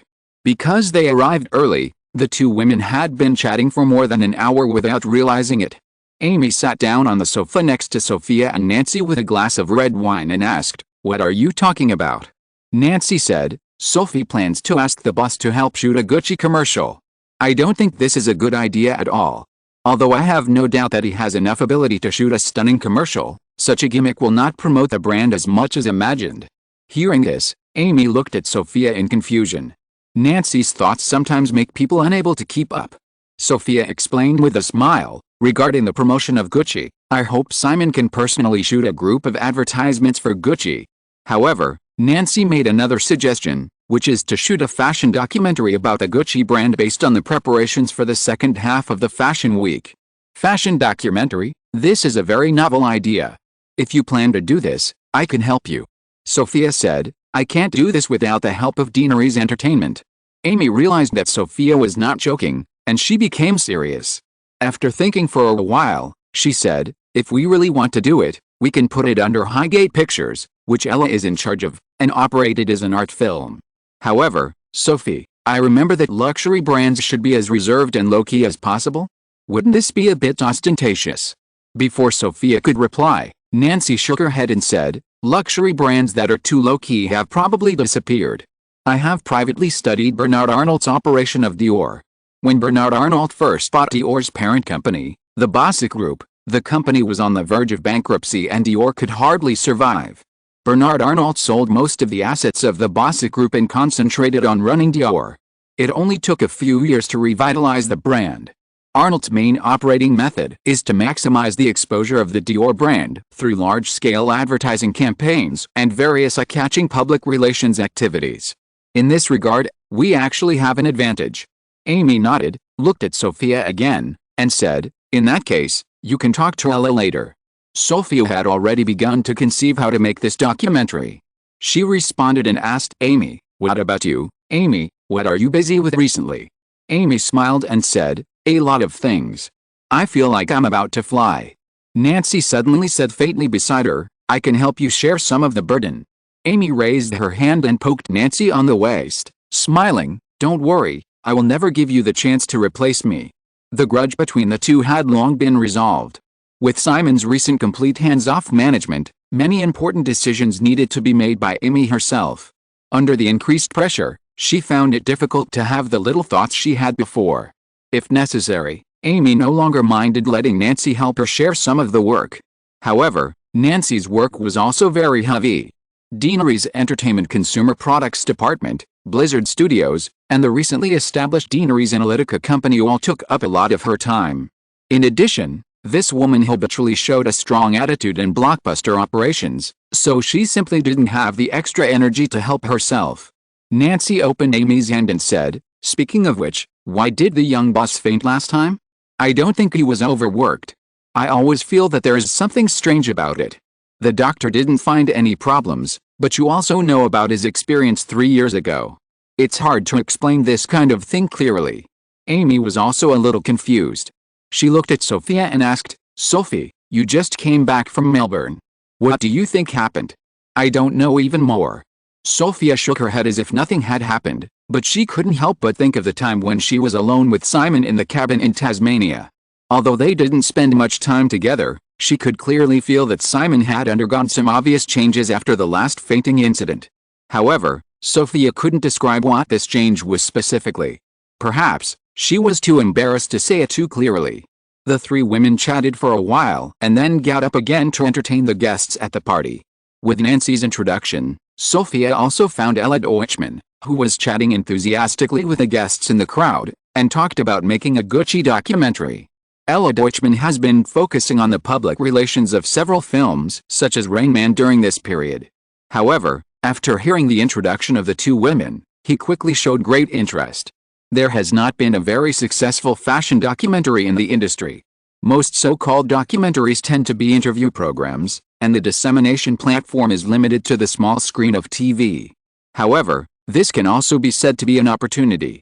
Moreover, the Gucci brands and the Gucci family have been full of topics in recent years. If it is operated properly, this documentary can even be pushed to the big screen. On the other hand, such a documentary does not require too high production costs. According to past experience, it is estimated that it only takes about $3 to $5 million to complete.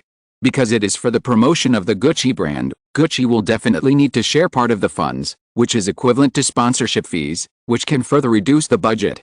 Ella Deutschman has a budget of $30 million at her disposal. In addition to the distribution of Metropolitan, Sisters, and Heathers, Highgate Films has only confirmed the production plans for two films, My Left Foot and Driving Miss Daisy. The combined cost of these two films is less than $10 million. Deutschman still has sufficient funds to develop other projects. After a brief discussion, everyone quickly finalized a development plan for the Gucci documentary. After the party, Ella Deutschman and Sophia agreed to continue discussing the matter in detail tomorrow, and the energetic Nancy Brill also participated in it with great interest. Chapter 245 You Are Really Scheming. In an apartment in the Brentwood area in the north of Santa Monica. After the party last night, Nancy Brill invited Sophia Fessy to stay in her apartment. The two women are both from France, and they hit it off right away. Sophia readily agreed and checked out of her hotel room and moved in overnight. Today is Sunday. Sophia woke up around 7 o'clock in the morning. On the other side of the big bed, Nancy was still sleeping. The two were of the same age, but looking at Nancy's petite face hidden by her hair, Sophia inexplicably thought of her two children who were far away in France. At a certain moment, she even had the urge to lean over and kiss the woman next to her on the face. Of course, this abrupt thought would not be put into action. Sophia is not a lesbian. Although she learned from the chat last night that Nancy has been single for many years, she did not think Nancy had such a tendency. She got out of bed quietly and closed the curtains that let in light, and then Sophia walked out of the bedroom.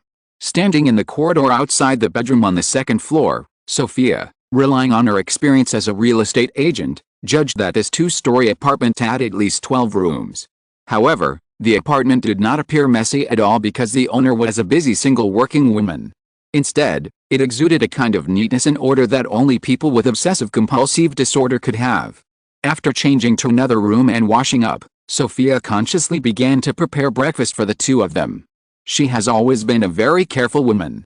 She had a general understanding of Nancy's taste at the party last night. Moreover, the ingredients in the kitchen of this apartment probably wouldn't be the type that the owner would hate. Half an hour later, Sophia was cooking a bowl of sweet corn soup when a voice of good morning came from behind her. Turning her head, Nancy was standing at the door in a light pink silk suspender nightgown. Her hair was not yet done, and her face was tired after waking up from drinking. Her delicate collarbone and round shoulders made her look very sexy, and she was barefoot. Sophia also said good morning, but she had to move her eyes down a little to look at a petite woman. Nancy noticed the smile on Sophia's face and immediately widened her eyes like a cat whose tail was stepped on. She said, "Please, don't say I look like a doll. I'll be angry." Sophia originally wanted to joke that her 8-year-old son would be as tall as her in a few years. Seeing Nancy's reaction, she gave up the idea and just said, "Breakfast will take a while. You can take a shower first." Nancy agreed and went upstairs to wash up. In the restaurant, the two had breakfast together. Nancy took the initiative to confide her long-standing troubles to Sophia. "My father is 6 feet tall and my mother is 5 feet 9 inches. But for some reason, I have never grown taller after I grew to 5 feet 1 inch. Although he never said it, I know that my father has always suspected that I am not his biological child." It was related to other people's family privacy, so Sophia was not easy to respond, so she just listened quietly. Nancy did not shy away from it and continued, "A few years ago, when Dad heard about the emergence of DNA paternity testing, he immediately ran to do it. I guess he must have done it several times. After confirming that I was his daughter, he solemnly apologized to Mom and me. However, how could the rift of so many years be mended with just one apology? Since junior high school, I found that I was shorter than other children of the same age, and I have always felt inferior. Ever since I heard the first boy I tried to date boast to his friends that I was like a doll, I have never had a boyfriend. Later, I became more and more competitive and wanted to surpass all the guys who were taller than me. Sophia cleverly ignored the impact of Nancy's height on her family, and evaded the main issue by saying, in fact, it doesn't matter if you are shorter. We are women. It doesn't matter if we are taller or shorter, not to mention that you are so beautiful. You can't understand my distress, Nancy sighed with a little vicissitudes of life. She picked up the spoon and took a sip of the sweet corn soup before saying, what about you, Sophie? Why do you work for Westeros? I was originally an agent for a real estate agency. During last year's Cannes Film Festival, I happened to be the agent for a house that Simon had taken a fancy to in the local area, so I seized the opportunity decisively. You know, in order to attract the attention of our boss, I called every day during that period, and often found excuses to visit him, and finally succeeded. Nancy listened in a daze, and then said, Sophie, you are really scheming. Sophia felt that she should be able to become a very close friend with the straightforward little woman opposite her, so she showed her other side a little. She could also feel that Nancy's words did not mean anything contemptuous, so she just rolled her eyes at her and said, if I had no scheming, I should be in Corsica now. Maybe I would marry a fisherman, repeat boring housework every day, look after the children, take care of my husband, and be unknown all my life until one day I grow old. My mother is such a woman, but this is not the life I want. Although she has a suspicious father, Nancy has lived in a very affluent environment since she was a child, and basically has not experienced any major setbacks.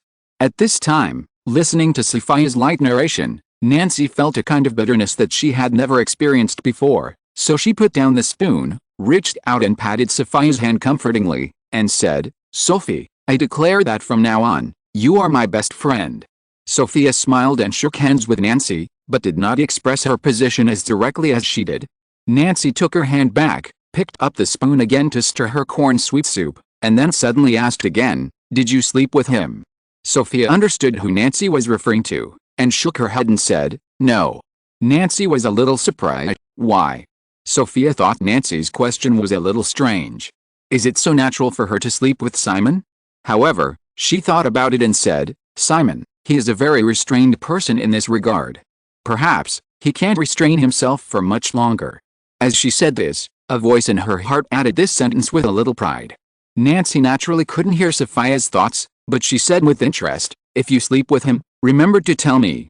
Sophia was a little helpless. Are you very interested in this?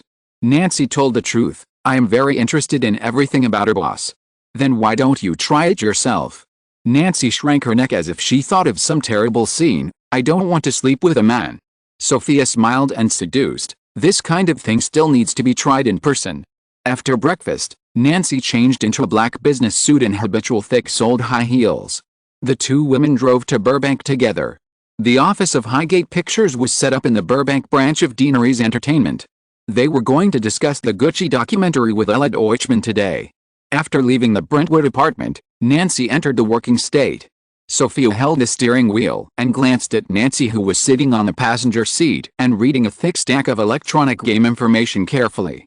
She said, I think Deanery's Entertainment should actually try to develop game consoles. Simply developing electronic games will always be constrained by console manufacturers. I've thought about this, but Deanery's Entertainment has no foundation in this area. We have missed the 8-bit era, and the 16-bit consoles can't catch up. If we want to enter the market, we can only invest directly in the development of the third-generation 32-bit game consoles. The development of game consoles requires a lot of money and time. When Atari was developing the 2600 console, it had to sell itself to Warner because of a broken capital chain. The development of Atari 2600 lasted for 4 years and invested $100 million. That was $100 million in the 1970s. Moreover, even if there is no shortage of money and time, we still have to face the patent barriers and content barriers that Japanese manufacturers have built. Sophia smiled when she heard what Nancy said. You don't look like someone who would back down when faced with difficulties. Nancy raised her chin slightly and said, of course not. Apart from these external factors, the most fundamental reason is that I think it is not a good idea to invest in the research and development of game consoles. Don't look at the fact that Nintendo's NES now occupies 90% of the market and makes huge profits every year. However, competitors such as Sega, Atari and Sony have not given up trying to enter the game console market, and there may be new players in the future. Nintendo has already fallen behind in 16-bit consoles, and the development of PC games has also been very rapid in recent years. All of this means that the game hardware market will form a very fierce competition in the future, and there may be no winners. In comparison, high-quality game content is always in demand by the market. Moreover, I also found that excellent electronic games all have a very long life cycle. As long as a hit is successfully created, the production company can continue to develop it from generation to generation, and each generation can bring stable and lucrative profits. Therefore, my most fundamental goal is to build Blizzard Studios into an electronic game production and distribution company. As for developing game consoles, I am not interested. Sophia and Nancy talked all the way to the Burbank Deanery's entertainment branch, where Ella Deutschman had already arrived. Although it was Sunday, the office building of the Burbank branch was still busy. Deanery's Entertainment's continuous work rhythm has attracted a lot of media attention. Some employee rights protection organizations in California have even sent people to investigate whether there is forced overtime. The company has indeed not had any forced behavior, but the atmosphere has been informed. When others are working, those who want to rest are embarrassed to stop. There are also some employees who choose to resign because they can't bear the pressure. In addition, the news that Simon has fainted due to excessive fatigue has been reported recently, and some of the original complaints have also decreased a lot. The boss is exhausted. What qualifications do you have to complain? My Left Foot was completed at the end of February. At Deutschman's request, the film's director Jim Sheridan led the production team to Los Angeles to complete the post-production of the film. Deutschman failed to get Sex, Lies and Videotape, so he selected My Left Foot as a backup film for this year's Cannes Film Festival. With a connection Simon established in Cannes last year, it will not be difficult for My Left Foot to get a spot on the main competition unit as long as the quality of the finished film meets expectations. Sex, Lies, and Videotape received unanimous praise from the media and an audience award at the Sundance Film Festival in January. Columbia Pictures is not eager to push the film to theaters, and also plans to participate in the Cannes Film Festival in May.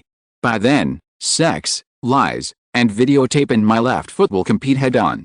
After finishing the routine meeting with the post-production team of My Left Foot, Deutschman came to the office and discussed the development plan of the Gucci documentary with Sophia and the two girls.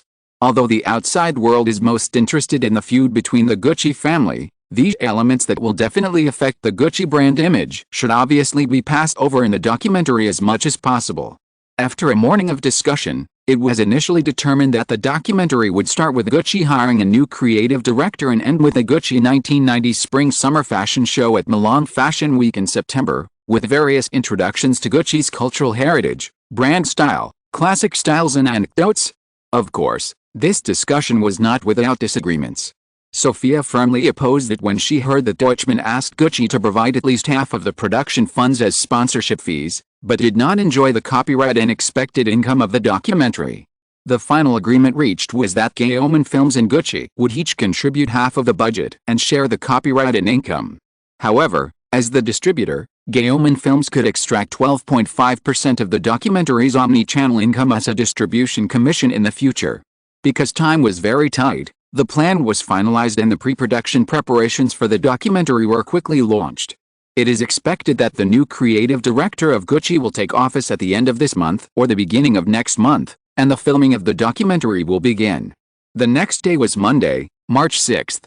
Sophia spent another day discussing with Amy about a brand cooperation between Gucci and Deanery's Entertainment.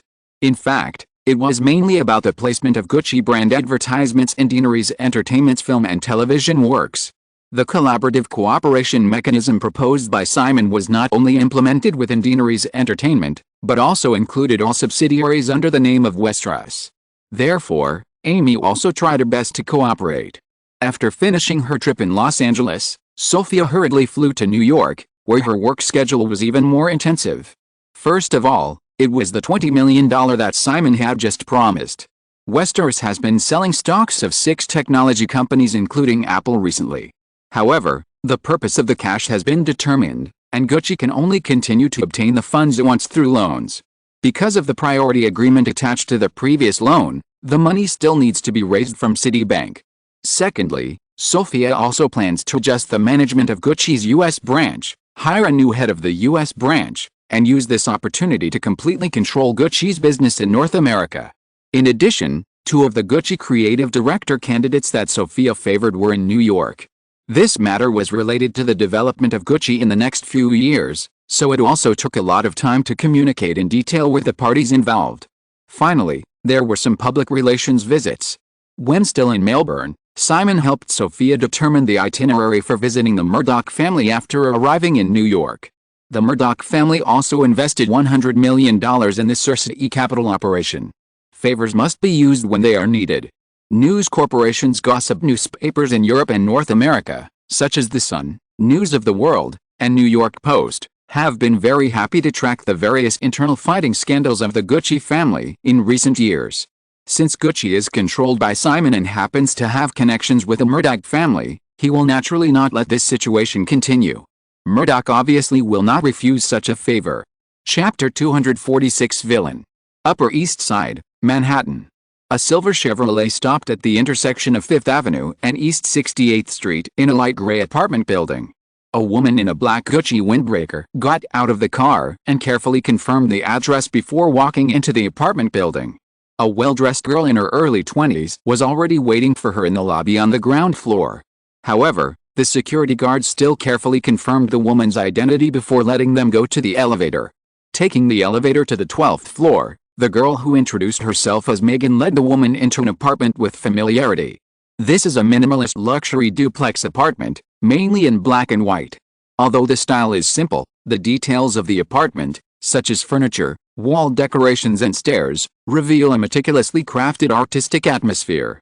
Standing at the door, looking at the luxurious duplex apartment in front of her that she had never dared to dream of, the woman could not help but be stunned for a moment. Until she felt a faint pride and contempt in the eyes of the girl next to her, she quickly gathered her mind and noticed that the apartment was being cleaned. Moreover, like Megan, the cleaning staff were all young girls around 20 years old with a body and appearance score of more than 80 points. Megan walked up to the other girl and whispered to her, then turned to her and said, "Ms. Fessy is in the wine cellar, Miss Aarons, please follow me." Wine cellar? Still going downstairs? Thinking of this, Megan made a gesture of invitation and went straight to the corridor next to the living room. She hurriedly followed. The living room just now was larger than the apartment she rented in Greenwich. Walking along the corridor, she could not help but find that this duplex apartment was probably more than 4,000 square feet on a single floor. The wine cellar was in a room at the end of the corridor, and it turned out not to be underground. However, the closed retro brick wall design in the wine cellar, which was very different from the other spaces in the apartment, gave people a feeling of a basement. Megan entered the wine cellar, completely putting away her arrogance, and politely said, "Ms. Fessy, Miss Aarons is here." Sofia Fessy was putting a box of wine on the wine rack. Seeing the 2 people appear, she continued to put a bottle of white wine in place, then walked over and hugged the woman, saying, "Good afternoon, Angie, you look so beautiful in this windbreaker." The woman's name is Angela Aarons, 28 years old, and she is the president of Gucci's American branch that Sofia has just confirmed. The 2 had contacted several times before, and had negotiated all the details. They agreed to officially sign the contract this afternoon. Angela Aarons responded to Sofia's hug and said, "Thank you, Sophie." It may take a while. Sofia let go of Angela and sent Megan away, who was still standing at the door. She came to the box of wine, carefully picked up a bottle and placed it on the wine rack, stroking the bottle and said, 1971 white wine produced by the Jufu Sundial Garden of Hydra Winery. 1971 was the only year in decades in the Mosel Valley wine producing area in Germany that the comprehensive climatic conditions reached 98 points. The best Jufu Sundial Garden covers an area of only 3 hectares. I helped Simon buy this box of wine at Sotheby's last night. Angie, how much do you think it will cost? Angela Aarons looked confused. After thinking for a while, she boldly said, $100,000. Sofia smiled and did not give an answer. She put the remaining 2 bottles of wine in place and left the wine cellar with Angela. The girls had roughly finished cleaning the apartment. Sophia checked it herself and confirmed that everything was fine. Then she sent the 7 girls away. She then left the apartment with Angela Ahrens. It was already noon. The two chose a restaurant nearby and ordered food. Sophia took the initiative to explain, "Simon and Jenny are not on the United States, so they asked me to help them clean the house. I am actually Simon's housekeeper." Angela Ahrens hesitated, but couldn't help but be curious. "Those girls," Sophia said, "Simon is a perfectionist. He said that he could hardly imagine a fat middle-aged Mexican maid helping him clean the room.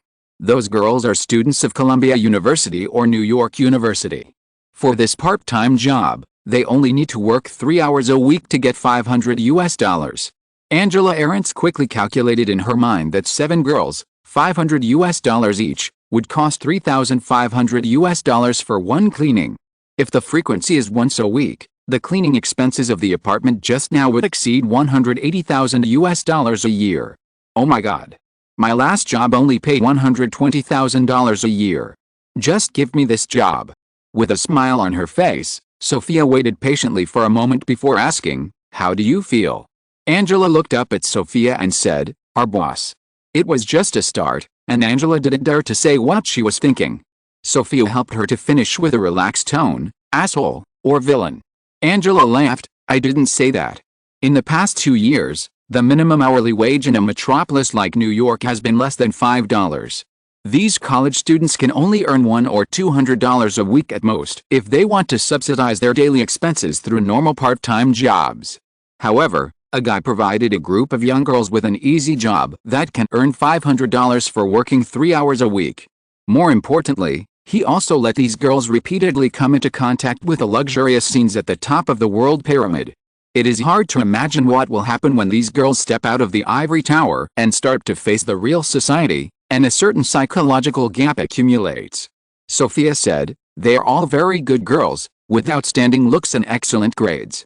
Although it is only a part-time job, they have all undergone background checks to confirm that they and their family members have no tainted records. They also have to undergo very strict housekeeping training before joining the job. Simon hired them for no other reason. He is not short of women. He just likes everything beautiful. But for these girls, it would be difficult for them to keep their original intentions after being immersed in a world that does not belong to them." Angela remembered her brief loss of consciousness when she just entered the apartment and the unreasonable arrogance of the girl named Megan, and couldn't help asking, "Sophie, what kind of person is he?" "Well, you'll know when you meet him." Sophia couldn't find a suitable adjective for a while, and said, "However, the reason you were able to get this job is because of Simon.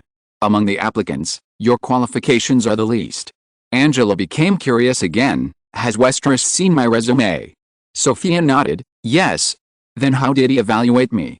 Sophia smiled again and said, "He said that this woman is very beautiful and we can let her try." Angela and Sophia looked at each other for a moment and found that Sophia did not seem to be joking. She raised her hand and gestured in disbelief. "Then, I got this job just like that. Yes, as a subordinate, I am very good at observing people's expressions." In Melbourne, Sophia showed Simon the information of candidates for positions such as Gucci Creative Director and President of Gucci's American branch that she was preparing to interview. At that time, Simon was still under Janet's strict supervision to control his working hours.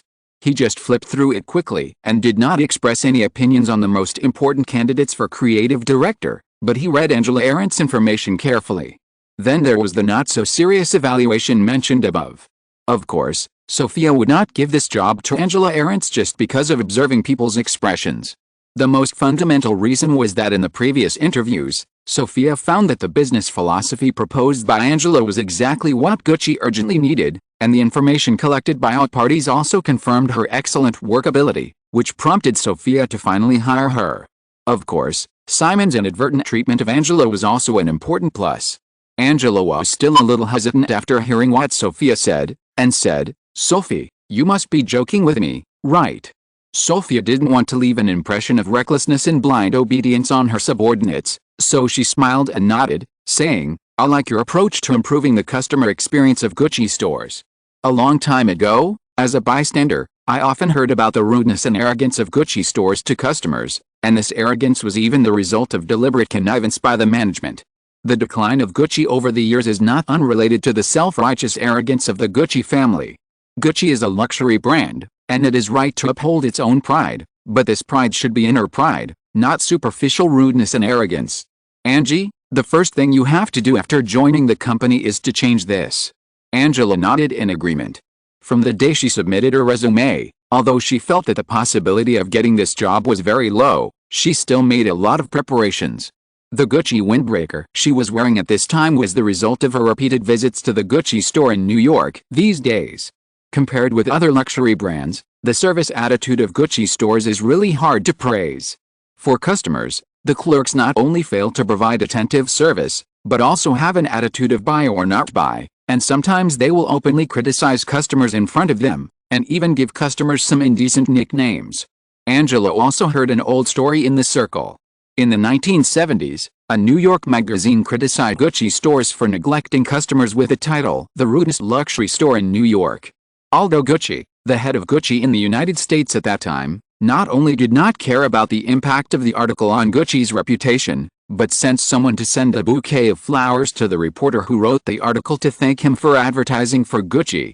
"Sophie, there is one thing I need to discuss with you first," Angela said after Sophia finished speaking. "After joining the company, the first thing I will do is to dismiss all the employees of the Gucci store in New York. I have accumulated some resources over the years and can find people to fill their vacancies as soon as possible. As for the stores in other regions, I will visit them one by one and then make a decision. Once the employment contract is signed, hiring and dismissing employees are actually within Angela's authority." However, Sophia also knows why she brought up this matter. Many of the employees in the Gucci store in New York are children of the Italian upper class who live and study in the United States. These people generally only regard the work of the Gucci store as a temporary part-time job. Gucci's roots are in Italy, and its future operations cannot be separated from this country.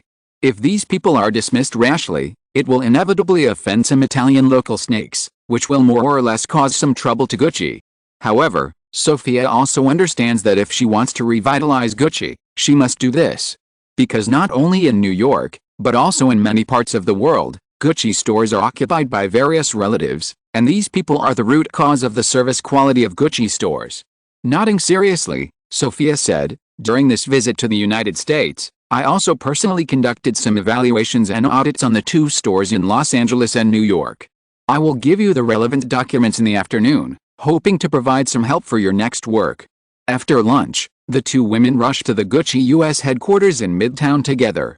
After a busy afternoon, Angela Ahrendts officially signed a contract to become the president of Gucci's U.S. branch, responsible for the operation of Gucci's 52 directly operated stores in North America and many brand-authorized counters. After the contract was signed, Sophia immediately contacted some fashion media in New York to publicly announce the news of Angela Ahrendts' employment. To increase the exposure of the brand as much as possible is the experience that Sophia learned from Dior and LVMH before taking over Gucci.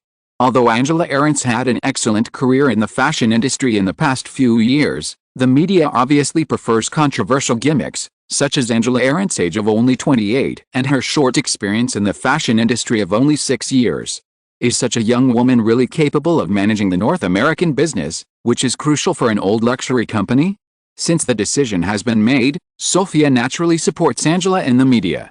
But the pressure of media questioning needs to be borne by the other party. Opportunities and pressure have always been symbiotic. Speaking of which, many executives of Westeros are very young, just like Amy Pascal, who happened to be 28 years old when she just started working for Simon 2 years ago. However, Amy was one of the first people to start a business with Simon, and with the existence of Simon, a tall man, the media always naturally ignores Amy's age. While signing Angela Ahrendts, Sophia also completed her interviews with two candidate creative directors. Both of them are new designers in the American fashion industry in recent years. One is Tom Ford and the other is Marc Jacobs. When Sophia showed Simon the information of several candidates, Simon recalled from his memory that Tom Ford was the creative director of Gucci in the 1990s, and he did not leave Gucci until 2004. In addition to Tom Ford, Marc Jacobs and John Galliano of the United Kingdom are also very dazzling top designers in the fashion industry for many years to come. In Simon's opinion, Luxury brands never need to seek public recognition, but should be forced to instill a fashion style. This concept is similar to the iPhone many years later. Apple designed a curved antenna, and everyone had to imitate the curved antenna. Apple launched a notch screen, and a lot of manufacturers followed the notch screen. As for whether the design is ugly or not, this is Apple. The same is true for luxury brands. Whatever design style the top luxury brands promote, second and third tier fashion brands will follow suit. Therefore, Simon did not deliberately seek to make Gucci follow the original development trajectory. As long as the appropriate operating model is confirmed, several outstanding designers, no matter which one is hired, are enough to revive Gucci. As for the different styles between designers, they will eventually become Gucci's style. Sophia actually prefers John Galliano. This talented designer who graduated from Central St. Martin's College in the UK is only 29 years old this year, but his resume since his debut is quite brilliant. However, during Sophia's stay in the United States, the head of Gucci Europe did not reach a contract with John Galliano. The other party asked for too high a price, so Sophia had to give up. In the end, between Tom Ford and Marc Jacobs, although Marc Jacobs is more talented in design, Sophia still chose Tom Ford. Tom Ford and Marc Jacobs both graduated from Parsons School of Design in New York, both have very rich design experience, and have been recognized by the industry. The main reason why Sophia chose Ford is because of language considerations. Although Tom Ford and Marc Jacobs are both Americans, Tom Ford has experience working in Europe and can communicate with people proficiently in French and Italian, which is Marc Jacobs' shortcoming. Chapter 247 Weaving a Web. Sophia Fessy finished her work in New York. It was already Saturday, March 11th. She had originally planned to return to Europe today. There were still many things she needed to deal with at Gucci. An invitation to a cocktail party from the Raybolds made her postpone her trip to tomorrow. At about 6:30 in the evening, Sophia and Angela Ahrens, who had officially become the president of Gucci's U.S. branch, rushed to the Gramercy Park Hotel in Midtown. The two entered the hotel banquet hall. Many guests had already arrived and were chatting about their own topics in groups of 3 or 5. The Raybolds came up to greet them together, exchanged a few words with Sophia and Angela, and signaled the two women to be at their leisure, and then turned to greet other guests. The new New York mayoral election will be held in November at the end of the year. Tonight's banquet is a fundraising cocktail party held by the Raybolds in their private name for David Dinkins, the Democratic candidate for this mayoral election. Of course, everyone knows that the real money behind the cocktail party is Simon himself. David Dinkins' competitor happens to be Rudy Giuliani, the prosecutor of the Southern District of New York who investigated Simon. Although there are some gaps with Rudy Giuliani, this reception was not held to target him, but to manage the political connections of Westeros. Billions of dollars of wealth have been accumulated in just a few years. If Simon's company wants to continue to expand, it is destined to have to deal with the federal government. If you think of cramming when you encounter trouble, it will obviously not work. Simon had previously refused to bring local capital into the Japanese financial market, and James Raybold reminded him that he had missed an opportunity to establish connections with traditional American capital forces. Although Simon still chose to refuse, he also instructed James to start managing the political connections of Westeros. Moreover, Simon also directly approved $10 million in funds, which was only the budget for this year. In this era when most of the top rich people only have assets of billions of dollars, there are very few rich people who can easily take out $10 million in cash just to build a network of political connections. However, after a brief surprise, James quickly took substantive action. Building political connections does not mean betting on the presidential election. In fact, because the President of the United States is watched by many people for every move, and his power is not as great as imagined, the return on investment is actually very low. In comparison, only by becoming the behind-the-scenes financier of the Federal Senate and House of Representatives or important institutions can one weave a truly unbreakable network of connections. Many years later, the Koch family's deep-rooted political influence in the United States was established in this way. With the annual large-scale political donations, no matter which party wins the presidency, the Koch family has dozens of spokespersons in the federal government occupying various high positions. With this powerful political influence, the Koch family controls a huge energy empire that is very sensitive in any country, but has basically not encountered any troubles such as antitrust.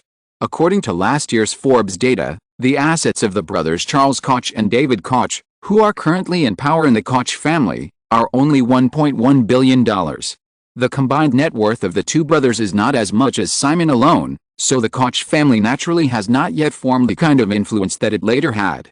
After being reminded by James, Simon immediately came up with the idea of copying the Koch family's political network model. The Koch family actually only started to rise in the 1960s and 1970s, and may have been operating for a few more years than Simon. But Simon also has his own advantages. Not only is he young enough to have enough time to do this, but his personal wealth is also better than that of the Koch family. After making the decision, Simon did not hesitate to take out $10 million for James to test the waters. Moreover, Simon was not greedy enough to want to play both sides, but decisively bet on the Democratic Party.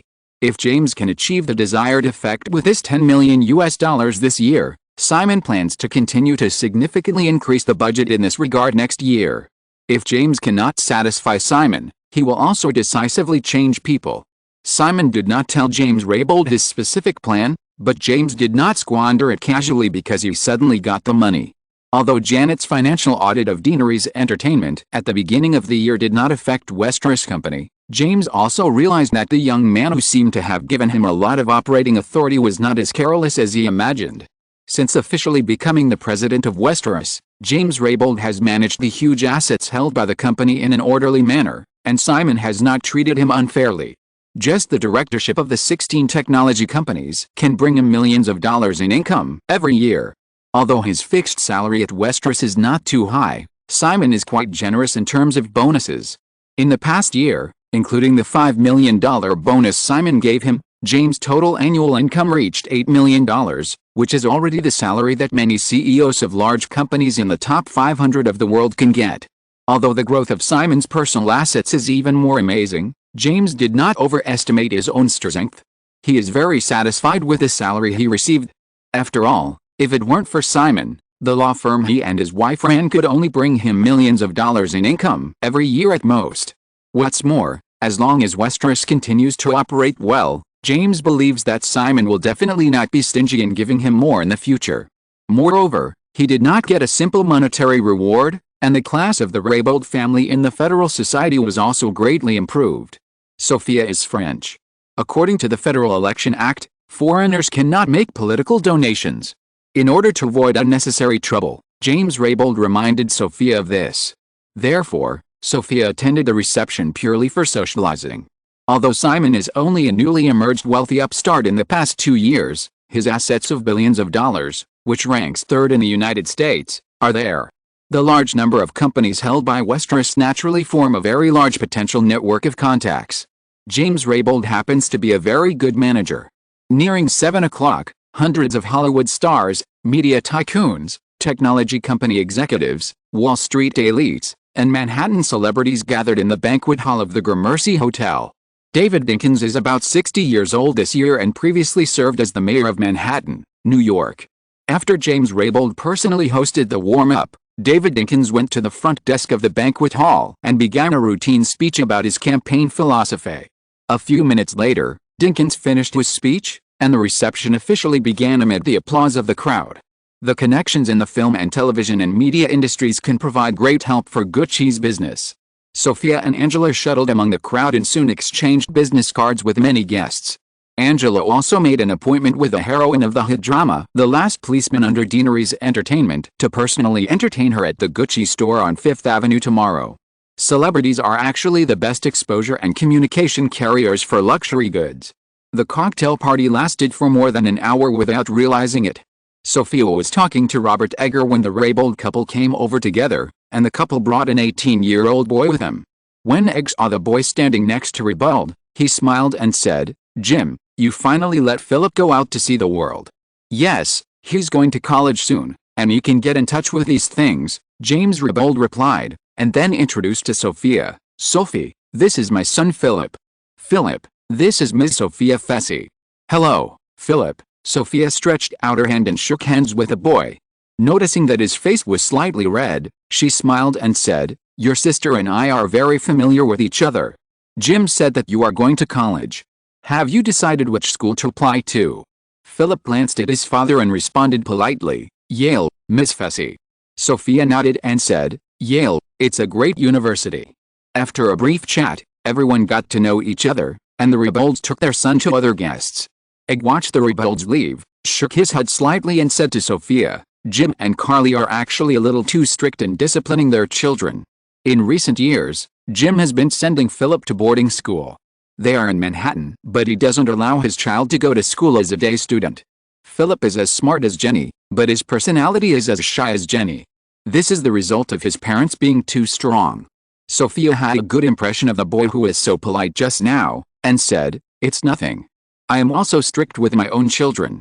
On the other side, the Ribolds were socializing with their son in the crowd, and James' assistant came over and whispered in his ear that when he heard that David Dinkins was about to leave, James gave his wife a few instructions and walked towards the door of the banquet hall.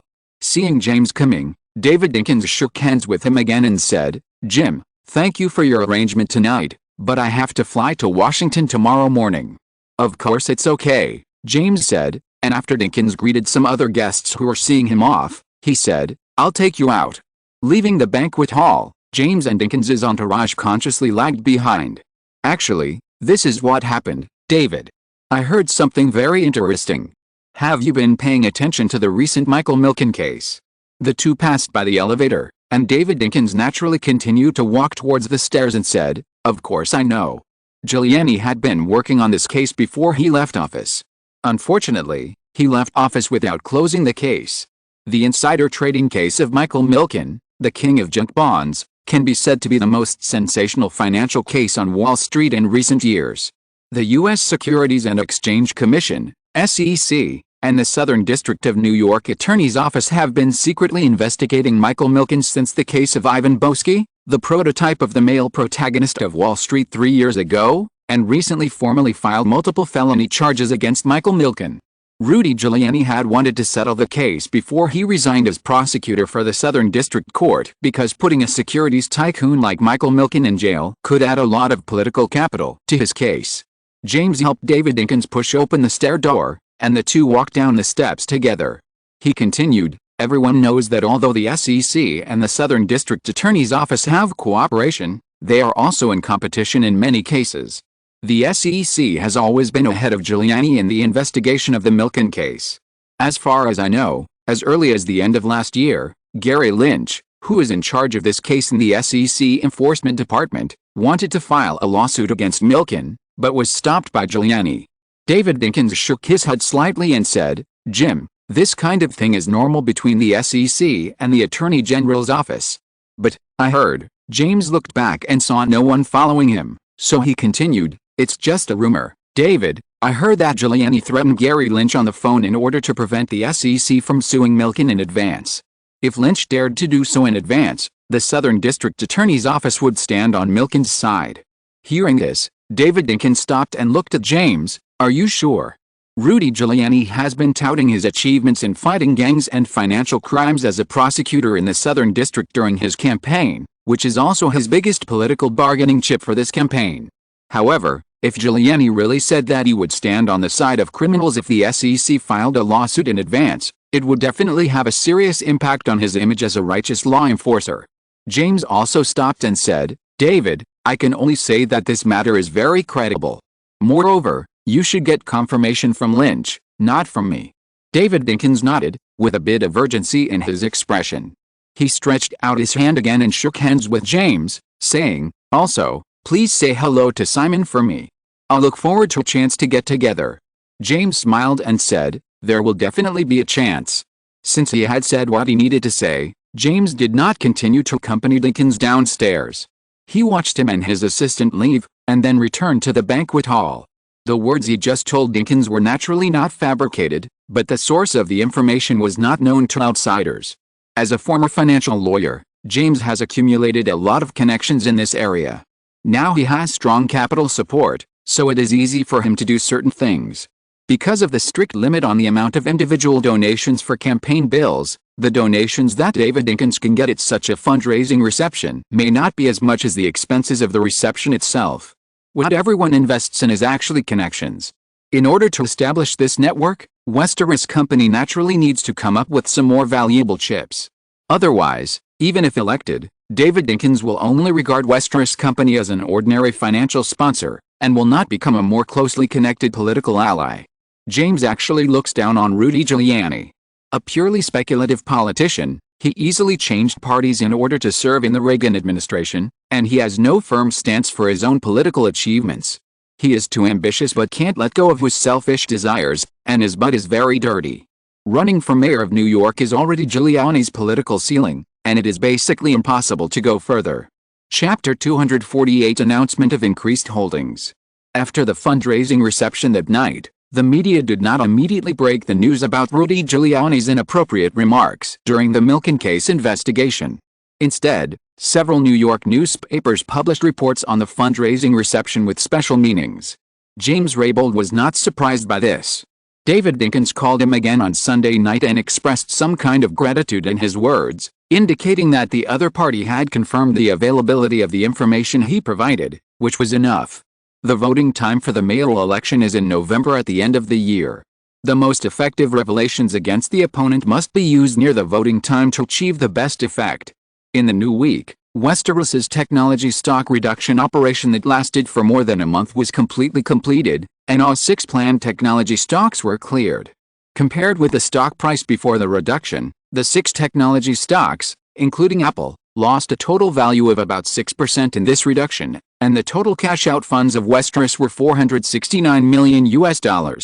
On the other hand, although Westeros Company holds a capital share of $500 million in Cersei Capital, before the integration of funds from all parties, the $200 million originally invested by Simon had already generated a good profit, and Westeros Company only added $270 million to make up $500 million. Therefore, the cash-out funds minus the allocation of Cersei Capital, plus another part of the profits handed over by Deaneries Entertainment after the completion of the financial audit and some of the funds of Westeros Company itself, there is still a total of $260 million available in New York. While reducing the holdings of Apple and other companies' stocks, at Simon's request, James Raybould began to secretly absorb the stocks of Microsoft and Intel. On March 16, Westeros Company informed the SEC and the media of the information on the increase in holdings of Microsoft and Intel. The increase announcement disclosed by the Wall Street Journal shows that in the past month, Westeros Company has bought 1.55 million shares of Microsoft again, with a total holding of 5.25 million shares, accounting for 10.19%, and bought 5.5 million shares of Intel, with a total holding of 18.5 million shares, accounting for 10.08%. During the entire process of increasing holdings, Westeros invested a total of $253 million in the two companies, including $85 million for Microsoft and $168 million for Intel. With the release of Westeros's announcement of increasing holdings, the share prices of Microsoft and Intel rose in the following 2 trading days. As of the close of Friday, March 17, compared with before Westeros disclosed the increase in holdings, Microsoft's market value reached $3.02 billion, an increase of 6%, and Intel's market value reached $5.36 billion, an increase of 3.6%. So far, Microsoft and Intel have also become the 2 largest holdings in Westeros's technology portfolio. The total value of these 2 stocks alone has reached $838 million, accounting for 53% of the total value of $1.569 billion of the remaining 19 listed technology stocks held by Westeros. In addition to Microsoft and Intel, Westeros holds only 7% of Sun's shares in other technology stocks with a value of more than $100 million, with a specific figure of $117 million. The remaining technology stocks are all worth less than $100 million. Silicon Graphics, which works closely with Deaneries Special Effects, holds the highest proportion of shares, 11%, but the company's current total market value is still only $320 million. Oracle holds 9% of the shares, and the recent total market value of this database software company has not yet broken through the $1 billion mark, only $960 million. In addition to Microsoft, Intel, Sun, Silicon Graphics and Oracle, the shareholding ratios of the other 14 listed technology stocks are basically maintained at around 5%, and the market value is far from comparable to the 2 giants Microsoft and Intel. Simon actually hopes to continue to increase his holdings in Microsoft and Intel to 15%. However, Compared with the 1987 stock market crash, the cost of increasing holdings in these two companies has become increasingly high. In order to increase holdings in these two companies, Simon has to temporarily give up buying stocks of other companies that are also very promising. After Westeros increased its holdings, James' liquidity quickly shrank to millions of dollars. He did not even reserve capital gains tax for his previous reduction of Apple and other technology stocks. He could only expect Simon's operations in the Japanese financial market or the profits of Deanery's entertainment to transfuse Westeros. If necessary, he would continue to increase debt. Melbourne. In late March, the aftermath of the coma was completely over. Simon has been shooting a car chase scene in the Batman script in recent days. This is the ultimate showdown between Batman and Black Mask in the film, and Catwoman is also involved. Batfighter, Batmobile and Batmotorcycle, these important props of Batman, will be used. Therefore, the most difficult thing to control in this scene is confidentiality. Because for location shooting, even if the streets are blocked, the omnipresent paparazzi can hide in the buildings on both sides of the road to take pictures secretly, which is impossible to prevent. After consideration, Simon simply officially released the concept drawings of several large props of Batman. Before that, Catwoman's image had been exposed. The crew's final confidentiality task now is to ensure that the plot of the film will not be leaked. It was 11 o'clock in the evening on Highway 33, which is located in the southern part of the city. The crew had already shot 2 other sets of shots. What they were going to shoot at this time was the scene where Catwoman rode Batman's cool Batmobile out of the flying Batfighter to assist Batman in chasing Black Mask. The scene of Catwoman riding the Batmobile and falling from the lower abdomen of the Batfighter will be completed through CG. However, the electric Batmobile built by the crew with hub motor technology has a speed of only 30 km per hour. In order to pursue the sense of extreme speed, Simon hopes that this set of shots will reach a real speed of more than 100 km per hour, which requires the Batmobile to be dragged by external force. This is one of the difficulties in this shooting. In previous tests, the Batmobile flipped over after being dragged. In addition, in this scene, the unmanned Batfighter controlled by Alfred will continue to hover above Catwoman. In fact, it is a helicopter hanging the Batfighter for low-altitude shooting. Although the helicopter pilot skills are good, there are still dangers. However, compared with Catwoman's other action scenes, the risk factor of this scene is still very low. Valerie Garlino has completed most of Catwoman's scenes. After discussion, she finally decided to do it herself. After careful preparations, the filming was about to begin. Simon stepped forward again to Valerie Garlino, who was sitting sexy on the Batmobile, and said, "Riley, remember one thing, if you feel the car is going to overturn, jump out immediately. The Catwoman costume on you still has good protection." Valerie Garlino was about to put on the highly restored red Catwoman glasses, and heard the words, "Simon, what if I can't jump down?" Simon felt that Valerie's tone was very relaxed, and it was obvious that she was not too worried, so he didn't say anything more, and smiled, "It doesn't matter if you don't jump down." Valerie Garlino was suspicious and raised her voice, "Huh?" Simon wanted to joke that the crew would reimburse you for your medical expenses, but such words were too easy to give people a handle. He didn't want an actress to jump out many years later and say that Simon Westeros knew there was danger and insisted on letting him shoot certain shots, leaving sequelae, so he just waved his hand, picked up the walkie-talkie and ordered, "Everyone, get ready to shoot." The order was given, and the sparse traffic flow arranged in advance began to move. Simon also got on another convertible and drove to the front of the tractor. The photographer on the tractor put down the clapperboard, and the driver started the car and began to accelerate. The helicopter hovering in the air not far away also hung the Batfighter and entered the required forward trajectory. More than 10 seconds later, the Batmotorcycle reached a high-speed forward state planned by Simon, and continued to drive about 2 kilometers under the towing of the tractor. Simon shouted cut on the walkie-talkie. Everything went smoothly in the first shot, and everyone relaxed. Simon played back the footage and found that the movement trajectory of the Batfighter was a little deviated, so he started shooting the second time, and then the third time. Such a large-scale shot is very cumbersome to arrange, so Simon planned to accumulate enough materials at one time to ensure that there would be no reshoots.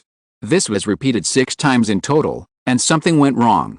This time, the crew just accelerated to a speed of 100 km per hour, and the Batmotorcycle began to shake and then overturned on the road. An alarm sounded in the walkie-talkie, and Simon immediately shouted for a pause and notified the medical team to come forward. Simon's convertible stopped, and he got out and rushed to the scene of the accident. The Bat motorcycle fell in the middle of the road, and the front wheel had been separated from the body. Simon didn't care about the prop car at all, and quickly came to Valerie Gerlino, who was lying motionless on the road. He squatted down and patted Valerie gently, but the girl didn't move at all. Simon had a bad feeling and didn't dare to turn her over rashly. He could only wait for the doctor to come and deal with it. He also felt a little regretful. He should have used a substitute earlier. At the moment of the accident, the helicopter flew to another place with a Bat fighter in time, and other crew members gathered around. The two doctors carefully examined Valerie Gerlino and confirmed that there was no external injury. They were about to instruct the nurse to carefully lift her onto the stretcher and planned to send her to the hospital for further examination, but the girl woke up slowly, raised her hand and took off the red Catwoman glasses that were still in front of her eyes. She lay on the stretcher as if she had just woken up and scanned the people around her, and finally her eyes fell on Simon. Simon stretched out two fingers and shook them in front of her, and asked, "Riley, what is this?" Valerie Gerlino stared at Simon's fingers blankly, still a little dazed, and switched back to her native Italian, saying, "Director, I'm hungry." The two doctors didn't understand Italian, so they could only look at Simon. Simon patiently said in Italian, "You can go eat soon, Riley. First, tell me, where do you feel uncomfortable?" Valerie Gerlino rolled her eyes, raised her hand to touch her nose, and then reached down to rub her chest that was tightened by the Catwoman uniform. "Here, it hurts a little." Simon looked at Valerie's movements and was generally relieved. The girl's nose was just stained with a little dust and did not collapse. As for her chest, the flesh there was thick and the uniform was not worn out, so the possibility of internal injuries was not great. He turned around and switched to English to the middle-aged doctor, who was a little dazed watching the girl rubbing her chest, saying, "It's not a big problem, but let's send her for a checkup. She may have hit her head, or maybe a mild concussion." "I don't have a concussion." Valerie Gerlino heard what Simon said, sat up on the stretcher, and switched back to English, saying, "I'm just a little dizzy. I can continue after a rest." "The material just now is enough." Simon shook his head insistently, saying, "I'll let the devil shoot another 2 backups, and your work tonight ends here." After saying that, he no longer paid attention to Valerie's opinion, waved his hand to signal the doctor to carry her away, and then summoned the crew to replace the new Batmobile and the double actor to prepare to continue filming. At 2 o'clock in the morning, the crew finished work on time again. Simon returned to the hotel where he was staying. The doctor came to report that Valerie Gerlino had been examined and was fine. However, she was still left in the medical center where Simon was hospitalized last time for observation for 1 night. Thinking of Valerie's reaction after the accident, Simon ordered to extend the observation period to 3 days. Anyway, she didn't have many scenes, and most of them could be completed by a double. The medical center was sponsored by the Johnston family, and it was specially arranged before. Simon didn't worry that there would be news that would be unfavorable to the crew, such as the injury of the actors. After explaining the matter, Simon returned to his hotel suite. Janet had already gone to bed. These days, Janet has been staying with Simon at the Kendall Hotel. Originally, Simon was alone, which was fine. It was the same for both of them. Raymond Johnston had some opinions, worried that outsiders would say that the Johnston family was not good to his daughter and future son-in-law. The old man was a very face-loving person. Janet was still angry with her father because of the last coma incident, and had no intention of going home to live. Simon didn't want to make trouble, but he didn't want to give outsiders any bad guesses. During this period, he often took the initiative to take Janet back to the Johnston mansion for dinner, and basically stayed there on weekends. In the bedroom, Simon took a shower and lay on the big bed, and Janet habitually entangled with him.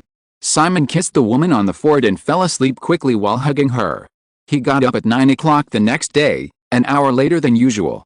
This was the schedule Janet forced Simon to customize, requiring him to sleep at least 6 hours a day. When he woke up, Janet was no longer around. After taking over Cersei Capital, the woman had to get up earlier than Simon every day, usually starting meetings with Cersei Capital's trading team at 6 in the morning. Because of the time difference, the Singapore International Financial Exchange and the Singapore Stock Exchange started trading at 7 o'clock Melbourne time, and the opening time of the two major stock exchanges in Tokyo and Osaka was 8 o'clock Melbourne time. In addition, there are other mainstream exchanges in different time zones in Asia. Janet occasionally turns her attention to Europe and North America.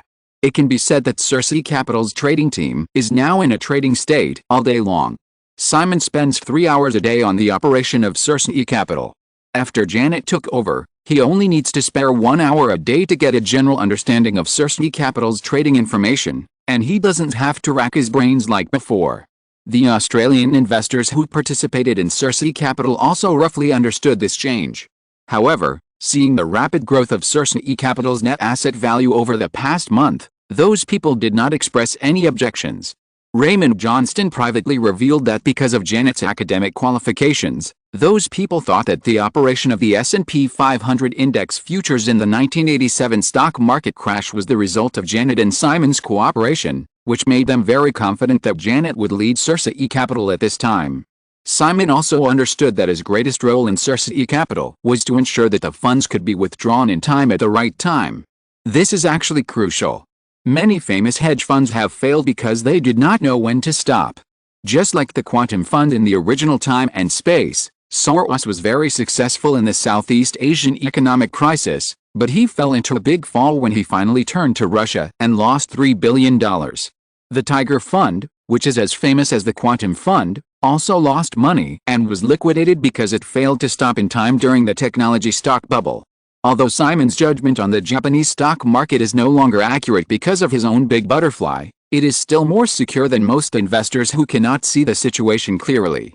After all, 2 years ago, hedge fund tycoons such as Soros began betting that the Japanese stock market would collapse. 2 years later, the Japanese stock market is still soaring. Except for Simon, who can see some hazy future, no one can judge where the Japanese stock market will go. Chapter 249 Encounter. The cause of the accident last night was probably a loose screw on the front wheel. I have fired the mechanic responsible for the maintenance of the Batmobile. The prop team will conduct an inspection of all Batmobiles and Batmobiles today. In the restaurant of the Kendall Hotel. While eating breakfast, Joe Silver, the producer of Batman, reported to Simon the cause of the Batmobile accident last night.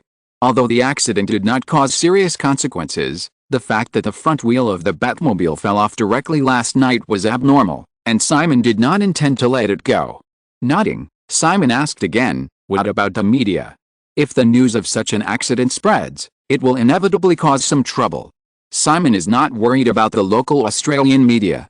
The Murdoch family and the Fairfax family, two major media families here, are investors in Cersei Capital, but the media outside of Australia are not within Simon's influence. Some paparazzi took some blurry photos from a long distance. I have communicated with Los Angeles and arranged some interview opportunities to exchange the negatives, Joe Silver said. In addition, the media called to inquire, but they have all been blocked. I will arrange for Miss Gerlino to make a public appearance in the afternoon, so that the speculation from the outside world can be completely eliminated. Filming, especially the filming of such a large-scale film, is actually a process of constantly encountering and solving problems. It is rarely smooth sailing. Therefore, since the filming of Batman began, Simon has increasingly realized the benefits of choosing Melbourne as the filming location. Australia's relaxed filming environment compared to North America and the strong influence of the Johnston family have given him too many conveniences during this period. After breakfast, Joe Silver left to busy himself with the crew's affairs, and Simon returned to his hotel suite to start a day's work. Today is March 21st, Tuesday. It is still Monday in Los Angeles. Last weekend, another new film Sisters under Deanery's Entertainment Gay Omen Films was released. This film, starring Jennifer Connelly, an actress of Once Upon a Time in America, was positioned as a youth sex comedy. The screen size was 617, and the box office of the first 3 days of the weekend was $3.25 million. The box office of the first week was about $5 million. The total box office in North America is expected to be between $15 million and $20 million. Following Metropolitan People, this result is very outstanding compared to the production budget of $3 million and the publicity and distribution cost of $3 million of Sisters. Simon added a point for Ella Deutschman again. However, after the new year, the consecutive Blue Angel, Metropolitan People and Sisters have all performed mediocrely. Recently, some arguments that Deanery's entertainment has begun to become mediocre have appeared in the media. Although everyone with a discerning eye can see that these three movies are not the main hits of Deanery's entertainment, Simon is also very happy that more people in Hollywood have such an attitude. Deanery's entertainment's strong box office performance last year really put too many people under great pressure. If there is no buffer, it is difficult to determine what will happen. After 3 films, before the summer season, Deanery's entertainment will continue to launch Hellraiser 2 and The Sisters starring Winona Ryder, which are left over from the original New World Entertainment. Both films are not very popular, which is enough for Hollywood to buffer. In the study, Simon turned on the speaker and discussed the company's recent affairs with Amy, while reading various documents sent from Los Angeles. After the general business was finished, Simon heard Amy talking about the compensation plan for Meg Ryan to get rid of the option contract.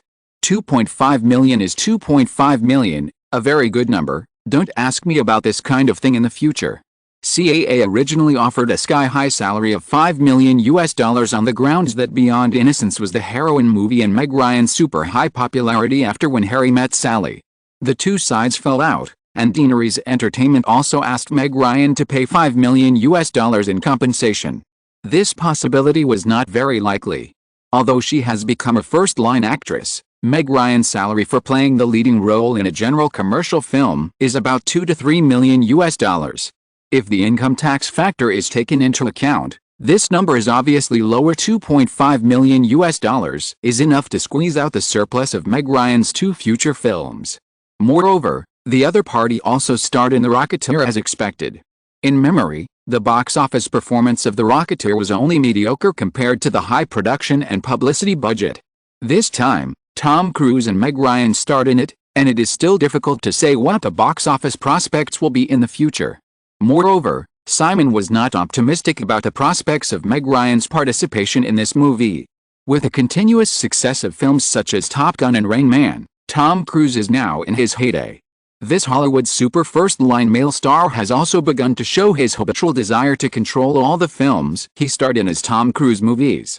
In the films starring Cruise, unless it is a big name like Dustin Hoffman, it is difficult for other actors to have much room to play.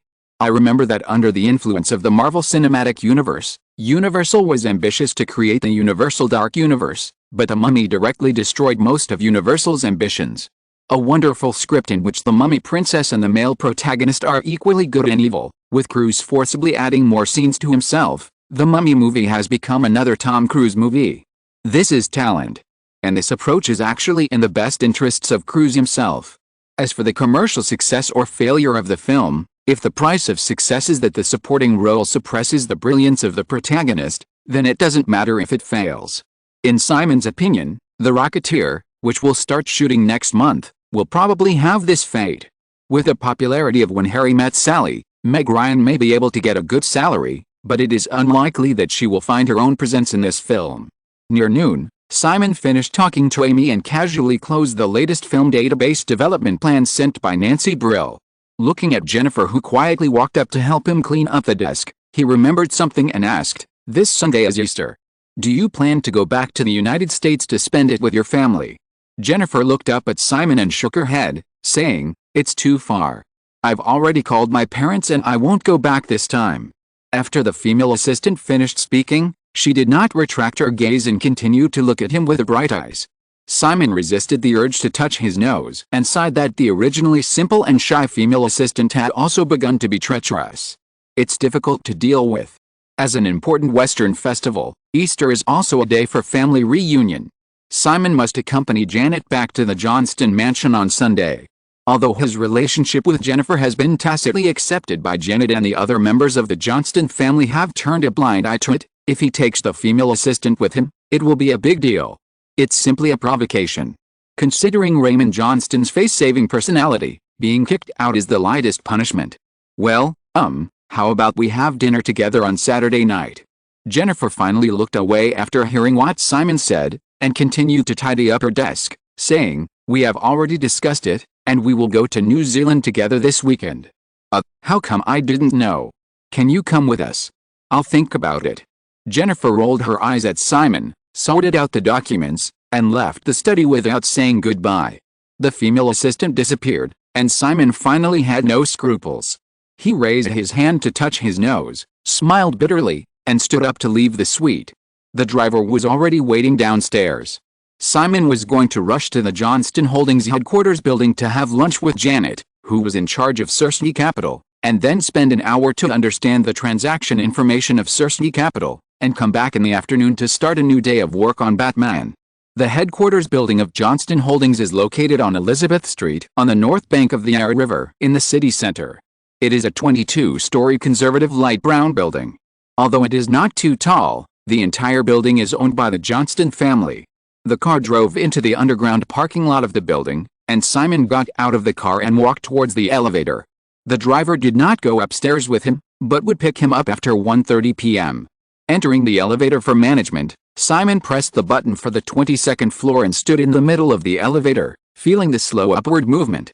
However, the indicator light suddenly stopped at the 8th floor. When the elevator door opened, Simon saw Veronica Johnston standing outside, wearing a black OL suit, with her blonde hair tied up, holding a stack of documents in her hands. The woman originally had a cold and aloof temperament, but the moment she saw Simon, she instantly melted into panic. The atmosphere was a bit stagnant. After a moment of confrontation, Simon took the initiative to step aside. Veronica noticed Simon's action and walked into the elevator mechanically as if she had received an order. The elevator door closed automatically, and a familiar light fragrance came. Simon looked at the elevator that continued to rise to the 22nd floor, without asking Veronica which floor she was going to, and the woman had obviously forgotten about it. When the elevator door opened again, Veronica realized that she had reached the top floor. She turned her head and glanced at Simon quickly, waiting for him to leave on his own initiative before going down. Simon did not move, and asked, "It's time to have lunch, do you want to join us?" Veronica was stunned for a moment, and said hesitantly, Yes." Simon heard Veronica's response, and walked straight to the elevator without saying anything. Veronica hesitated for a moment, but still followed him out, and at the same time secretly restrained her mood to avoid being discovered by Janet. In the office of Cersei Capital. When Simon entered the room, Janet was holding the phone and was obviously angry, and the several staff members around her were trembling. Seeing Simon, Janet smiled at him, and then scolded him a few words into the microphone without any courtesy, and then hung up the phone. When she came over and was about to hug Simon, she found that Veronica followed him in the room, and immediately forgot about her boyfriend, bypassed him and ran to her aunt. "Iceberg, how can you bear to come up to see me today? Well, I'll warm you up first." Simon saw Janet hugging Veronica and rubbing against her like a spoiled child, and some black lines floated across his forehead. Veronica gently pushed Janet away and said in a light voice, "I met Simon in the elevator, and I thought we could have lunch together at noon." "Well, of course we have to," Janet said without any doubt, and took her aunt's arm and said, "Simon scared you last time, so let him apologize to you." "Oh, let's go out to eat." Veronica glanced at Simon. In the past, they always ate directly in the restaurant of the building, but Simon was also worried that someone would find out something, so he nodded and said, "Let's go out to eat." Janet came over and took Simon's arm, and the three of them walked out together. After entering the elevator again, Simon found a topic and asked, "What happened just now?" "Noel, the idiot from fund number 3, I asked him to close the short option combination of bank stocks as soon as possible this morning. He was smart enough to delay for an hour, and his profit shrank by 6.5 million. Humph, if it happens again, I will fire him."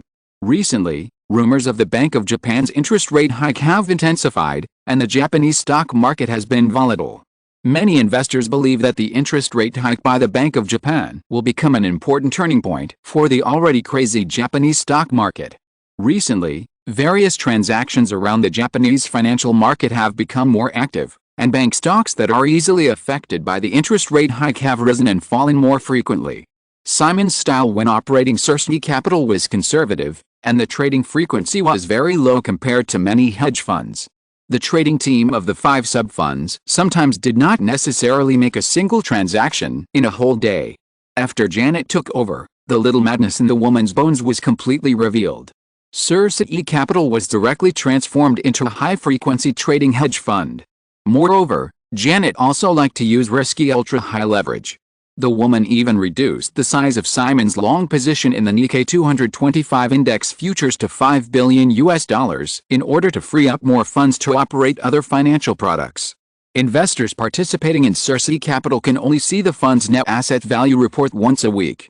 Because the profit figures continue to increase, they are very confident in Janet's operations. If those people knew Janet's specific operating methods, they would definitely be unable to sleep or eat. Janet lost $36 million in just 2 hours in a foreign exchange hedge at the beginning of the month, but the loss was quickly made up in the afternoon trading session. Simon's other task now is to suppress Janet's many overly crazy ideas to prevent her from completely losing control in pursuit of excitement. According to the latest statistics, Circe Capital's net asset value has risen to $1.85 billion, with a profit of $280 million. Compared with the initial $1.57 billion principal, the profit rate reached 17.8%, which has exceeded the annual return rate of many hedge funds. As long as this profit situation can continue, Simon believes that Circe Capital will definitely be able to more than double before the Japanese stock market turns. The three left the Johnston Holdings headquarters building and found a fairly good restaurant nearby. The atmosphere of lunch did not seem too cold under Janet's adjustment.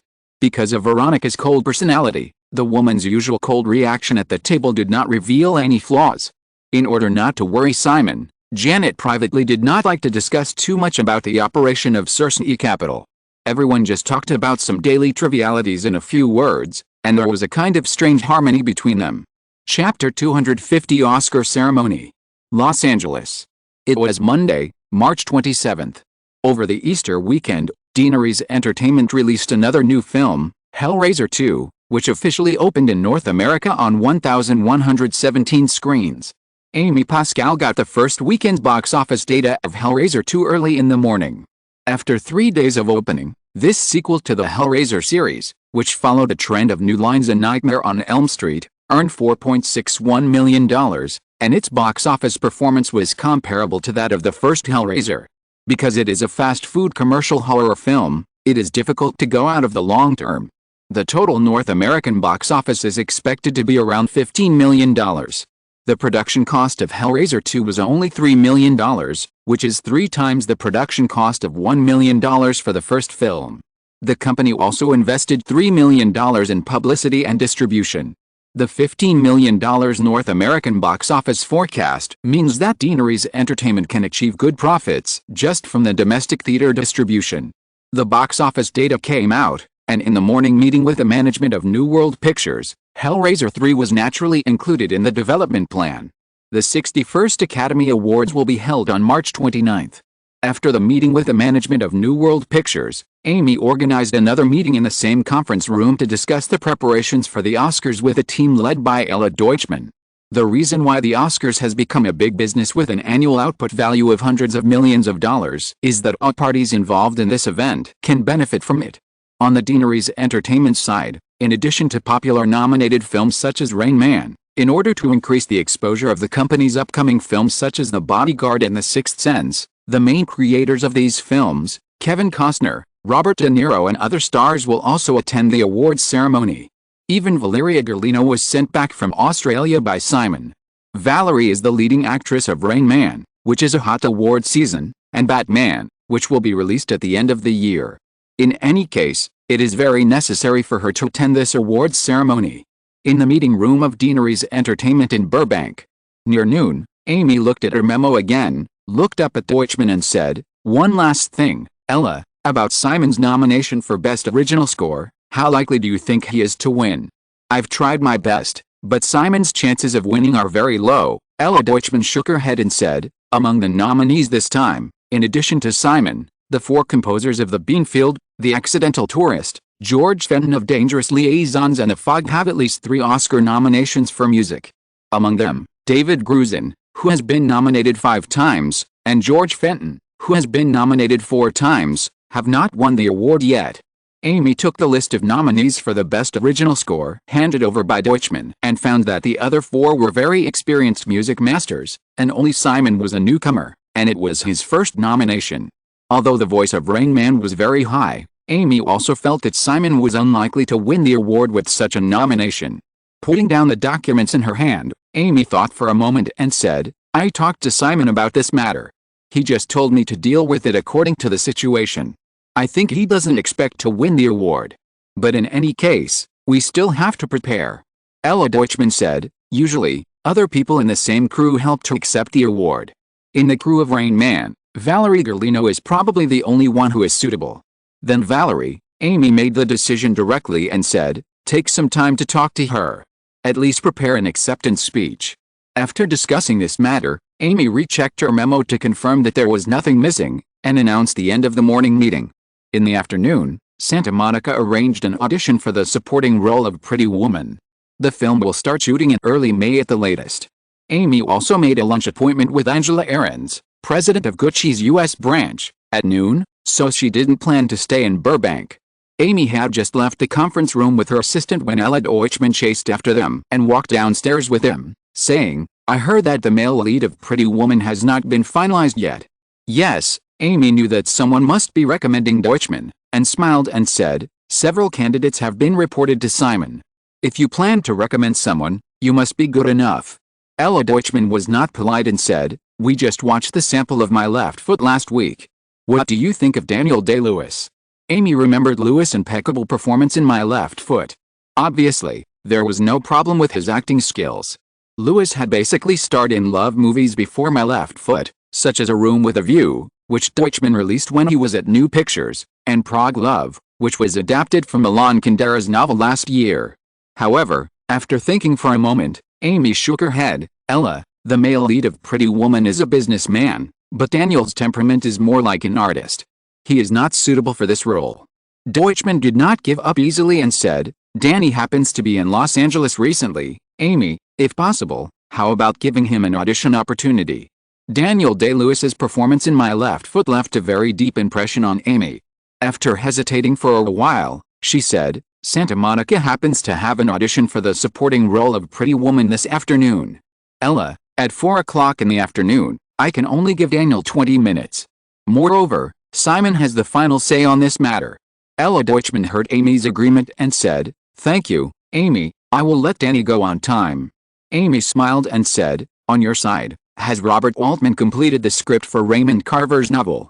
Ella Deutschman shook her head and said, Altman has come up with a story outline, and the name of the movie will be Crossroads.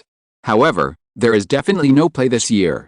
After finishing the awards season PR, Deutschman will complete the release of Heather's Leftover from last year.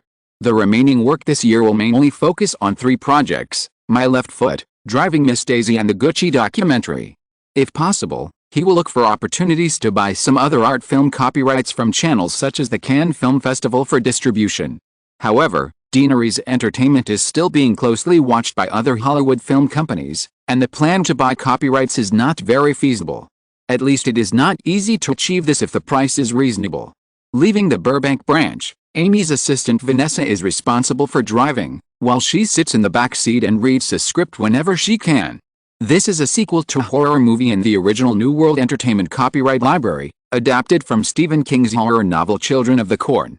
The first film was released in 1984, with a production cost of only $800,000, but it achieved a North American box office of nearly $15 million, and its market performance is comparable to the Hellraiser series.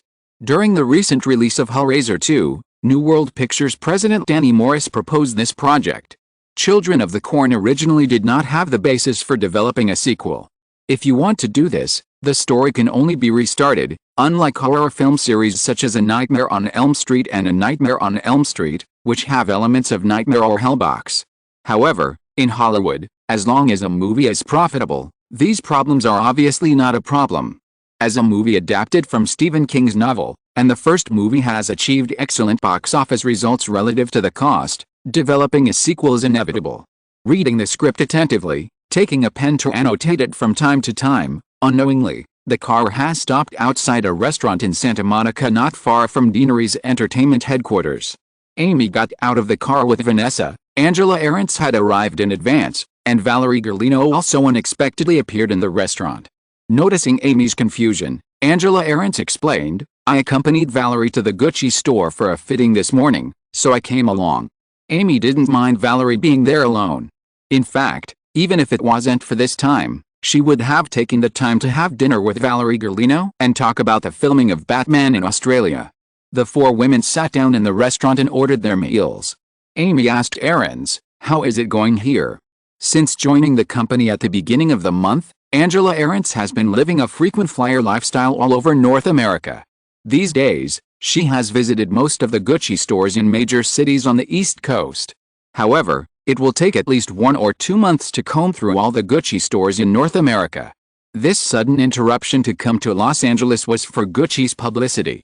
The Oscars has always been an important publicity platform for many big brands.